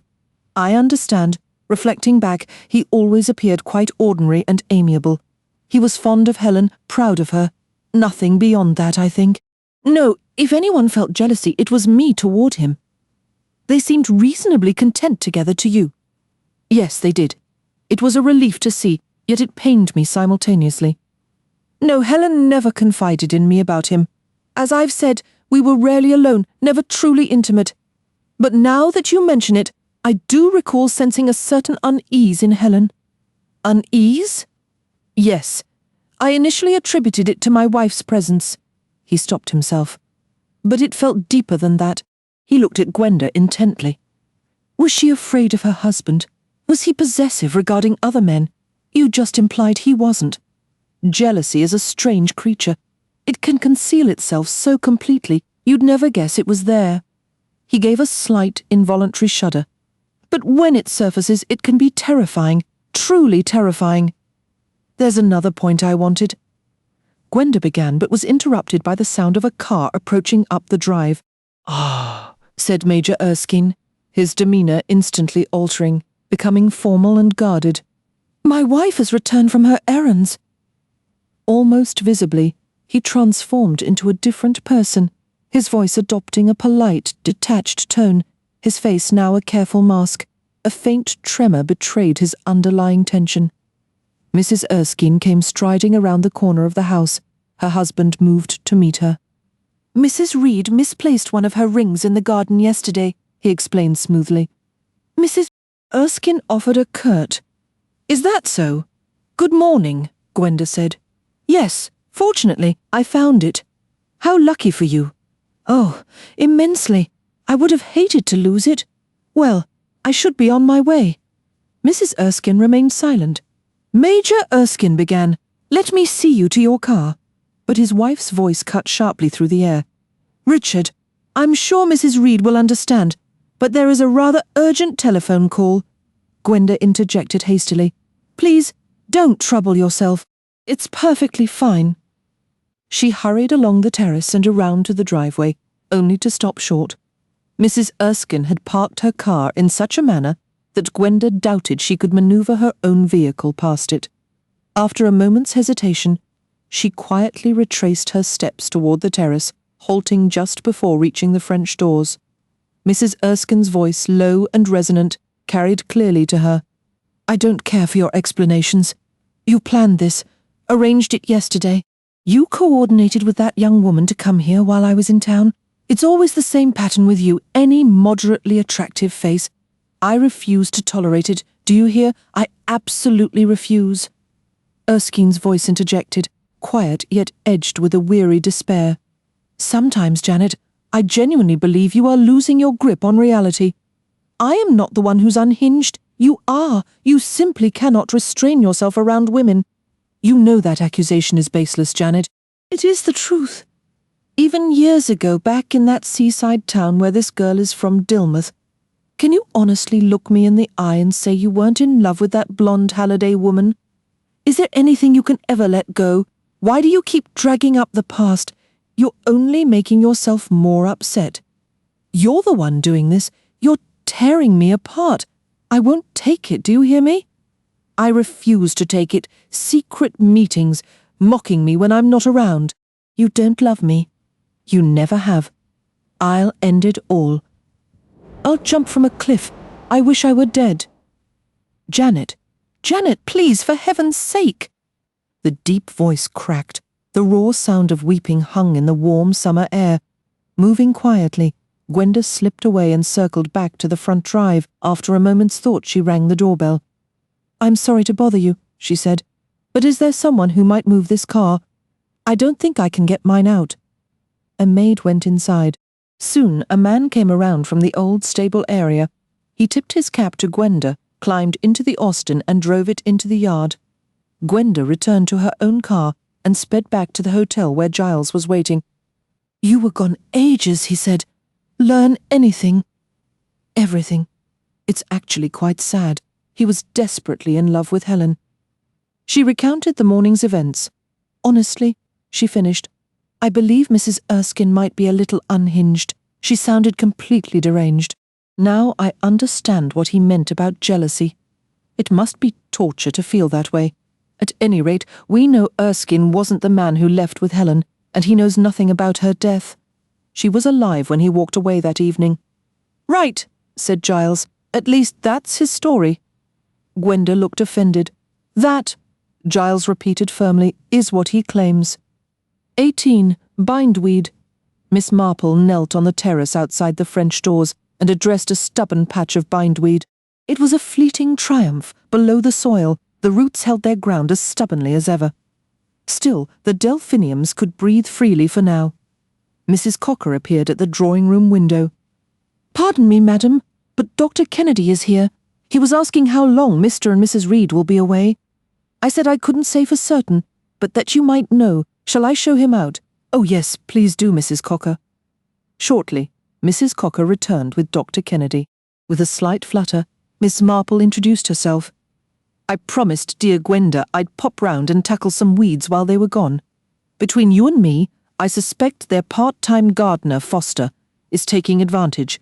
He comes twice a week, drinks endless tea, does a great deal of talking, and as far as I can tell, very little actual work. Yes, Dr. Kennedy replied distractedly. They're all the same, every one of them. Miss Marple studied him. He seemed older than she had imagined from the Reeds' descriptions, aged before his time, she suspected. He also appeared troubled and weary. He stood there, his fingers tracing the stubborn line of his jaw. They've gone away, he said. Do you know for how long? Oh, not too long. They've gone to visit friends up north. Young people today seem so restless, always racing from one place to another. Yes, Dr. Kennedy agreed. Yes, that's certainly true. He paused, then added somewhat hesitantly. Young Giles Reed wrote to me asking for some papers. Letters. If I could locate them. He trailed off, and Miss Marple said gently, Your sister's letters. He gave her a sharp, appraising look. So they've confided in you. Are you a relative? Only a friend, Miss Marple said. I've given them the best advice I can. But people rarely follow advice. A shame, really. But there it is. What was your advice? He asked with curiosity. To let sleeping murder lie, Miss Marple stated firmly. Dr. Kennedy lowered himself onto an uncomfortable wooden bench. Well put, he said. I'm fond of Gwenny. She was a sweet little girl. I think she's turned into a fine young woman, but I have a feeling she might be walking into some serious difficulties. There are all sorts of trouble, Miss Marple observed. Oh yes, that's certainly true. He sighed heavily.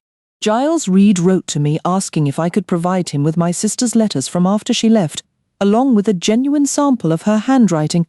He gave her a sharp look. You understand what that implies? Miss Marple gave a slow nod. I believe I do. They're circling back to the possibility that Kelvin Halliday was telling the exact truth when he claimed he strangled his wife. They suspect the letters Helen supposedly wrote after her departure were forgeries. They're operating on the theory she never actually left this house alive. Miss Marple's voice was soft. And you yourself are no longer entirely certain of what happened. At the time, I was completely convinced, Kennedy said, his gaze fixed on the middle distance. It appeared to be a straightforward case of Kelvin's delusion, with no body found and a suitcase of clothes missing. What other conclusion could I possibly reach? He paused, a flicker of old pain crossing his features. And of course my sister had recently been rather preoccupied with a particular gentleman's attentions. There are women like that, Miss Marple said delicately. It's simply in their nature. It all seemed perfectly clear then, Miss Marple continued. What has changed your mind now? Because, Kennedy replied with blunt honesty, if Helen was still alive, it's inconceivable to me that she wouldn't have contacted me in all this time. Conversely, if she died, it's equally strange that I was never informed. He stood and pulled a packet from his pocket. This is the best I can manage. I must have discarded her first letter, but I kept the second one, which included a post restante address, for comparison. Here's the only other bit of Helen's writing I could locate. A gardening list for bulb orders, to my untrained eye. The handwriting matches, but I'm no expert. I'll leave these here for Giles and Gwenda. They're expected back shortly, so there's no need to mail them. He fell silent for a moment, staring out across the terrace. You want to know what truly troubles me? He said abruptly, his tone shifting from weary resignation to something harder, more cynical. If Kelvin did murder his wife, then the entire performance he gave me was a meticulously staged lie. It means he pre-packed that suitcase to support his story, and he'd even arranged for those fake letters to arrive later. We're not talking about a tragic breakdown. We're talking about a cold, calculated execution planned in advance. Little Gwenny was a sweet child. Having a father who was mentally ill is one thing. Discovering he was a scheming, deliberate killer is a horror of an entirely different magnitude. As he moved toward the window, Miss Marple posed a quick question. Dr. Kennedy, who was your sister afraid of? He turned back, looking puzzled. Afraid? No one that I knew of. I only ask because there was a young man from her past, wasn't there? An early entanglement. Someone named Affleck, I believe. Oh, that. Kennedy waved a dismissive hand. A silly phase, the kind many girls experience. He was an unsuitable character, unreliable, and certainly not from her social sphere. He caused some trouble here later, and left town for good. I wondered if he might have held a grudge. Dr. Kennedy's smile was skeptical. I doubt it was that serious. As I said, he got into some minor scrapes. Nothing criminal, just poor judgment, and then he was gone. Dr. Kennedy seemed taken aback for a moment. Yes, that's right. Now that you mention it, he was employed by Fane and Watchman. He wasn't a solicitor in training, just a regular clerk. Just a regular clerk? Miss Marple pondered this as she returned to the stubborn bindweed after the doctor had departed. Meanwhile, in the Kimball household, a different sort of puzzle was unfolding. I really don't know what to make of it, declared Mrs. Kimball. Her husband, stirred to speech by the grievous offence of an unsweetened cup of tea, finally spoke up. He shoved his cup toward her. What's on your mind, Lily? He demanded. You forgot the sugar. After hastily correcting this domestic crime, Lily returned to her main concern. I'm thinking about that advertisement in the paper, she said. It says Lily Abbott, clear as day, and it mentions formerly house parlourmaid at St. Catherine's in Dilmouth. That's me, without a doubt. Grunted Mr. Kimball. After all this time, you have to admit it's strange, Jim. So what should I do about it? Nothing. Leave it be. But what if there's money involved? Lily's voice took on a wheedling tone. Mr. Kimball drained his teacup with a noisy gulp, fortifying himself for the effort of a longer speech. He slid the empty cup forward. "More tea," he stated, then began. "You talked to Blue Streak years ago about what went on at that house. I never paid it much mind, figured it was just gossip and nonsense. But maybe it wasn't. Maybe something did happen. If that's the case, it's police business, and you don't want any part of it. It's all in the past, isn't it? You just let sleeping dogs lie, my girl? That's easy for you to say. It could be an inheritance. Maybe Mrs. Halliday was alive all this time and has now passed and remembered me in her will." "Remembered you? What for?" Mr. Kimball snorted, his favourite sound of pure disdain. "Even if it is the police, you know, Jim, sometimes there's a big reward for information that helps catch a killer. And what could you possibly tell them? It's all a story you cooked up in your own head. That's what you always say, but I've been thinking it over." "Thinking?" Mr. Kimball muttered with disgust. "I have, ever since I saw that first notice. Maybe I got a few details wrong back then. That Leonie, she was a bit slow, like all foreigners, couldn't understand proper English, and her own was terrible. Perhaps she didn't mean what I thought she meant. I've been trying to recall that man's name. Now, if it was him she saw?" Her eyes grew distant, lost in a cinematic memory. "Remember that picture I told you about? Secret Lover? Ever so thrilling. They tracked the villain down through his automobile. He paid the garage attendant $50,000 to forget he'd stopped for petrol that night. Goodness knows what that is in pounds. And the other fellow was there too, and the husband was wild with jealousy. They were all mad about her, and in the end," Mr. Kimball pushed his chair back with a scrape. He rose slowly, a man of few words, but considerable practical sense. Before leaving the kitchen, he delivered his final verdict. "You leave the whole thing alone, my girl," he said with quiet force, "or you'll likely live to regret it." He retreated to the scullery, pulled on his boots. Lily was very particular about her clean floors, and went out. Left alone at the table, Lily's mind raced. Of course, she couldn't outright defy Jim. He was so cautious, so utterly resistant to any excitement. She wished she had someone else to consult, someone who understood rewards and legal matters. It seemed a terrible shame to pass up a chance at easy money. She pictured a new wireless set, a professional home perm, that absolutely smashing cherry red coat in Russell's department store window, perhaps even a full Jacobean-style suite for the front room. Greedy and short-sighted, she lost herself in these glittering dreams. "What, exactly?" had Leonie said all those years ago. Then a new idea struck her.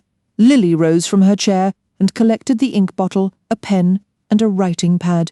"I know what I'll do," she murmured aloud. "I'll write to the doctor, Mrs. Halliday's brother. He can advise me on what to do next, assuming he's still alive.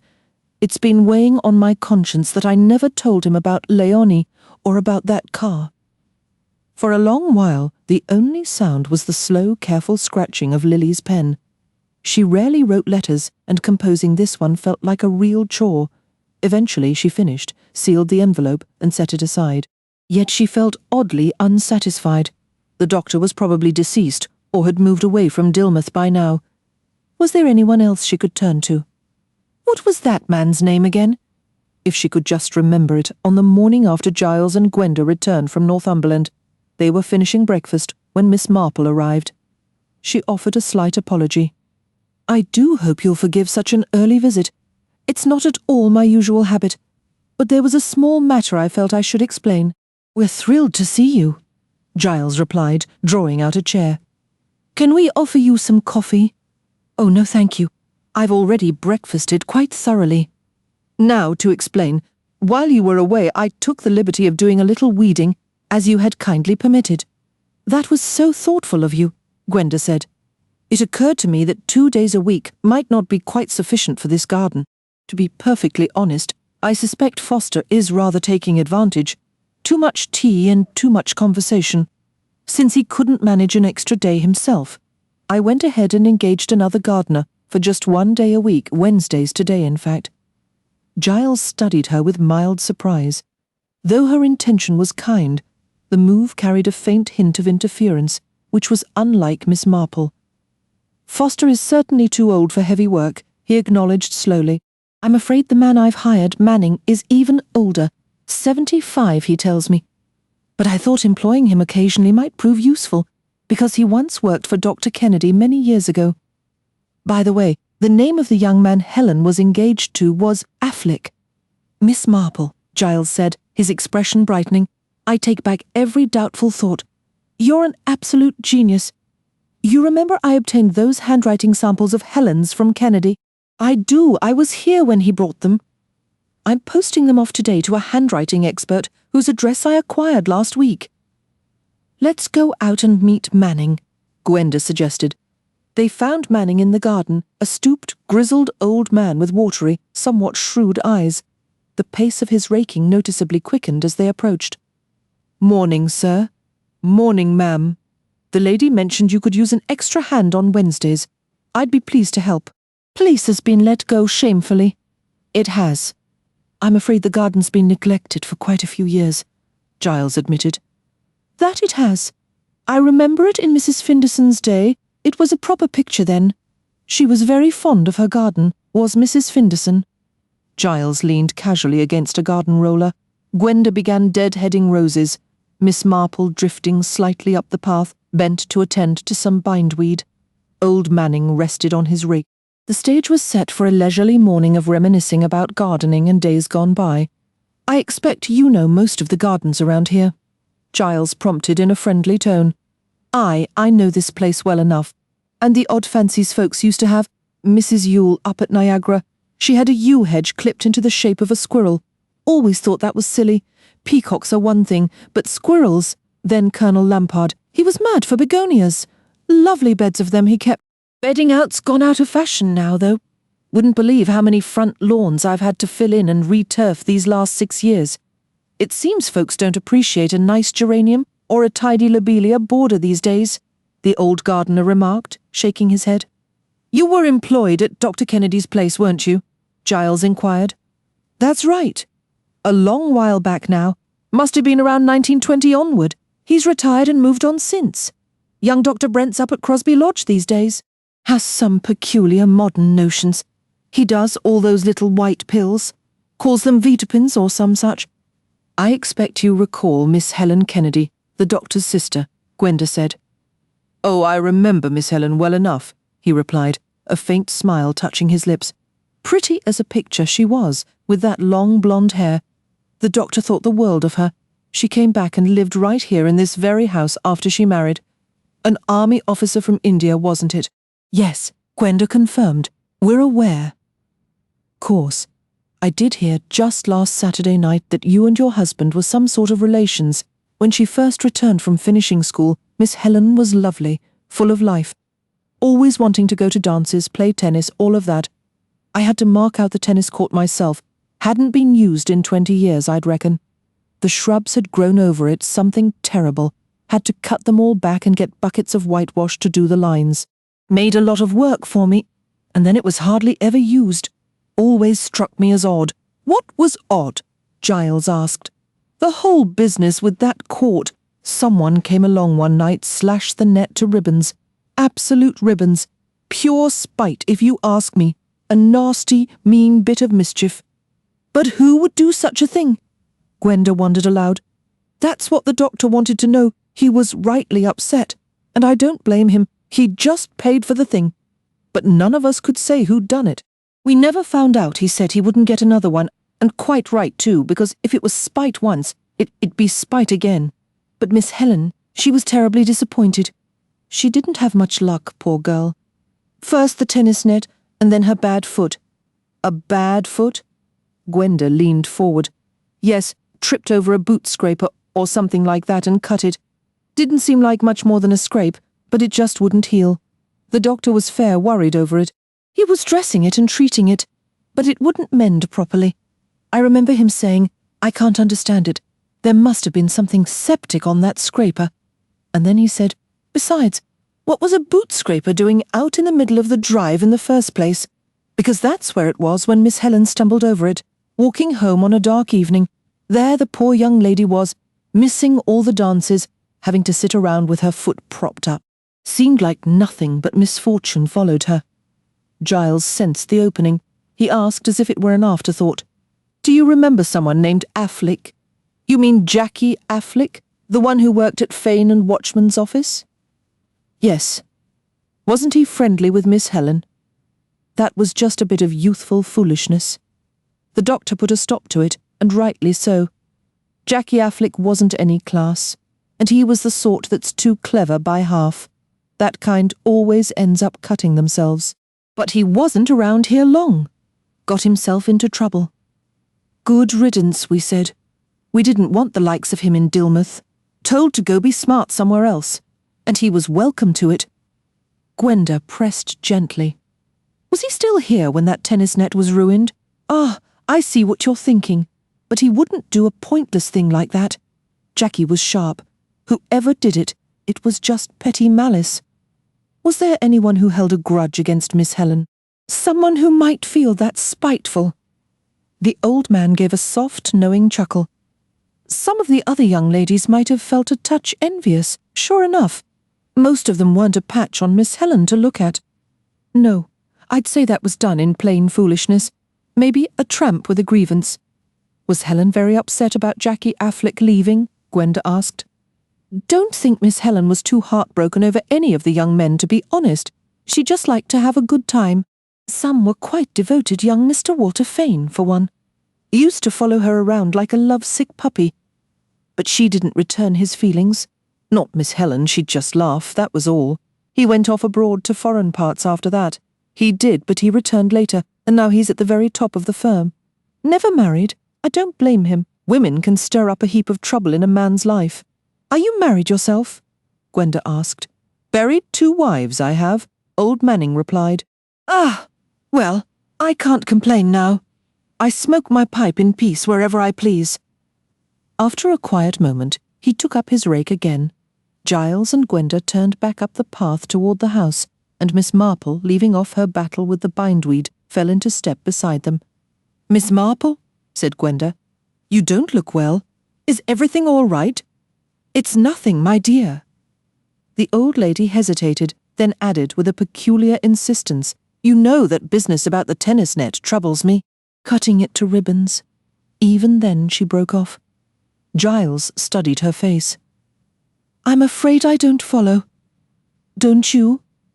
It seems dreadfully clear to me, but perhaps it's just as well you don't see it.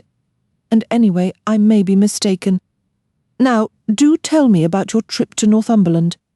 They recounted their visit, and Miss Marple listened closely. It's all so terribly sad, Gwenda said. Honestly tragic. Yes, indeed, poor soul, poor soul. That's exactly what I felt. Imagine how that man must be suffering. Him? Oh, yes, yes, of course. But you meant... Well, yes, I was thinking of her, the wife. She was likely deeply in love with him, and he married her because she seemed suitable, or out of pity, or for one of those practical, kindly reasons men sometimes have, which can be so terribly unfair in the end. I know 100 ways of love, and each one makes the loved one rue. Giles quoted softly. Miss Marple turned to him. Yes, that is painfully true. Jealousy, you know, seldom needs a real cause. It's more fundamental, I suppose. It grows from knowing your love isn't returned, so you wait and watch, always expecting the one you love to turn to someone else, which almost inevitably they do. So this Mrs. Erskine has made her husband's life a torment, and he, without meaning to, has made hers the same. Yet I believe she has suffered more, and still I dare say he is genuinely fond of her. He can't be, Gwenda protested. Oh, my dear, you are young. He never left her, and that means something. Because of the children. Out of duty? The children perhaps Miss Marple allowed, though I must say gentlemen do not always show a strong sense of duty where their wives are concerned. Public service is another matter entirely. Giles laughed. What a delightful cynic you are, Miss Marple. Oh dear, Mr. Reed, I hope not. One must always keep hope for human nature. I still can't believe it was Walter Fane, Gwenda said thoughtfully. And I'm certain it wasn't Major Erskine. I feel sure of that. Our feelings aren't always reliable guides, Miss Marple observed. The most unlikely people do unexpected things. Why, in my own village there was quite a stir when the treasurer of the Christmas Club put every penny on a horse. He disapproved of gambling entirely. His father had been a bookmaker and treated his mother badly, so intellectually he was quite sincere. But one day he happened to be driving near Newmarket, saw the horses training, and it all swept over him. Blood will tell after all. Both Walter Fane and Richard Erskine have backgrounds that seem above reproach, Giles noted gravely, though a faint smile touched his mouth. But then, murder is often an amateur's crime. What matters, Miss Marple said, is that they were there on the spot. Walter Fane was here in Dilmouth, and Major Erskine, by his own account, was with Helen Halliday very close to the time she died, and he didn't return to his hotel until quite late that night. But he was completely open about it. Gwenda stopped. Miss Marple was looking at her with unusual intensity. I simply wish to stress, Miss Marple remarked, the value of being present in person. Her gaze moved between them. I believe you'll have little difficulty locating J.A. Affleck's address. As the owner of Daffodil Coaches, it ought to be straightforward. Giles gave a nod. I'll look into it. It's likely in the phone book. He hesitated. You think we should pay him a visit? Miss Marple paused briefly before replying. If you do, you must exercise great caution. Recall what that elderly gardener mentioned. Jackie Affleck is clever. Please, do be very careful. 21. J. Affleck. 2 listings appeared in the telephone directory for J. Affleck of Daffodil Coaches, offering Devon and Dorset tours. One was an office in Exeter, the other a private residence on the town's outskirts. An appointment was set for the next day. As Giles and Gwenda were about to drive off, Mrs. Cocker hurried out, waving her arms. Giles hit the brakes. It's Dr. Kennedy on the phone. Sir. Giles stepped out and hurried back inside. He picked up the receiver. Giles Reed speaking. Good morning. I've just gotten a rather peculiar letter. From a woman named Lily Kimball. I've been racking my brain to recall who she is. I first thought of a patient, which threw me off. But I believe she might be a maid who once worked at your house. She was the house parlour maid during the period we're discussing. I'm fairly certain her first name was Lily, though I don't remember her surname. There was a Lily. Gwenda remembers her. She put a ribbon on the cat. Gwenny must have an extraordinary memory. She does. Well, I'd like to discuss this letter with you, not over the telephone. Will you be home if I come by? We're actually heading to Exeter now. We could stop at your place instead, sir. It's right on our route. Excellent. That will work perfectly. I prefer not to discuss all this too much on the phone, the doctor explained when they arrived. I always suspect the local operators listen in. Here's the woman's letter. He laid the letter on the table. It was written on inexpensive lined paper in an unpolished hand. Dear Sir, Lily Kimball had written. I'd be grateful if you could give me advice about the enclosed what I cut out of paper. I've been thinking and I talked it over with Mr. Kimball, but I don't know what's best to do about it. Do you think as it means money or a reward because I could do with the money? I'm sure, but wouldn't want the police or anything like that. I often have been thinking about that night when Mrs. Halliday went away, and I don't think, sir, she ever did because the clothes was wrong. I thought at first the master done it, but now I'm not so sure because of the car I saw out of the window. A posh car it was, and I seen it before, but I wouldn't like to do anything without asking you first. If it was all right and not police because I never have been mixed up with police, and Mr. Kimball wouldn't like it. I could come and see you, sir, if I may next Thursday, as it's market day, and Mr. Kimball will be out. I'd be very grateful if you could yours respectfully, Lily Kimball. It was sent to my old address in Dilmouth, said Kennedy, and forwarded here. The clipping is your advertisement. This is incredible, said Gwenda, a spark of hope in her voice. This Lily, you see, she doesn't believe it was my father. Dr. Kennedy looked at her with weary, gentle eyes. Good for you, Gwenny, he said softly. I hope you're correct now. Here's what I suggest we do. I'll reply to her letter and ask her to come here on Thursday. The train connection is quite convenient. By changing at Dilmouth Junction, she can arrive a little after 4:30. If you two can come over that afternoon, we can speak with her together. Perfect, said Giles. He checked his watch. We must go, Gwenda. We're running late. We have an appointment, he explained, with Mr. Affleck of Daffodil Coaches, and, as he informed us, he's a very busy man.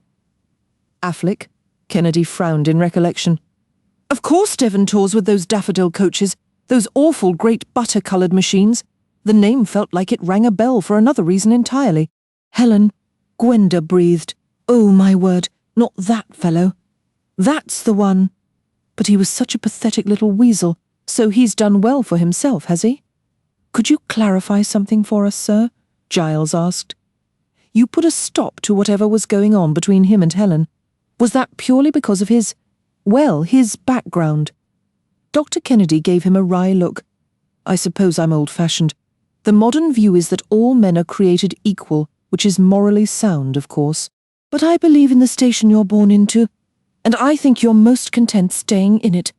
More than that, he added, his tone sharpening, I believe the man was dishonest, which he later proved to be. What exactly did he do? The specifics escape me now.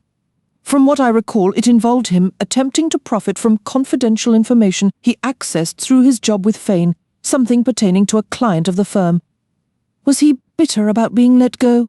Kennedy shot him a keen glance and replied curtly, Yes, and there was no other reason for your objection to his friendship with your sister. You didn't think he was, say, unstable in any way? Since you're asking directly, I'll be frank. Particularly after his dismissal, Jackie Affleck began to show signs of a disturbed mind, a kind of budding persecution complex. That said, his later success in life doesn't exactly support that theory. Who fired him? Was it Walter Fane?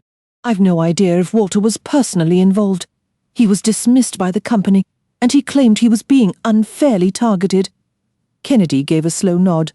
I see. Well, we must be off in a hurry until Thursday, sir. Gwenda whispered nervously to Giles. Honestly, I don't know what we'd do without Miss Marple. We rely on her at every step.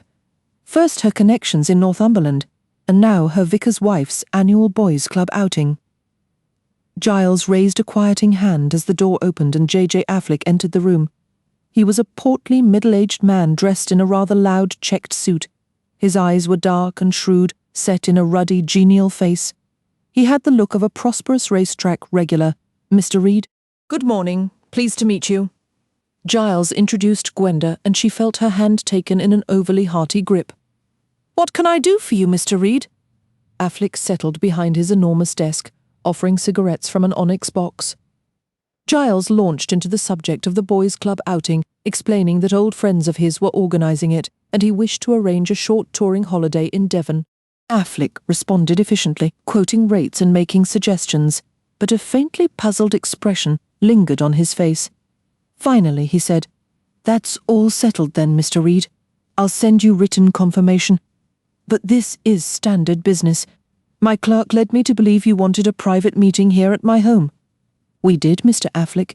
There were two matters, actually. We've dealt with the first. The other is entirely personal. My wife is very eager to reconnect with her stepmother, whom she hasn't seen in many years, and we thought you might be able to help. Well, if you give me the lady's name, I take it I know her. You knew her once. Her name is Helen Halliday. Before her marriage, she was Helen Kennedy. Affleck went very still. He narrowed his eyes and tilted his chair back slowly. Helen Halliday. I don't quite recall Helen Kennedy, formerly of Dilmouth, Gwenda supplied. The legs of Affleck's chair came down with a sharp thud. Ah, now I have it, he said, his round face breaking into a broad, delighted smile. Little Helen Kennedy. Yes, I recall her, but it's been a very long time. Must be close to 20 years now. 18, I corrected. Is it really?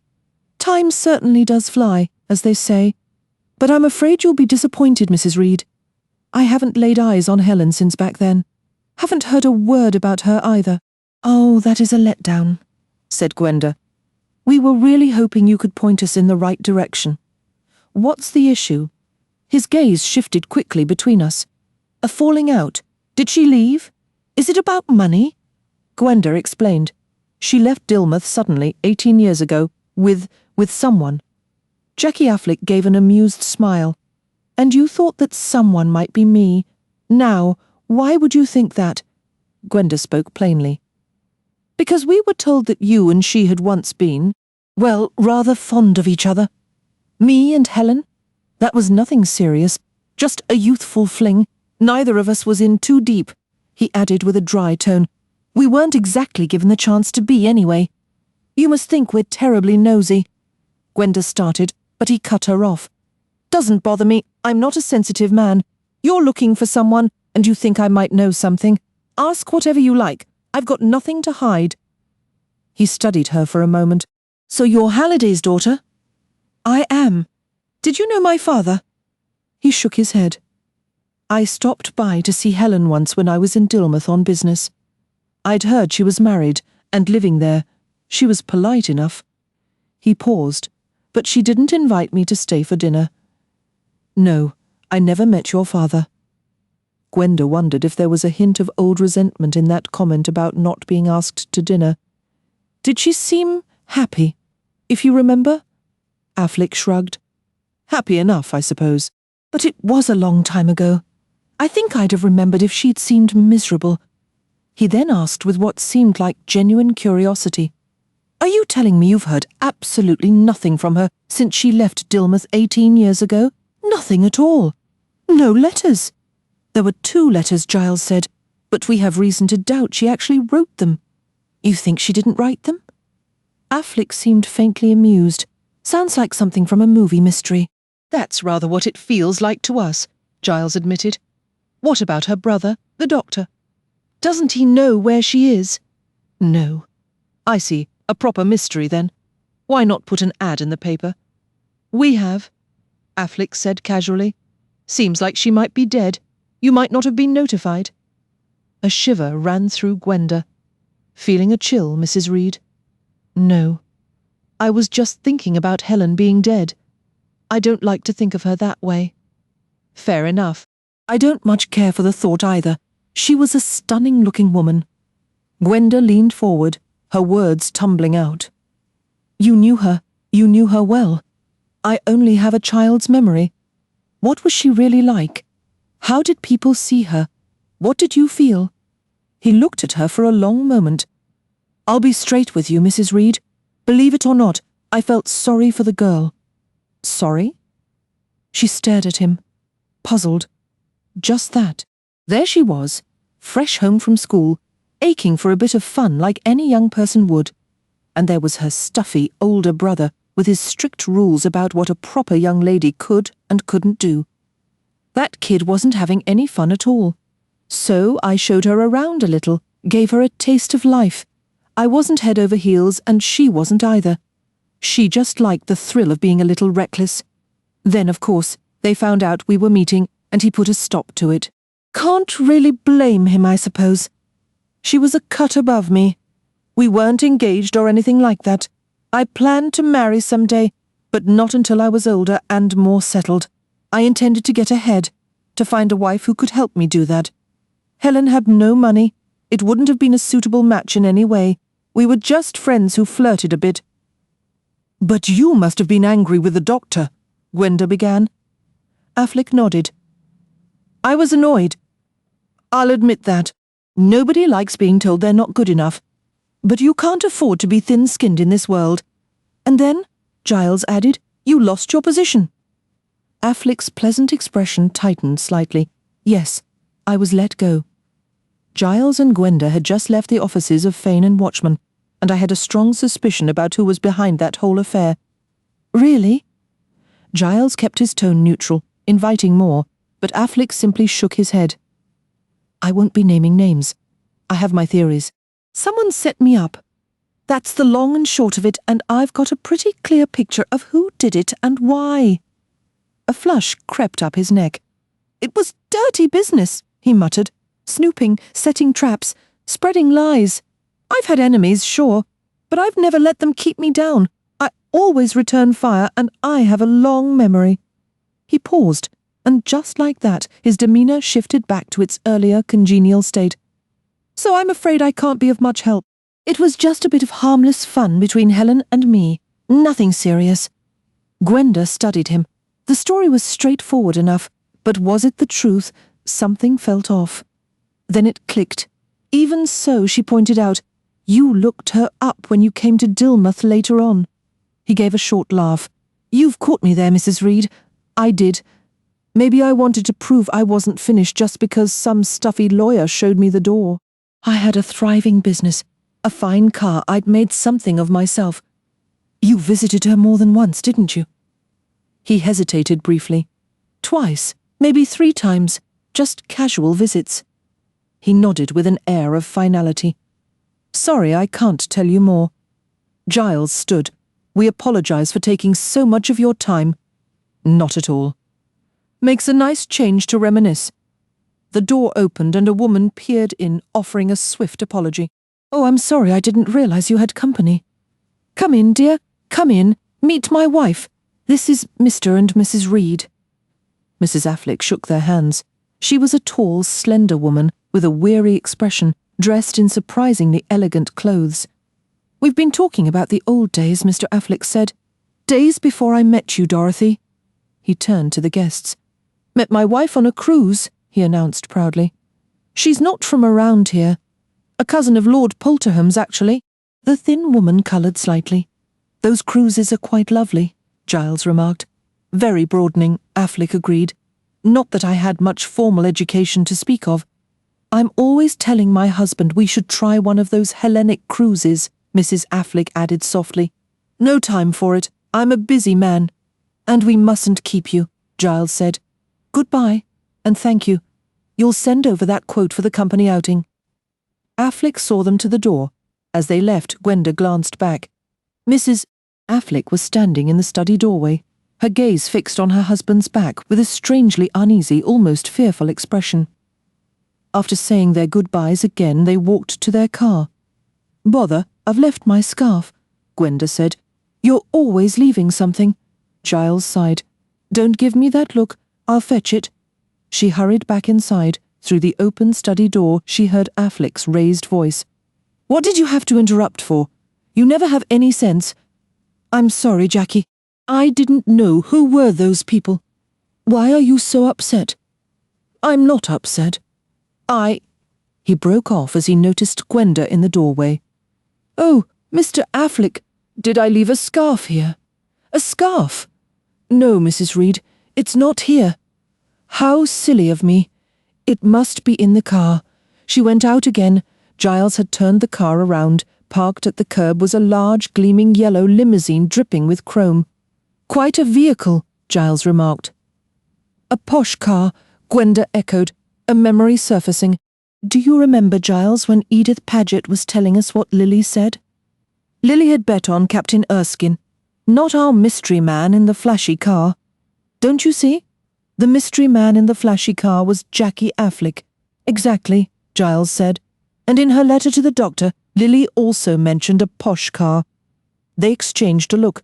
The pieces were fitting together. He was there on the spot, as Miss Marple would say on that particular night.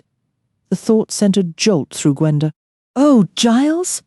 I can hardly wait until Thursday to hear what Lily Kimble has to say. What if she gets nervous and doesn't show up after all? She'll be there. Giles, if that flashy car was parked there that night, you think it was a garish yellow thing like this one? Admiring my ride? Mr. Affleck's cheerful voice made them start. He was leaning over the tidy hedge behind them. I call her Little Buttercup. I've always appreciated fine bodywork. Catches your eye, doesn't she? Absolutely, Giles replied. I'm fond of flowers, Mr. Affleck went on. Daffodils, buttercups, those little calceolarias, they all appeal to me. Here's your scarf, Mrs. Reed. It had fallen behind the table. Goodbye. It was a pleasure. Once they were driving away, Gwenda asked, Do you suppose he overheard us calling his car a yellow eyesore? I doubt it. He seemed perfectly friendly, didn't he? Giles looked a bit unsettled. Yes, but that might not mean much. Gwenda, his wife. I saw her expression. She's afraid of him. What? That cheerful, pleasant man? Maybe he's not so cheerful underneath. Honestly, I don't think I like Mr. Affleck. How long was he standing there listening? What exactly did we say? Nothing important, Giles answered, though his unease lingered. Well, I'll be damned, Giles exclaimed, staring in disbelief at a letter that had arrived with the afternoon post. What is it? It's the handwriting report. Gwenda leaned forward eagerly. And she didn't write that letter from abroad? That's just it, Gwenda. She did. They exchanged stunned looks. Gwenda said, incredulous, so the letters were genuine. Helen really left the house that night. She wrote from overseas. She wasn't murdered after all? Giles spoke slowly. It appears that way, but it's deeply unsettling. I don't understand it, just when everything seemed to point in the opposite direction. Could the experts be mistaken? I suppose it's possible, but they sound quite certain. Gwenda, I truly don't comprehend any of this. Have we been making complete fools of ourselves? All because of my odd reaction at the theatre. Listen, let's stop by Miss Marple's. We have time before we see Dr. Kennedy at 4:30. Miss Marple, however, responded in an unexpected way. She said it was all very satisfactory. But Miss Marple, Gwenda pressed. What do you mean by that? I mean, my dear, that someone hasn't been quite as clever as they imagined. How so? They've slipped up, Miss Marple replied with a satisfied nod. But how? Well, Mr. Reed, surely you see how this narrows the possibilities. Even if we accept that Helen wrote the letters, are you saying she might still have been killed? I'm saying it was very important to someone that those letters be in Helen's own hand. I see, or I think I do. There must be specific circumstances under which Helen could have been persuaded to write them. That does limit things, but what circumstances exactly? Oh, come now, Mr. Reed. You're not really thinking? It's perfectly straightforward. Giles looked irritated and stubborn. It isn't obvious to me, I assure you. If you'd only reflect a moment. Come on, Giles, Gwenda interrupted. We'll be late. They left Miss Marple smiling to herself. That old woman can be infuriating, Giles muttered. I still have no idea what she was hinting at. They arrived at Dr. Kennedy's house right on time. The doctor himself answered the door. I let my housekeeper have the afternoon off, he explained. It seemed preferable.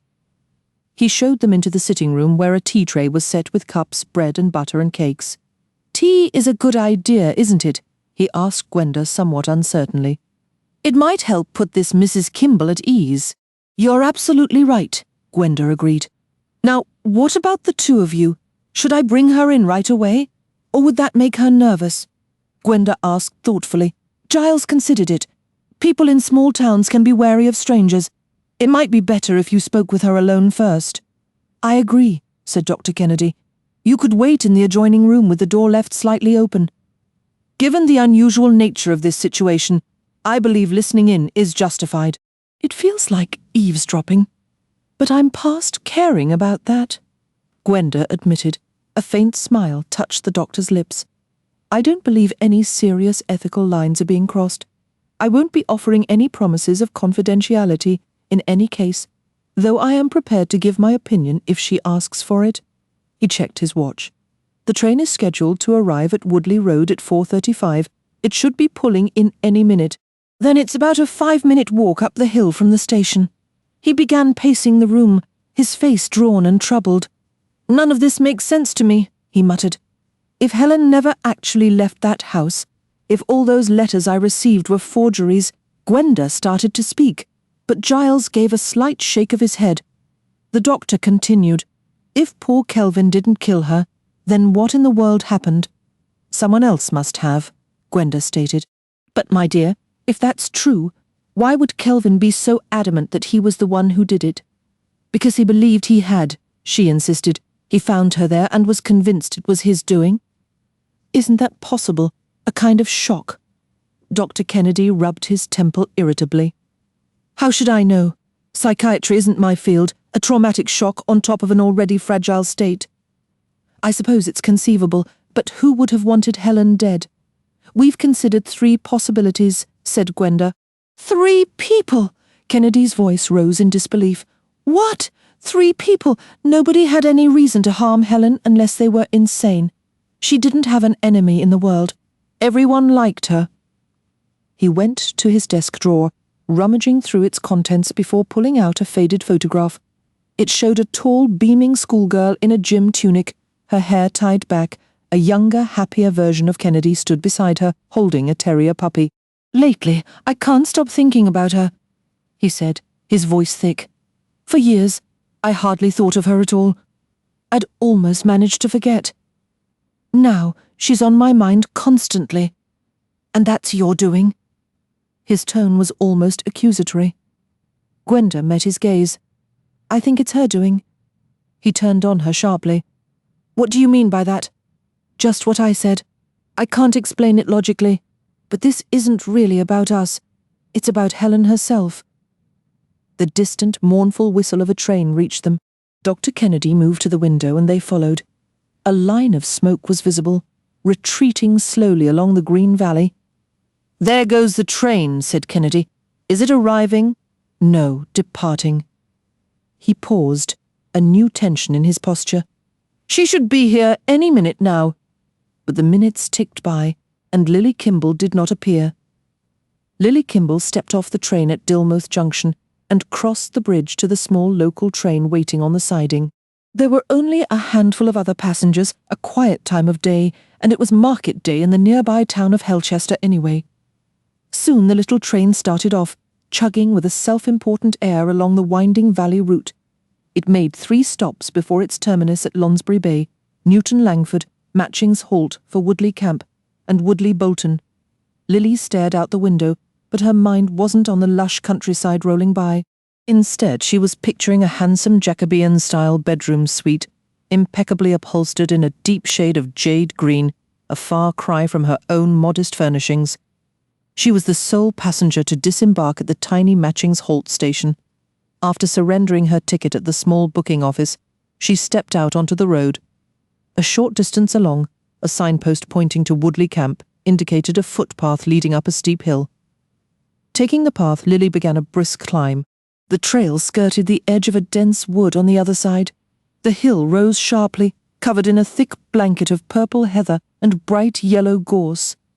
The air was fresh and clean, a stark contrast to the sooty atmosphere of the city she'd left behind that morning, and for a fleeting moment, she wondered what her life might have been like if she'd never left this part of the country.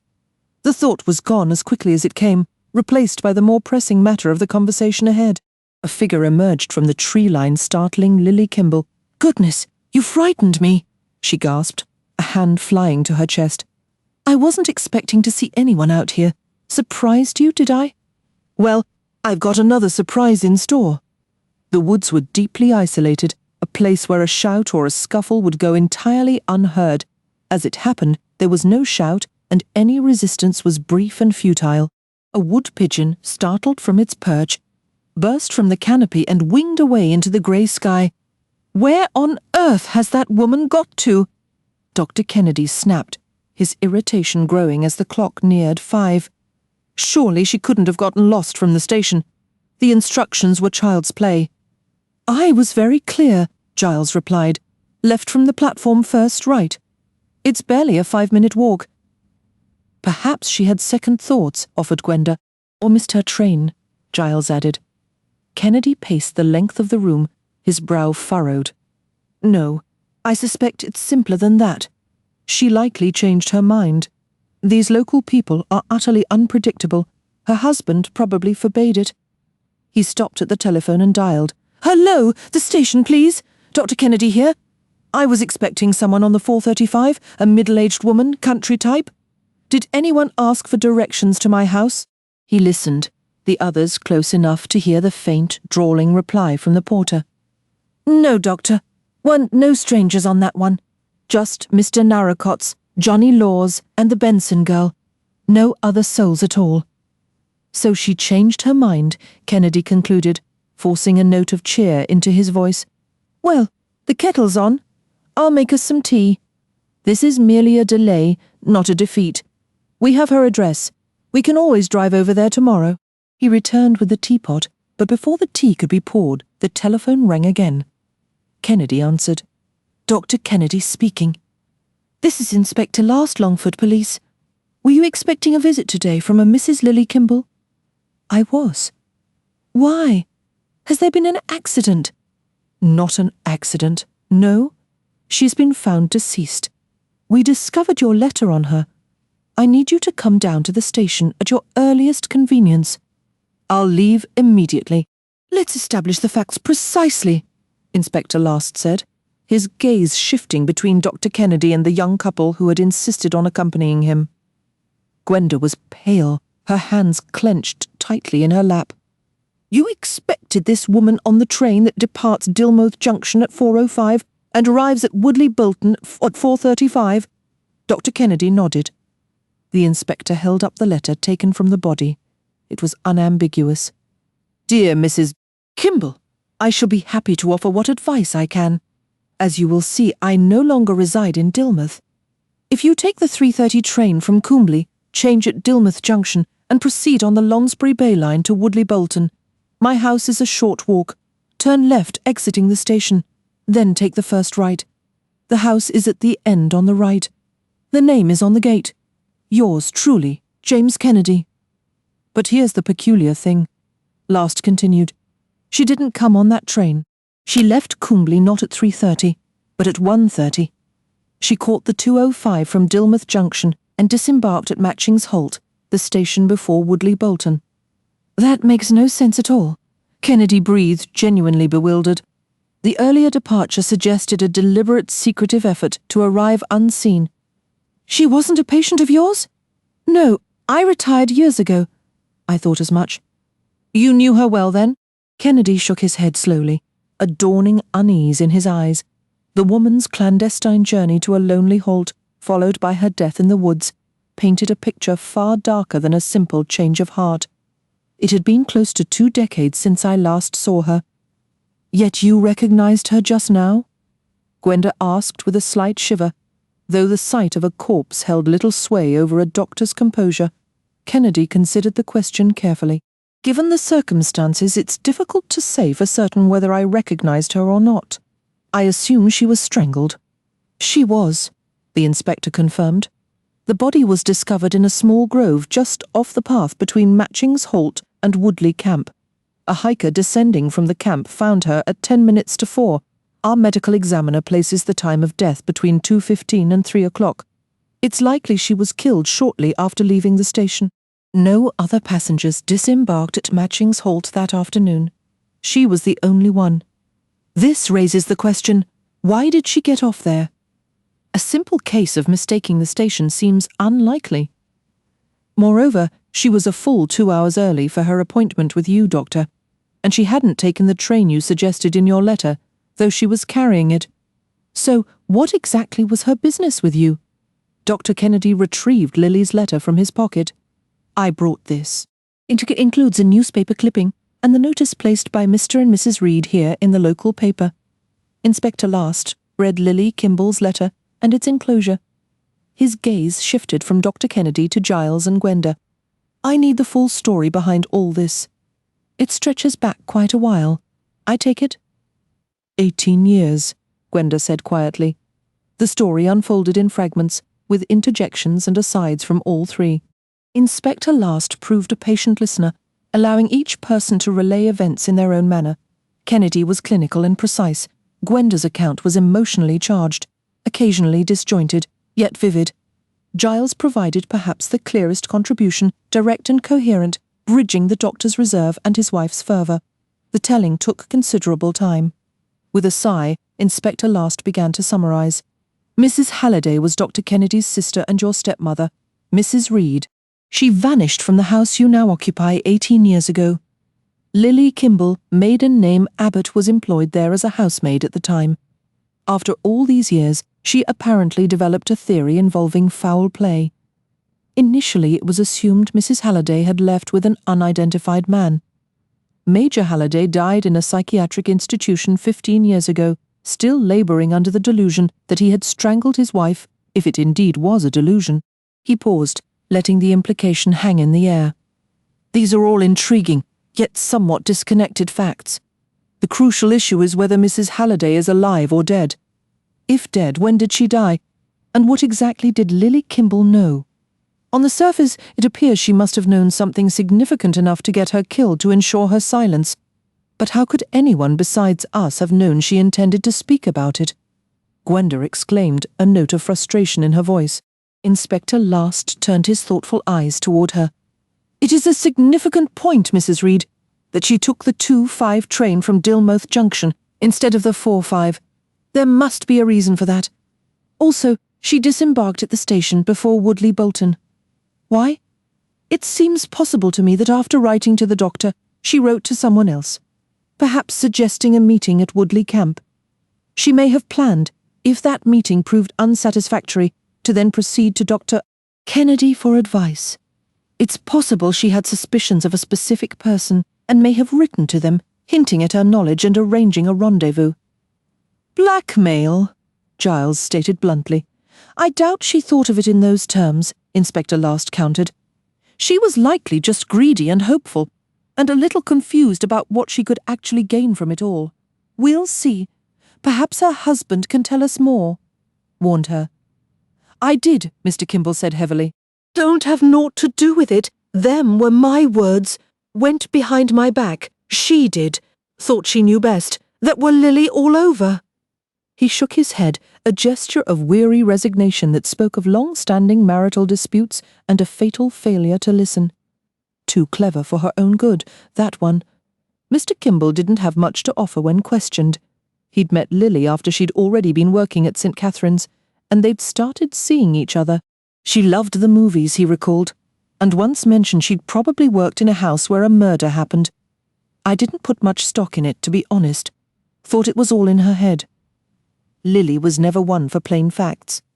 She spun me this long, winding tale about the master killing the missus and maybe hiding the body in the cellar, and something about a French girl who saw something out a window. Don't you go listening to foreigners, my girl, I told her. They're all liars. The lot of them. Not like us. When she kept going on about it, I stopped paying attention. She was building a whole story from nothing. Lily had a taste for crime stories. She used to buy the Sunday News when it ran that series on famous murderers. She was obsessed with it. If she wanted to believe she'd been in a murder house, well, believing doesn't hurt anyone. But when she started pestering me about answering that advertisement, you leave it alone, I said.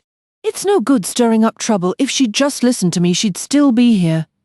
He paused, thinking it over. Yeah, he said quietly. She'd be alive right now, too clever by half. That was Lily. Giles and Gwenda hadn't accompanied Inspector Last and Dr. Kennedy to speak with Mr. Kimball. They returned to Hillside around 7. Gwenda was pale and visibly shaken. Dr. Kennedy had pulled Giles aside earlier, advising, get some brandy into her and make her eat something, then put her to bed. She's had a severe shock. It's just so horrible, Giles, Gwenda repeated, her voice unsteady. That poor naive woman making an appointment with a killer and walking right into it so confidently, like a lamb to the slaughter. Try not to dwell on it, darling. We knew there was someone dangerous involved. But we didn't. Not really. Not a present-day killer. It was all in the past. 18 years ago. It never felt entirely real. Part of me hoped it was all a mistake. Well, this proves it wasn't a mistake. You were right all along, Gwenda. Giles was relieved to find Miss Marple already at the house. She and Mrs. Cocker took charge, fussing over Gwenda, who refused brandy. It reminded her unpleasantly of rough Channel crossings, but accepted a hot whiskey and lemon. Gently persuaded by Mrs. Cocker, she sat and managed to eat an omelette. Giles would have preferred to talk of anything else, but Miss Marple, with what he had to admit were superior tactics, discussed the crime in a calm, almost detached manner. Very dreadful, my dear, she said, and naturally a great shock. But one must admit it is interesting. At my age, death doesn't shock me as it does the young. Only something prolonged and painful, like cancer, truly distresses me. The crucial point is that this proves, definitely and beyond doubt, that poor Helen Halliday was killed. We've suspected it all along, and now we know. And according to your reasoning, Giles said, we should know where the body ended up. The cellar, I suppose. No, Mr. Reed. Remember, Edith Paget said she went down to the cellar the next morning because Lily's story unsettled her. She found no signs of anything amiss. And there would have been signs, you know, if someone was truly looking for them. What happened to it then? Driven away in a car and dumped over a cliff into the ocean. No. Think, my dears. What was the first thing that struck you, Gwenda, when you arrived here? The fact that from the drawing-room window you had no view down to the sea. Where you felt certain steps should lead down to the lawn, there was instead a thick planting of shrubs. You later discovered the steps had originally been there but were moved to the end of the terrace at some point. Why were they moved? Gwenda stared at her, a slow understanding beginning to dawn. You're suggesting that's the spot where? There had to be a reason for altering the layout, and frankly, the new location makes no practical sense. Putting steps down to the lawn at that end of the terrace is simply illogical. Yet it's a secluded corner, shielded from the house except for one window, the nursery on the second floor. Consider this. If you need to bury something and disturb the earth, you require a plausible excuse. The excuse here was relocating the stone steps from their original position by the living room to this far end. From Dr. Kennedy, I've learned that Helen Halliday and her husband were passionate gardeners, often directing the work themselves.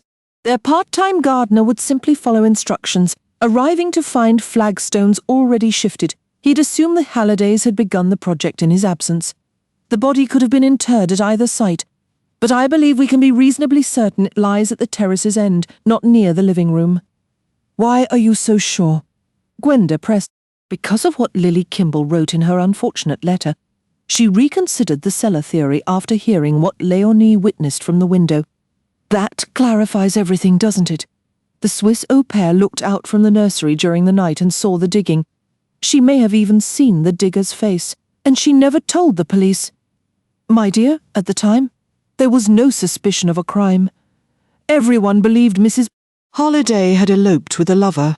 That's all Leonie would have understood. Her English was likely limited. She might have mentioned a strange sight from her window to Lily later on, which fueled Lily's suspicions, but Edith Paget undoubtedly dismissed it as nonsense. A young foreign girl would be easily swayed and terribly anxious about involving herself with police in a strange country, so she returned to Switzerland and probably put the whole matter out of her mind. Giles leaned forward. If she's still alive, if we could find her. Miss Marple gave a slight nod. Perhaps. How do we even start looking? Giles asked. The police are far better equipped for such a task, Miss Marple replied. Inspector Last is due here tomorrow morning. Then I should inform him about the steps, and about what I saw or imagined I saw in the hallway. Gwenda's voice was tense. Yes, dear. You were very prudent to keep that to yourself until now. But the moment has arrived. Giles pieced it together slowly. She was killed in the hall, then carried upstairs and placed on the bed. Kelvin Halliday returned, was drugged, and was also taken up to the bedroom. He regained consciousness under the illusion he was responsible. The real murderer must have been close by, watching. After Kelvin left for Dr.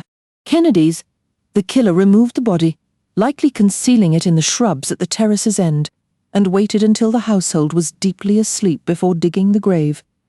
That means whoever did it was here, lurking around the property, for nearly the entire night. Miss Marple agreed. He had to remain on the scene. I recall you emphasizing that point. Now we must evaluate which of our three possibilities best fits those circumstances. Let's begin with Erskine. He was unquestionably present. By his own account, he walked Helen Kennedy back from the beach around 9 o'clock and said his goodbyes. But did he truly leave her then? Or did that farewell mark the beginning of the tragedy rather than its end? Suppose he strangled her instead, Giles proposed. But they were finished long before that, Gwenda objected. He insisted he was rarely alone with Helen. That's precisely the point, Giles countered. We can't simply take anyone's word for it now. I'm relieved to hear you say that, Miss Marple interjected gently. I must confess, I've been concerned by how readily you both accept statements as fact. I possess, perhaps unfortunately, a rather sceptical disposition. In a murder investigation, I adhere to a principle. Nothing is true unless it can be verified. For example, we can be reasonably sure about Lily Kimball's observation regarding the suitcase. Edith Paget relayed it to us, and Lily confirmed it in her own letter to Dr. Kennedy. That constitutes one solid fact. Dr. Kennedy also told us Kelvin Halliday believed his wife was drugging him, a belief corroborated by Kelvin's own diary. That is another fact, and a profoundly strange one, wouldn't you agree? We'll set that aside for the moment. My concern is that many of your theories rest on plausible stories people have told you. Giles studied her intently. Gwenda, her colour returning, took a sip of coffee and leaned forward. Then let's examine what 3 key people told us, Giles said. Start with Erskine. He claims you're biased against him. Gwenda interrupted. It's pointless. He's cleared. He couldn't have killed Lily Kimball. Giles pressed on, undeterred. He says they met on the ship to India, fell in love, but he couldn't abandon his family, so they parted. What if the story was different? What if he was desperately in love, and she refused to run away with him? What if he threatened to kill her, if she ever married someone else? That seems far-fetched.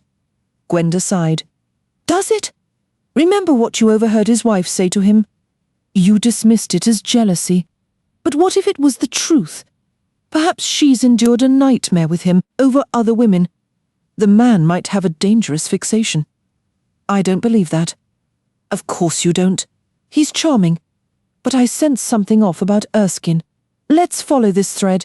Helen breaks her engagement to Fane, returns home, marries your father, and settles here. Then, suddenly, Erskine reappears. He arrives for a summer holiday with his wife, a rather odd choice, he admits, motivated by a desire to see Helen. Now, suppose Erskine was the man in the drawing room that day. Suppose Lily overheard Helen say, I'm afraid of you. I've always been afraid of you. I think you're mad. Terrified, Helen makes secret plans to move to Norfolk, telling no one until after the Erskines leave Dilmouth. It fits now. The fatal night. We don't know the Hallidays' earlier movements. Miss Marple cleared her throat. I actually spoke with Edith Paget again.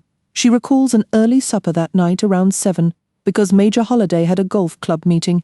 Mrs. Halliday went out afterward. Right. So Helen meets Erskine, perhaps by arrangement on the beach. He's leaving the next day. Maybe he refuses to go. He pleads with her to leave with him. She returns here, and he follows. Finally, in a burst of insane rage, he strangles her.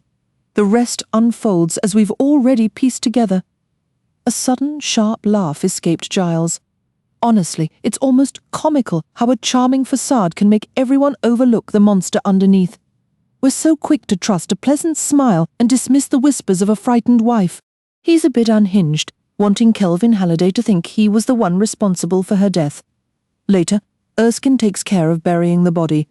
You recall, he mentioned to Gwenda that he didn't return to the hotel until very late, claiming he was wandering around Dilmouth. One has to wonder, Miss Marple mused, what his wife was up to during all that. Probably consumed with jealousy, Gwenda suggested, and gave him an earful when he finally showed up.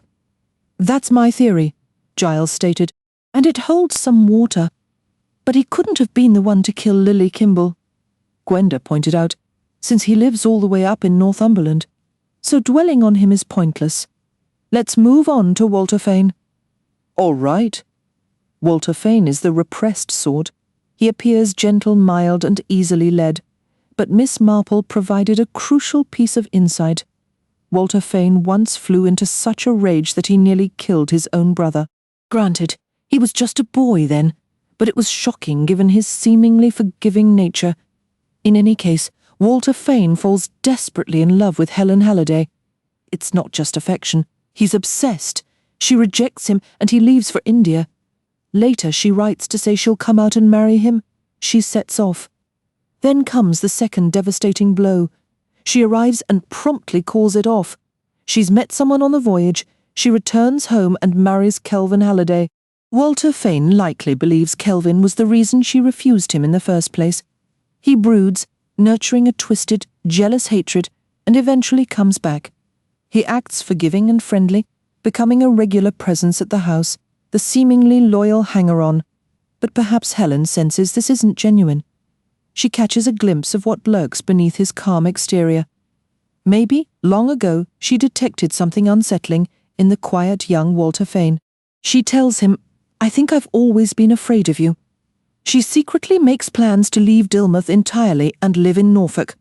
Why? Because she's terrified of Walter Fane. Now we return to that fateful night. Here, we're on shaky ground. We don't know Walter Fane's movements that evening, and I doubt we ever will. but he fits Miss Marple's criterion of being on the spot, living just a 2 or 3 minute walk away. He might have claimed an early night due to a headache, or shut himself in his study to work, something along those lines. He could have performed all the actions we've attributed to the murderer, and I suspect he'd be the most likely of our suspects to bungle packing a woman's suitcase. He simply wouldn't know enough about women's clothing to do it convincingly. It was strange, Gwenda recalled. In his office that day I had this odd sensation that he was like a house, with all the blinds drawn tight, and I even had this fanciful notion that there was something dead inside. She looked at Miss Marple. Does that sound utterly ridiculous to you? Not at all, my dear, Miss Marple replied. I believe you may have sensed something true. And now, Gwenda continued, we come to Affleck's tours. Jackie Affleck, who was always too clever by half. The first mark against him is Dr. Kennedy's belief that he showed signs of a budding persecution complex. That is, he was never entirely stable. He told us his version about Helen, but we can agree now that was a complete fabrication. He wasn't just fond of her as a cute kid, he was madly, passionately in love with her. But the feeling wasn't mutual. She was merely amusing herself. She was, as Miss Marple might say, rather indiscriminate with her affections. No, dear, Miss Marple corrected gently. I said nothing of the kind. Well, prone to infatuations if you prefer, Gwenda amended. In any event, she had a fling with Jackie Affleck and then wanted to end it. He wasn't having it. Her brother helped extricate her from the mess, but Jackie Affleck never forgave or forgot. He lost his job, according to him, because Walter Fane set him up. That right there shows definite signs of that persecution mindset. Yes, Giles agreed. It certainly points that way, yet if it were true it added another mark against Fane, and a significant one at that.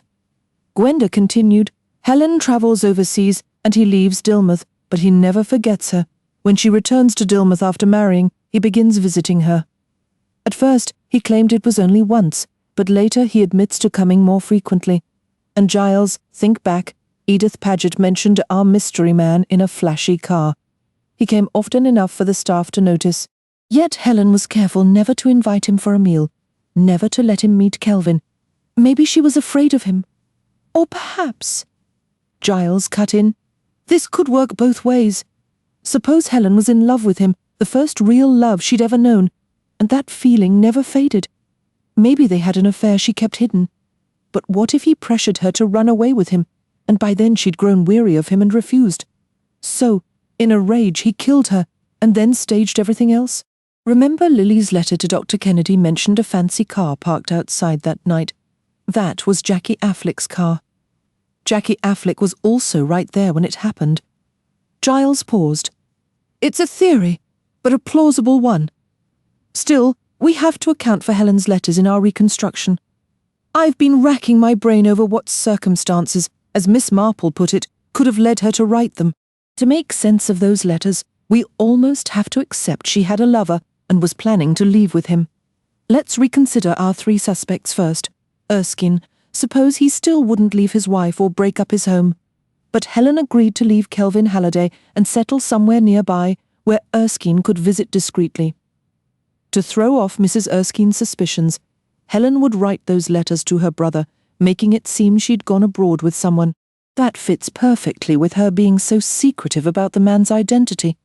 But if she was planning to leave her husband for him, why would he kill her? Gwenda asked. Maybe she had a sudden change of heart, decided she truly cared for Kelvin after all. He lost his temper and strangled her. Then he took her clothes and suitcase and used the letters she'd already written. That explanation ties everything together neatly. The same logic could apply to Walter Fane, Giles replied. For a country solicitor, a scandal would be ruinous. Helen might have agreed to relocate nearby where Fane could see her, while pretending she'd gone overseas with another man. Letters prepared, then, as you said, she changed her mind. Walter snapped and killed her. What about Jackie Affleck? It's harder to see a motive for the letters with him. Scandal probably wouldn't hurt him much. Maybe Helen was afraid, not of Affleck, but of my father, and thought pretending to go abroad was safer. Or perhaps Affleck's wife controlled the money at the time. and he needed her funds for his business. There are plenty of possibilities for why those letters existed. "Which one do you lean toward, Miss Marple?" Gwenda inquired. "I don't really suspect Walter Fane, but then again—" Just then Mrs. Cocker entered to clear the coffee cups. "Oh, madam, I nearly forgot," she said. "With all this talk of murder and you and Mr. Reed caught up in it, it's not good for you, especially now Mr. Fane stopped by this afternoon asking for you. He waited a good half-hour. Seemed to think you were expecting him." "How odd," said Gwenda. "What time was this?" "Must have been around 4 o'clock or just after. And then not long after, another gentleman came in a great big yellow car. He was absolutely certain you were expecting him too. Wouldn't take no for an answer. Waited 20 minutes. Gwenda frowned. "I thought perhaps you'd planned a tea party, and it slipped your mind." "Not at all," said Gwenda. "How strange." "Let's call Fane right now," suggested Giles. "He won't be asleep yet." He went to the telephone. "Hello, is that Fane? Giles Reed here. We heard you stopped by to see us this afternoon." "What? No, absolutely not. No, that's very odd. Yes, I'm wondering the same." He hung up. "Here's something peculiar. He got a call at his office this morning. A message was left asking him to come see us this afternoon. It was described as very important." Giles and Gwenda exchanged a long look. Then Gwenda said, "Call a flick again." Giles went to the phone, found the number, and dialed. It took a moment, but he finally got through. "Mr. Affleck." "Giles Reed, He was clearly cut off by a torrent of words from the other end. Eventually he managed to say, "But we didn't.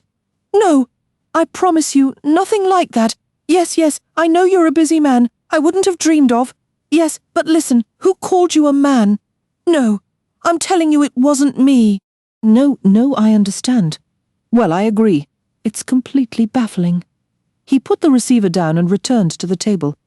"Well, there you have it," he said. "Some man claiming to be me called Affleck and insisted he come over here. Said it was urgent, involved a large sum of money." They stared at each other. "It could have been either one of them," said Gwenda. "Don't you see, Giles? Either one could have killed Lily and then come here to establish an excuse. Not quite an alibi, dear," Miss Marple gently corrected, "but a reason to be away from their place of work. What I mean is, one is telling the truth and the other is lying. One called the other and asked him to come here, to cast suspicion upon him. But we don't know which. The issue is clear now between the two of them, Fane or Affleck. My money is on Jackie Affleck." "I suspect Walter Fane," said Giles.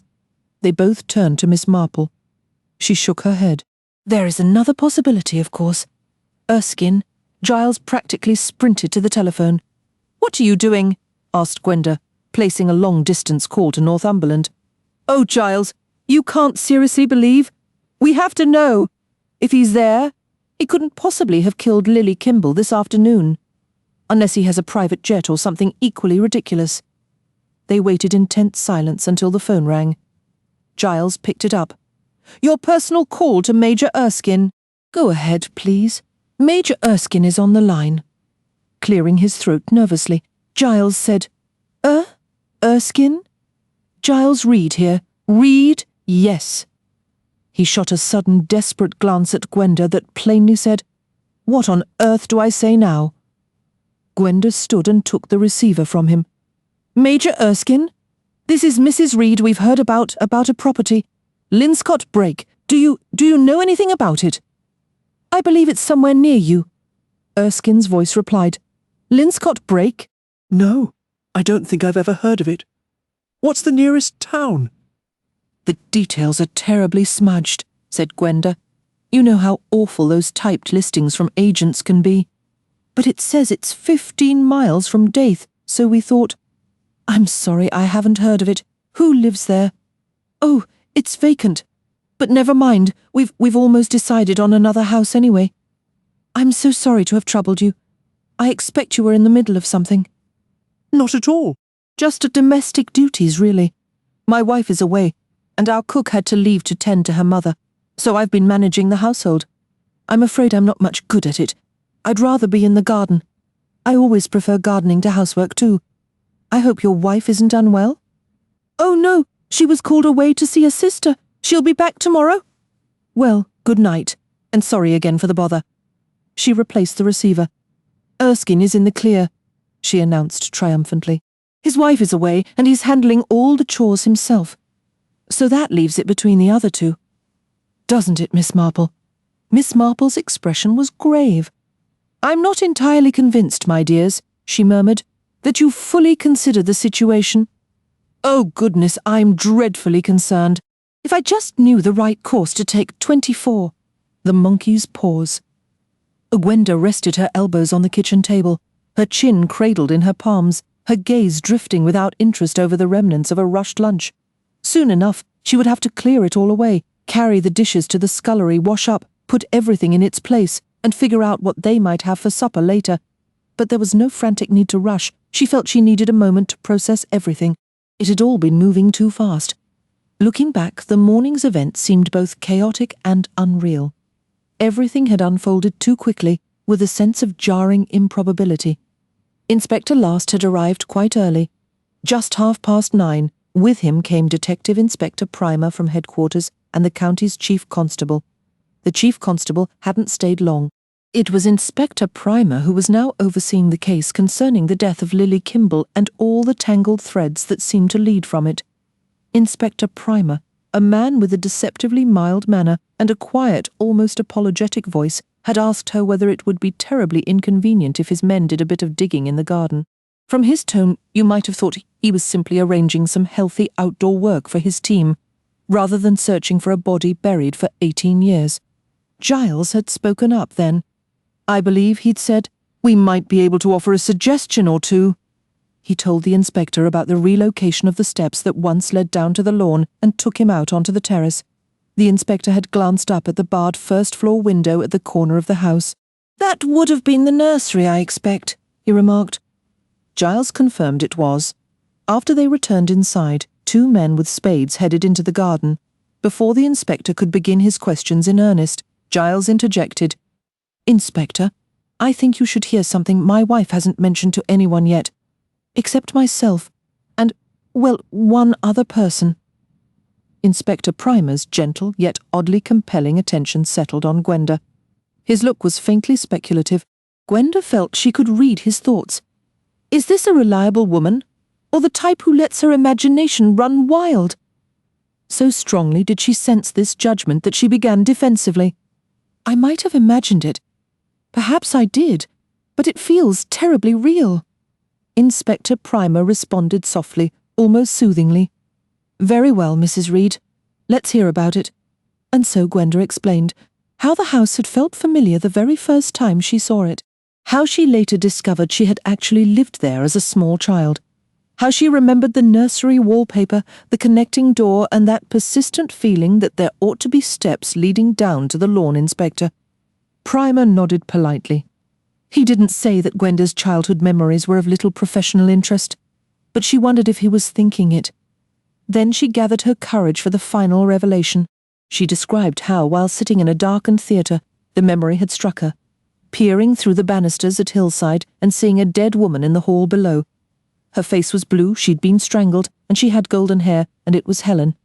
But it was so confusing, I had no idea who Helen even was. We believe that? Giles started, but Inspector Primer, with unexpected authority, raised a restraining hand. Please let Mrs. Reed tell me in her own words. So Gwenda stumbled on, her cheeks flushed, with Inspector Primer gently guiding her, a deft, technical skill she didn't fully appreciate in the moment. Webster? He mused thoughtfully. The Duchess of Malfi? Monkey's pause. But that part was probably just a nightmare, Giles offered. Please, Mr. Reed, the inspector said, his tone still mild but firm. It might all have been a nightmare, Gwenda conceded, her voice trailing off. No, Inspector Primer said quietly, his eyes steady on hers. I don't believe it was. The death of Lily Kimball presented a serious problem. It was difficult to explain unless one accepted the premise that a woman had been killed in this very house. This grim logic felt almost reassuring in its clarity, and Gwenda pressed forward with her theory. It couldn't have been my father. It simply wasn't him.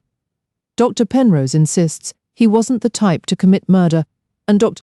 Kennedy was convinced he only believed himself guilty. So the real killer wanted the blame to fall on him, and we believe it's one of two people.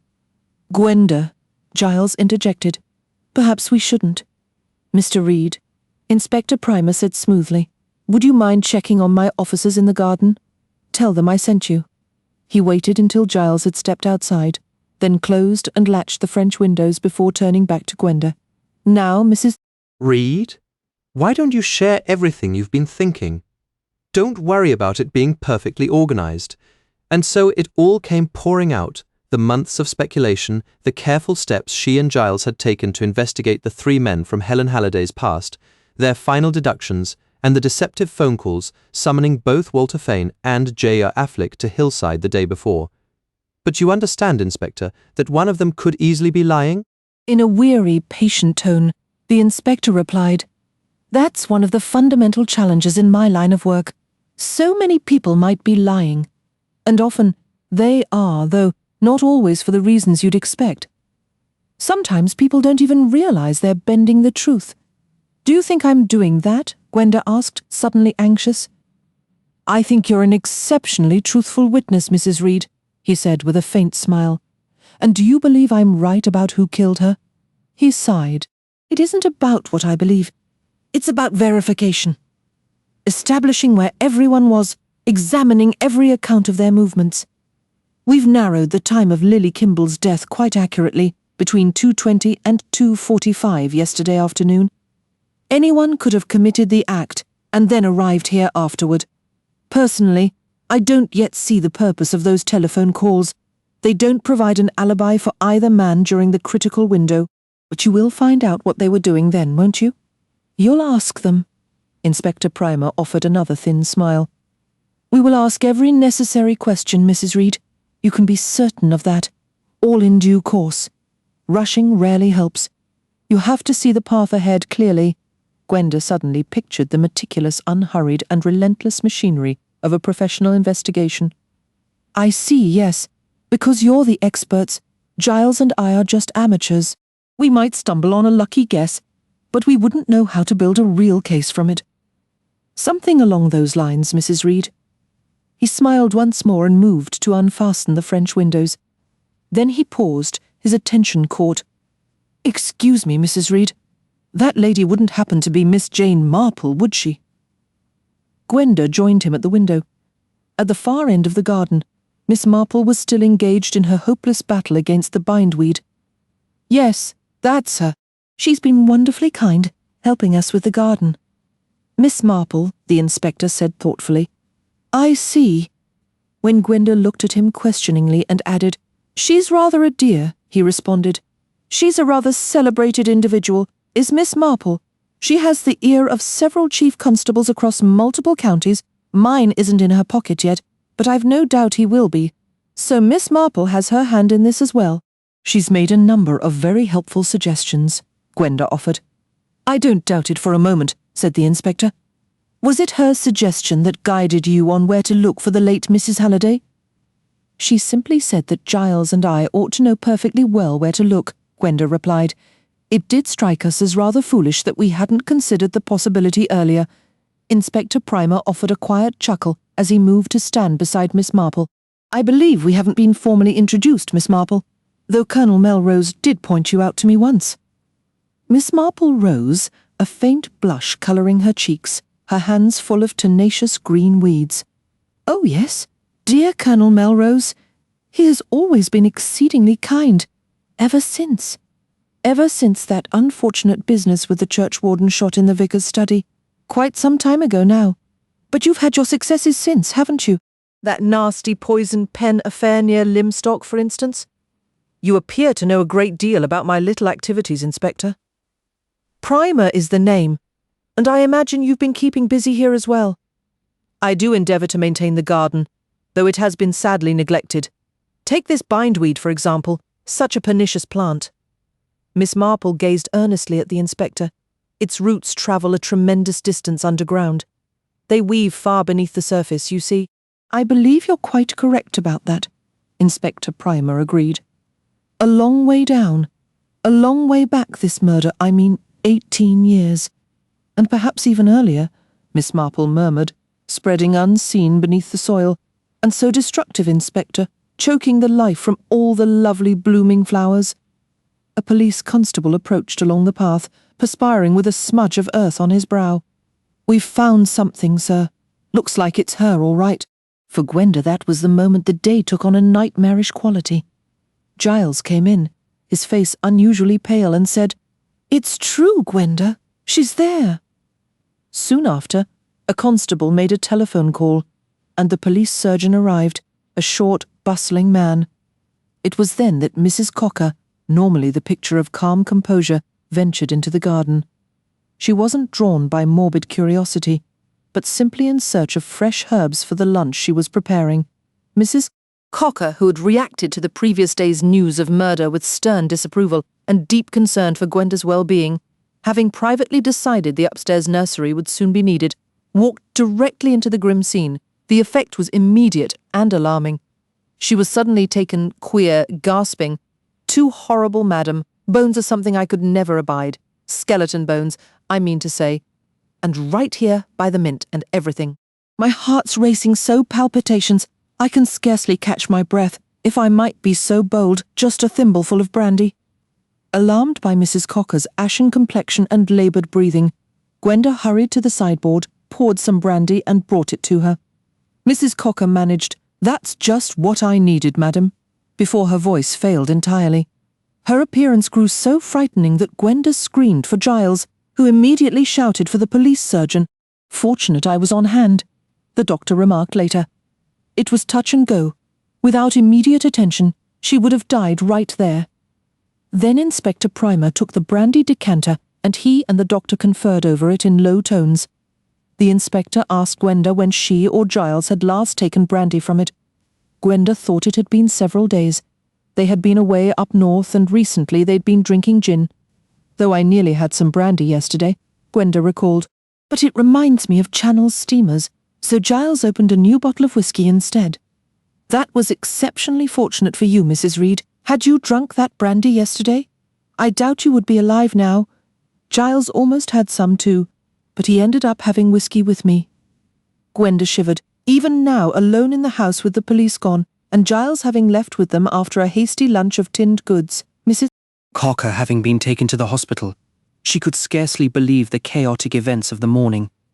The ordinary quiet of the house felt utterly strange, a stark contrast to the turmoil that had unfolded just hours before. One clear fact emerged from the haze. Both Jackie Affleck and Walter Fane had been in the house the day before. Either man could have doctored the brandy. Those mysterious phone calls served no purpose unless they were meant to give one of them the chance to poison the decanter while the other was distracted. Gwenda and Giles were getting dangerously close to the truth. Could a third party have slipped in from outside, perhaps through the open dining room window, while they were waiting at Dr. Kennedy's for Lily Kimball? A shadowy figure who made the calls to cast suspicion on both men. But that theory felt wrong. A true outsider would have called only one of them, creating a single suspect, not two. And who would that outsider even be? Erskine was confirmed to be far away in Northumberland. No, the answer was simpler. Either Walter Fane called Affleck while pretending to receive a summons himself, or Affleck did the same to Fane. One of them was lying. The police, with all their resources and cleverness, would figure out which. In the meantime, both men would be under watch. They wouldn't get another chance. Gwenda shivered.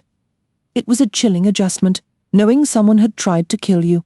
Miss Marple had warned them it was dangerous long ago, but she and Giles had brushed it off as dramatic. Even Lily Kimball's death hadn't made the threat feel personal. Now it did. Their digging into an 18-year-old mystery had made them targets. They were piecing together what must have happened back then and who had orchestrated it. Walter Fane or Jackie Affleck? Which one? Closing her eyes, Gwenda re-examined them with this new, grim perspective. Walter Fane, so quiet in his office, like a pale spider sitting motionless at the centre of a web. He seemed harmless, almost faded. A house with its blinds permanently drawn. Someone dead inside that house, 18 years gone, but still a haunting presence. How sinister that quietness seemed now. This was the same Walter Fane who had once flown into a murderous rage against his own brother. The same man Helen had refused, not once but twice, first here at home and later in India, a double rejection, a double humiliation. Walter Fane, so repressed and unemotional, might only express himself through sudden, violent acts. Wasn't that the story of quiet Lizzie Borden? The parallels felt unnerving. Gwenda opened her eyes. She had almost convinced herself it was Walter, hadn't she? But she owed it to herself to consider Affleck with her eyes wide open, his loud check suit, his booming, domineering manner, the polar opposite of Fane. There was nothing repressed about Jackie Affleck. He was all bluster and noise. Yet that very overcompensation might point to a deep insecurity. Experts said that kind of behavior often sprang from an inferiority complex. If you felt small, you boasted loud. Helen had turned him down for not being good enough. That rejection would fester. His determination to succeed, his narrative of persecution. Everyone was against him. Even losing his job was, in his mind, a faked charge concocted by an enemy. Didn't that suggest a mind that wasn't quite right? What a sense of power a man like that might derive from killing. That jovial, good-natured face of his masked something cruel. His thin, pale wife knew it. Her fear was palpable. Lily Kimble had threatened him, and Lily Kimble died. Now Gwenda and Giles were meddling, so they too had to be removed, with Walter Fane neatly framed for it all, a satisfying revenge for that old dismissal. The pieces fit together with a terrible neatness. Gwenda shook herself, pulling back from these dark thoughts.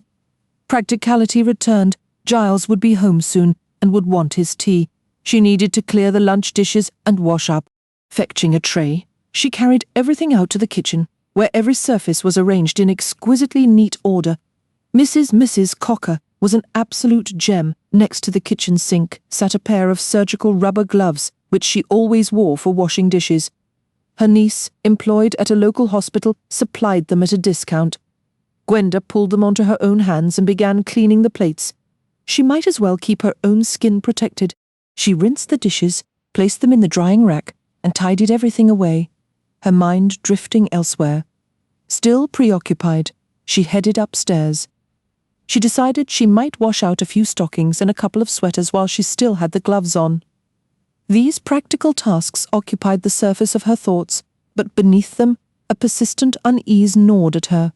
She had laid out reasonable scenarios implicating either Walter Fane or Jackie Affleck. Perhaps that was the very problem. It would be far more conclusive if only one suspect fit the evidence convincingly.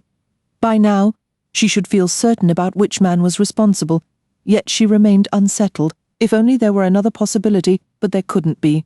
Richard Erskine was completely cleared, having been in Northumberland during both Lily Kimble's death and the tampering with the brandy decanter. She was glad of that. She liked Richard Erskine. He was undeniably attractive. What a pity he was married to that formidable woman with her distrustful gaze and startlingly deep voice. A voice just like a man's. The thought shot through her mind with a sudden, cold dread. A man's voice. Could it have been Mrs. Erskine, and not her husband, who answered Giles on the telephone last night? No, that was absurd. They would have recognized the difference. Besides, Mrs. Erskine would have had no idea who was calling. Of course it was Richard who answered, and his wife was away visiting relatives.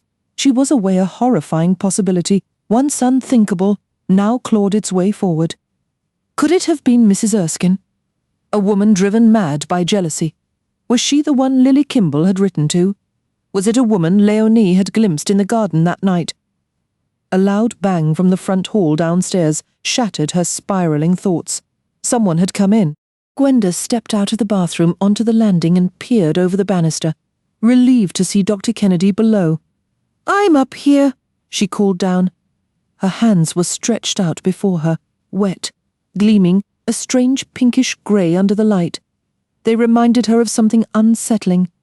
Kennedy looked up, shielding his eyes from the glare of the hall lamp. "Is that you, Gwenny? I can't quite make out your face. The light's in my eyes." And then Gwenda screamed, staring at those smooth, unnatural-looking hands, and hearing that familiar voice from below. The terrible truth crashed over her.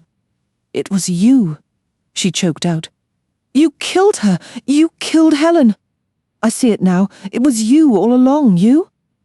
He began to climb the stairs toward her, slowly, his eyes fixed on hers. "Why couldn't you leave it alone?" he said, his voice chillingly calm. "Why did you have to pry and stir everything up? Why did you have to bring her back, just when I had finally started to forget? You brought Helen back, my Helen. You forced it all into the open again. I had to deal with Lily, and now I'll have to deal with you, just as I dealt with Helen. Yes, just like Helen. He was almost upon her now, his hands rising, reaching for her throat. The kind, thoughtful face was the same, but the eyes were utterly deranged. Gwenda stumbled backward, a second scream trapped in her frozen throat. She had cried out once. She couldn't manage it again. And even if she did, no one would hear.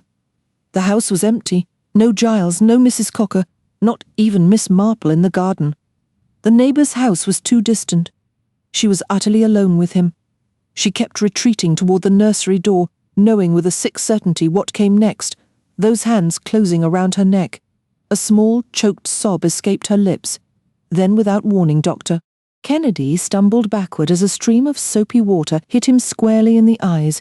He sputtered, his hands flying to his face, blinking rapidly.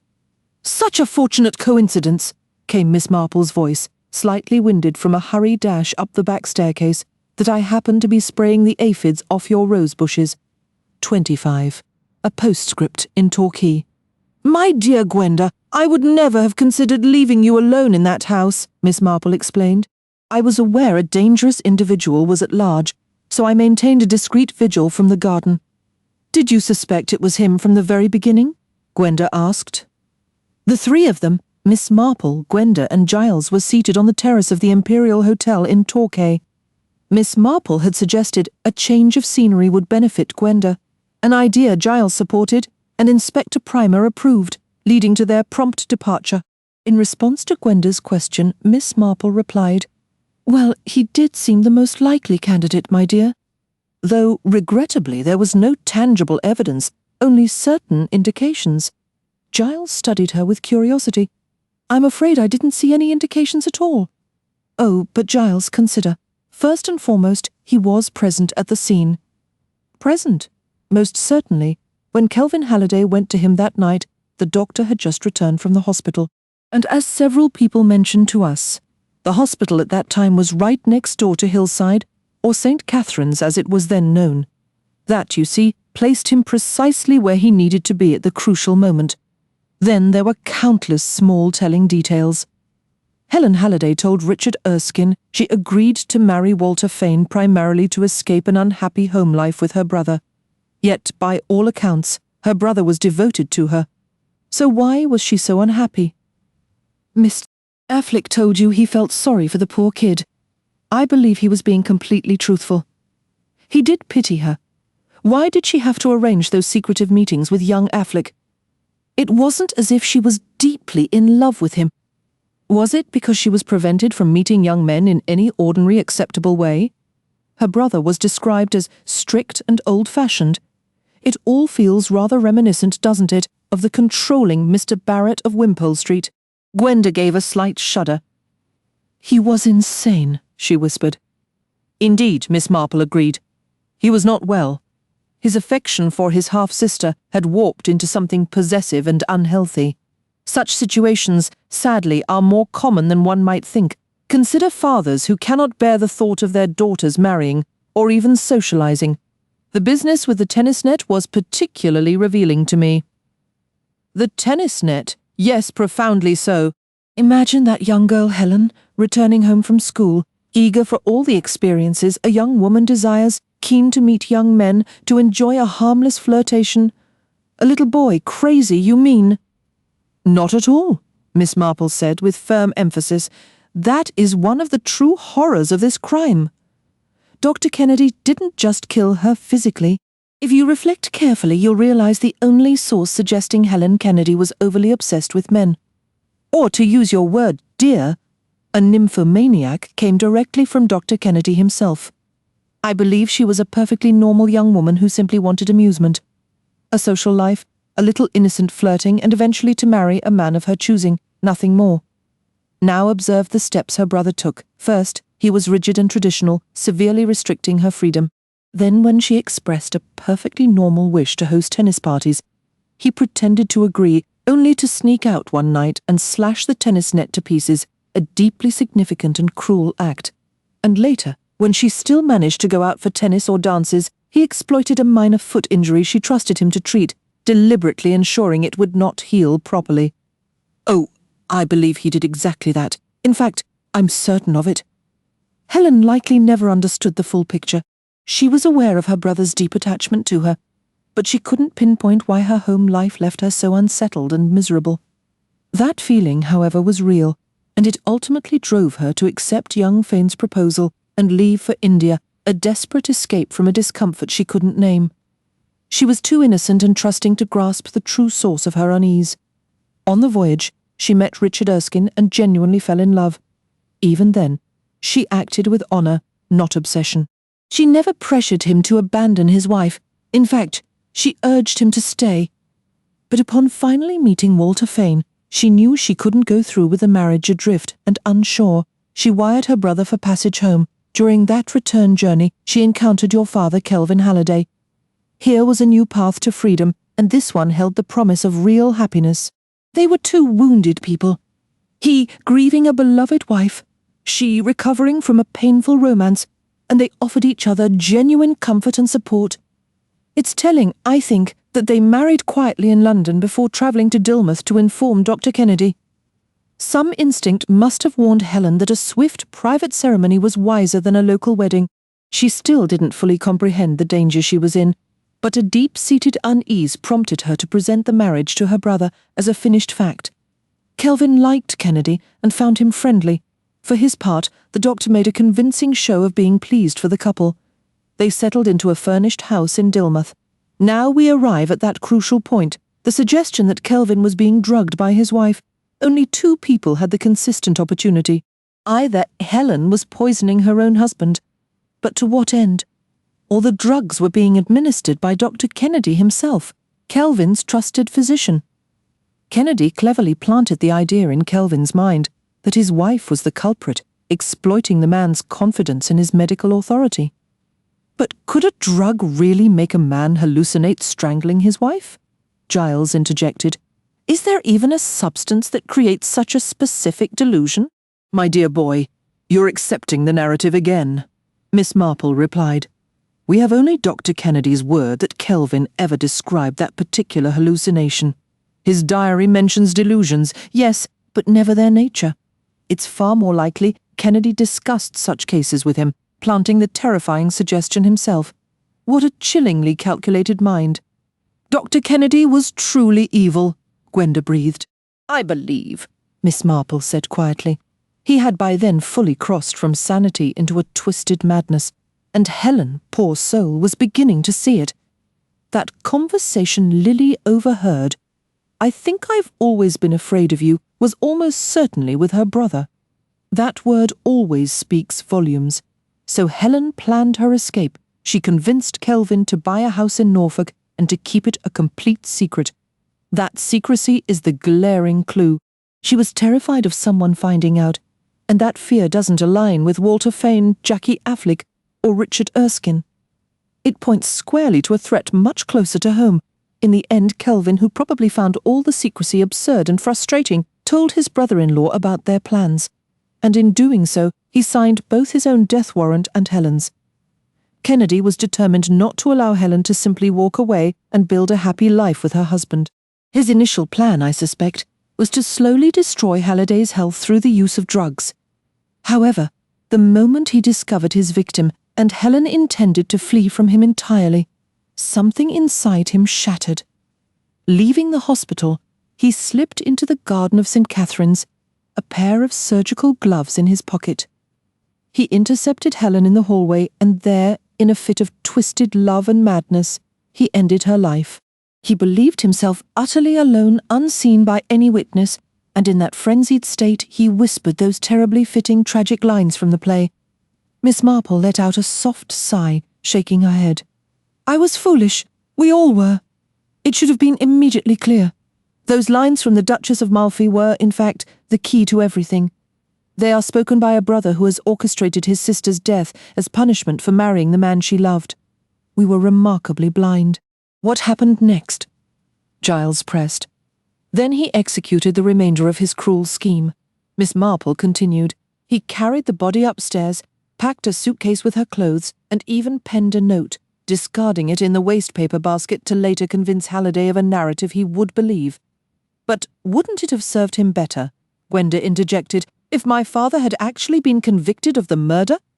Oh no, he couldn't afford that risk, Miss Marple replied. He possessed a sharp Scottish pragmatism and a healthy fear of the police. Convincing them of a man's guilt in a murder case is a formidable task, one that invites countless difficult questions about times and alibis. His design was more straightforward and, in my opinion, more sinister.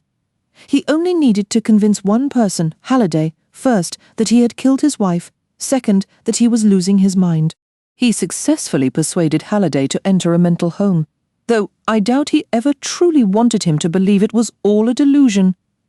Your father adopted that theory, Gwenda, largely for your sake, I imagine.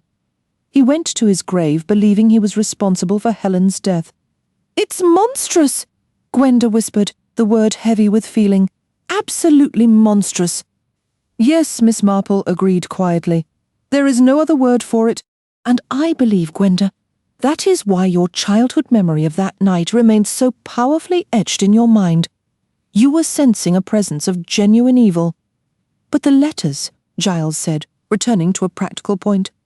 Helen's letters were in her own handwriting. They couldn't have been faked, but they were forgeries, Miss Marple exclaimed. That was where his arrogance undid him. He was so desperate to halt your investigations with Gwenda. He could likely mimic Helen's hand well enough for a casual glance, but it would never withstand expert scrutiny. So, the handwriting sample he sent you alongside the letter wasn't Helen's either. He wrote that himself. Naturally, they matched perfectly. I never even considered that, Giles admitted, a note of astonishment in his voice. No, said Miss Marple with a faint, knowing smile. You took him at his word. It is a very hazardous habit, believing people. I gave it up myself years ago.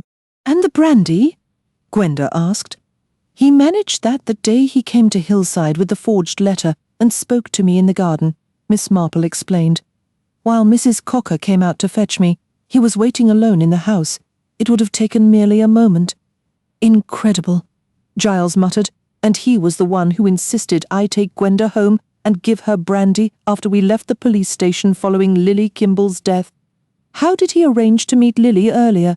That was the simplest part of all, Miss Marple said. The first letter he sent her instructed a meeting at Woodley Camp, directing her to take the 2:05 train from Dilmouth Junction to Matching's Halt. He likely stepped out from the copse of trees as she walked up the lane, strangled her, and then swapped the letter you all later saw for the one she was carrying, the one he had told her to bring for its directions. After that, he returned home to prepare for your arrival and act out the little drama of waiting for Lily, who would never come. And was Lily truly threatening him? Giles wondered. Her letter didn't sound particularly threatening. It was the implication that held the danger, Miss Marple clarified. She knew something, and for a man with his secrets, even a hint of knowledge was a threat he could not tolerate. He saw a loose end, and with cold efficiency he tied it off. Her letter gave the impression she might have been suspicious of a flick. Perhaps she was. But it was Léonie, the Swiss nanny who had spoken to Lily, and Léonie represented the real threat to Kennedy. She had glanced out the nursery window and witnessed him digging in the garden. The next morning he confronted her, stating bluntly that Major Halliday had killed his wife, that the Major was mentally unstable, and he, Kennedy, was covering it up for the child's sake. If Léonie felt compelled to go to the police, she could, but he made it clear the process would be deeply unpleasant for her. Léonie was immediately terrified by the mention of authorities. She adored you and trusted the doctor's judgment completely. Kennedy provided her with a substantial sum of money and hurried her back to Switzerland. Before she left, however, she hinted to Lily about your father having killed his wife and described seeing a body buried. This aligned perfectly with Lily's own assumptions at the time. She naturally believed it was Kelvin Halliday whom Leonie had seen digging the grave. Kennedy, of course, had no idea of this mistaken belief. When he received Lily's letter, the phrases that alarmed him were her mention of Leonie's story about looking out the window and the reference to the car parked outside. The car? Jackie Affleck's car? Another case of misinterpretation. Lily recalled, or believed she recalled, a car similar to Jackie Affleck's being on the road. Her imagination had already been weaving tales about the mysterious visitor who came to see Mrs. Halliday, with the hospital nearby, numerous cars likely parked along that street. But you must consider that the doctor's own vehicle was actually stationed outside the hospital that night. He probably assumed she meant his car. The word posh meant nothing to him. "I understand," Giles said. To someone with a guilty conscience, Lily's letter could easily read like blackmail. "But how do you know all these details about Leonie?" Her lips tightening, Miss Marple replied, "He completely broke down, you see."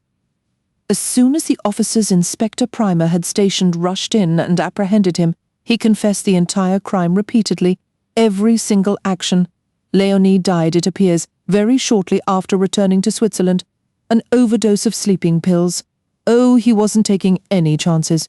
Just like trying to poison me with the brandy. You and Giles were a significant danger to him. Fortunately, you never mentioned your memory of seeing Helen's body in the hall. He never knew there had been an eyewitness. Those phone calls to Fane and Affleck, Giles said. Did he make them? Yes. If an investigation arose about who could have tampered with the brandy, either man would make a perfect suspect. And if Jackie Affleck drove over alone in his car, it could connect him to Lily Kimball's murder. Fane most likely had an alibi. And he seemed so fond of me, Gwenda murmured. Little Gwenny. He was playing a part, Miss Marple stated. Consider what was at stake for him. After 18 years you and Giles arrive, asking questions, digging up the past, disturbing a murder that seemed buried but was only dormant.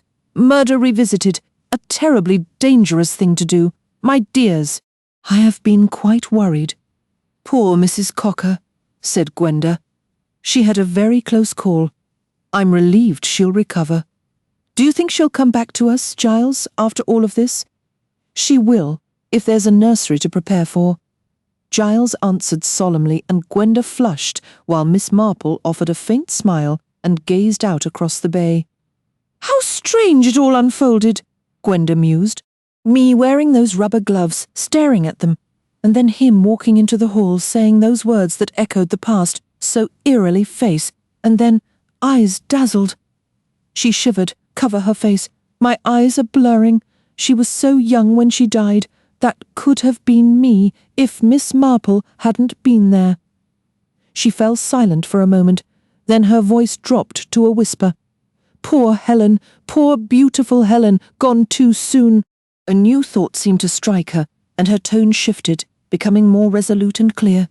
You realize, Giles, she's not there anymore, not in the house, not in the hall. I felt it yesterday, just before we drove away. The house is just a house now, and it feels welcoming to us. We can go back whenever we wish. The final chapter of the collection brings us to the last of Hercule Poirot's investigations, a poignant farewell titled simply Curtain. This is followed by the many adventures of Miss Jane Marple, beginning with the murder at the vicarage, and continuing through classics like The Body in the Library and A Murder is Announced.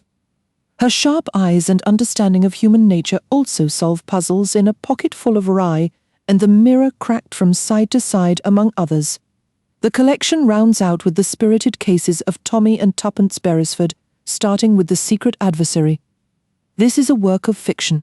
All characters, events and conversations are products of the author's creative mind and should not be interpreted as real.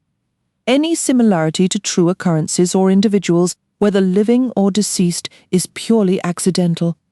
The copyright for these stories is held by Agatha Christie Limited, published originally in 1976. Sleeping Murder appears here under license. No portion of this digital text may be copied, shared, or stored in any system without explicit prior authorization from the publisher.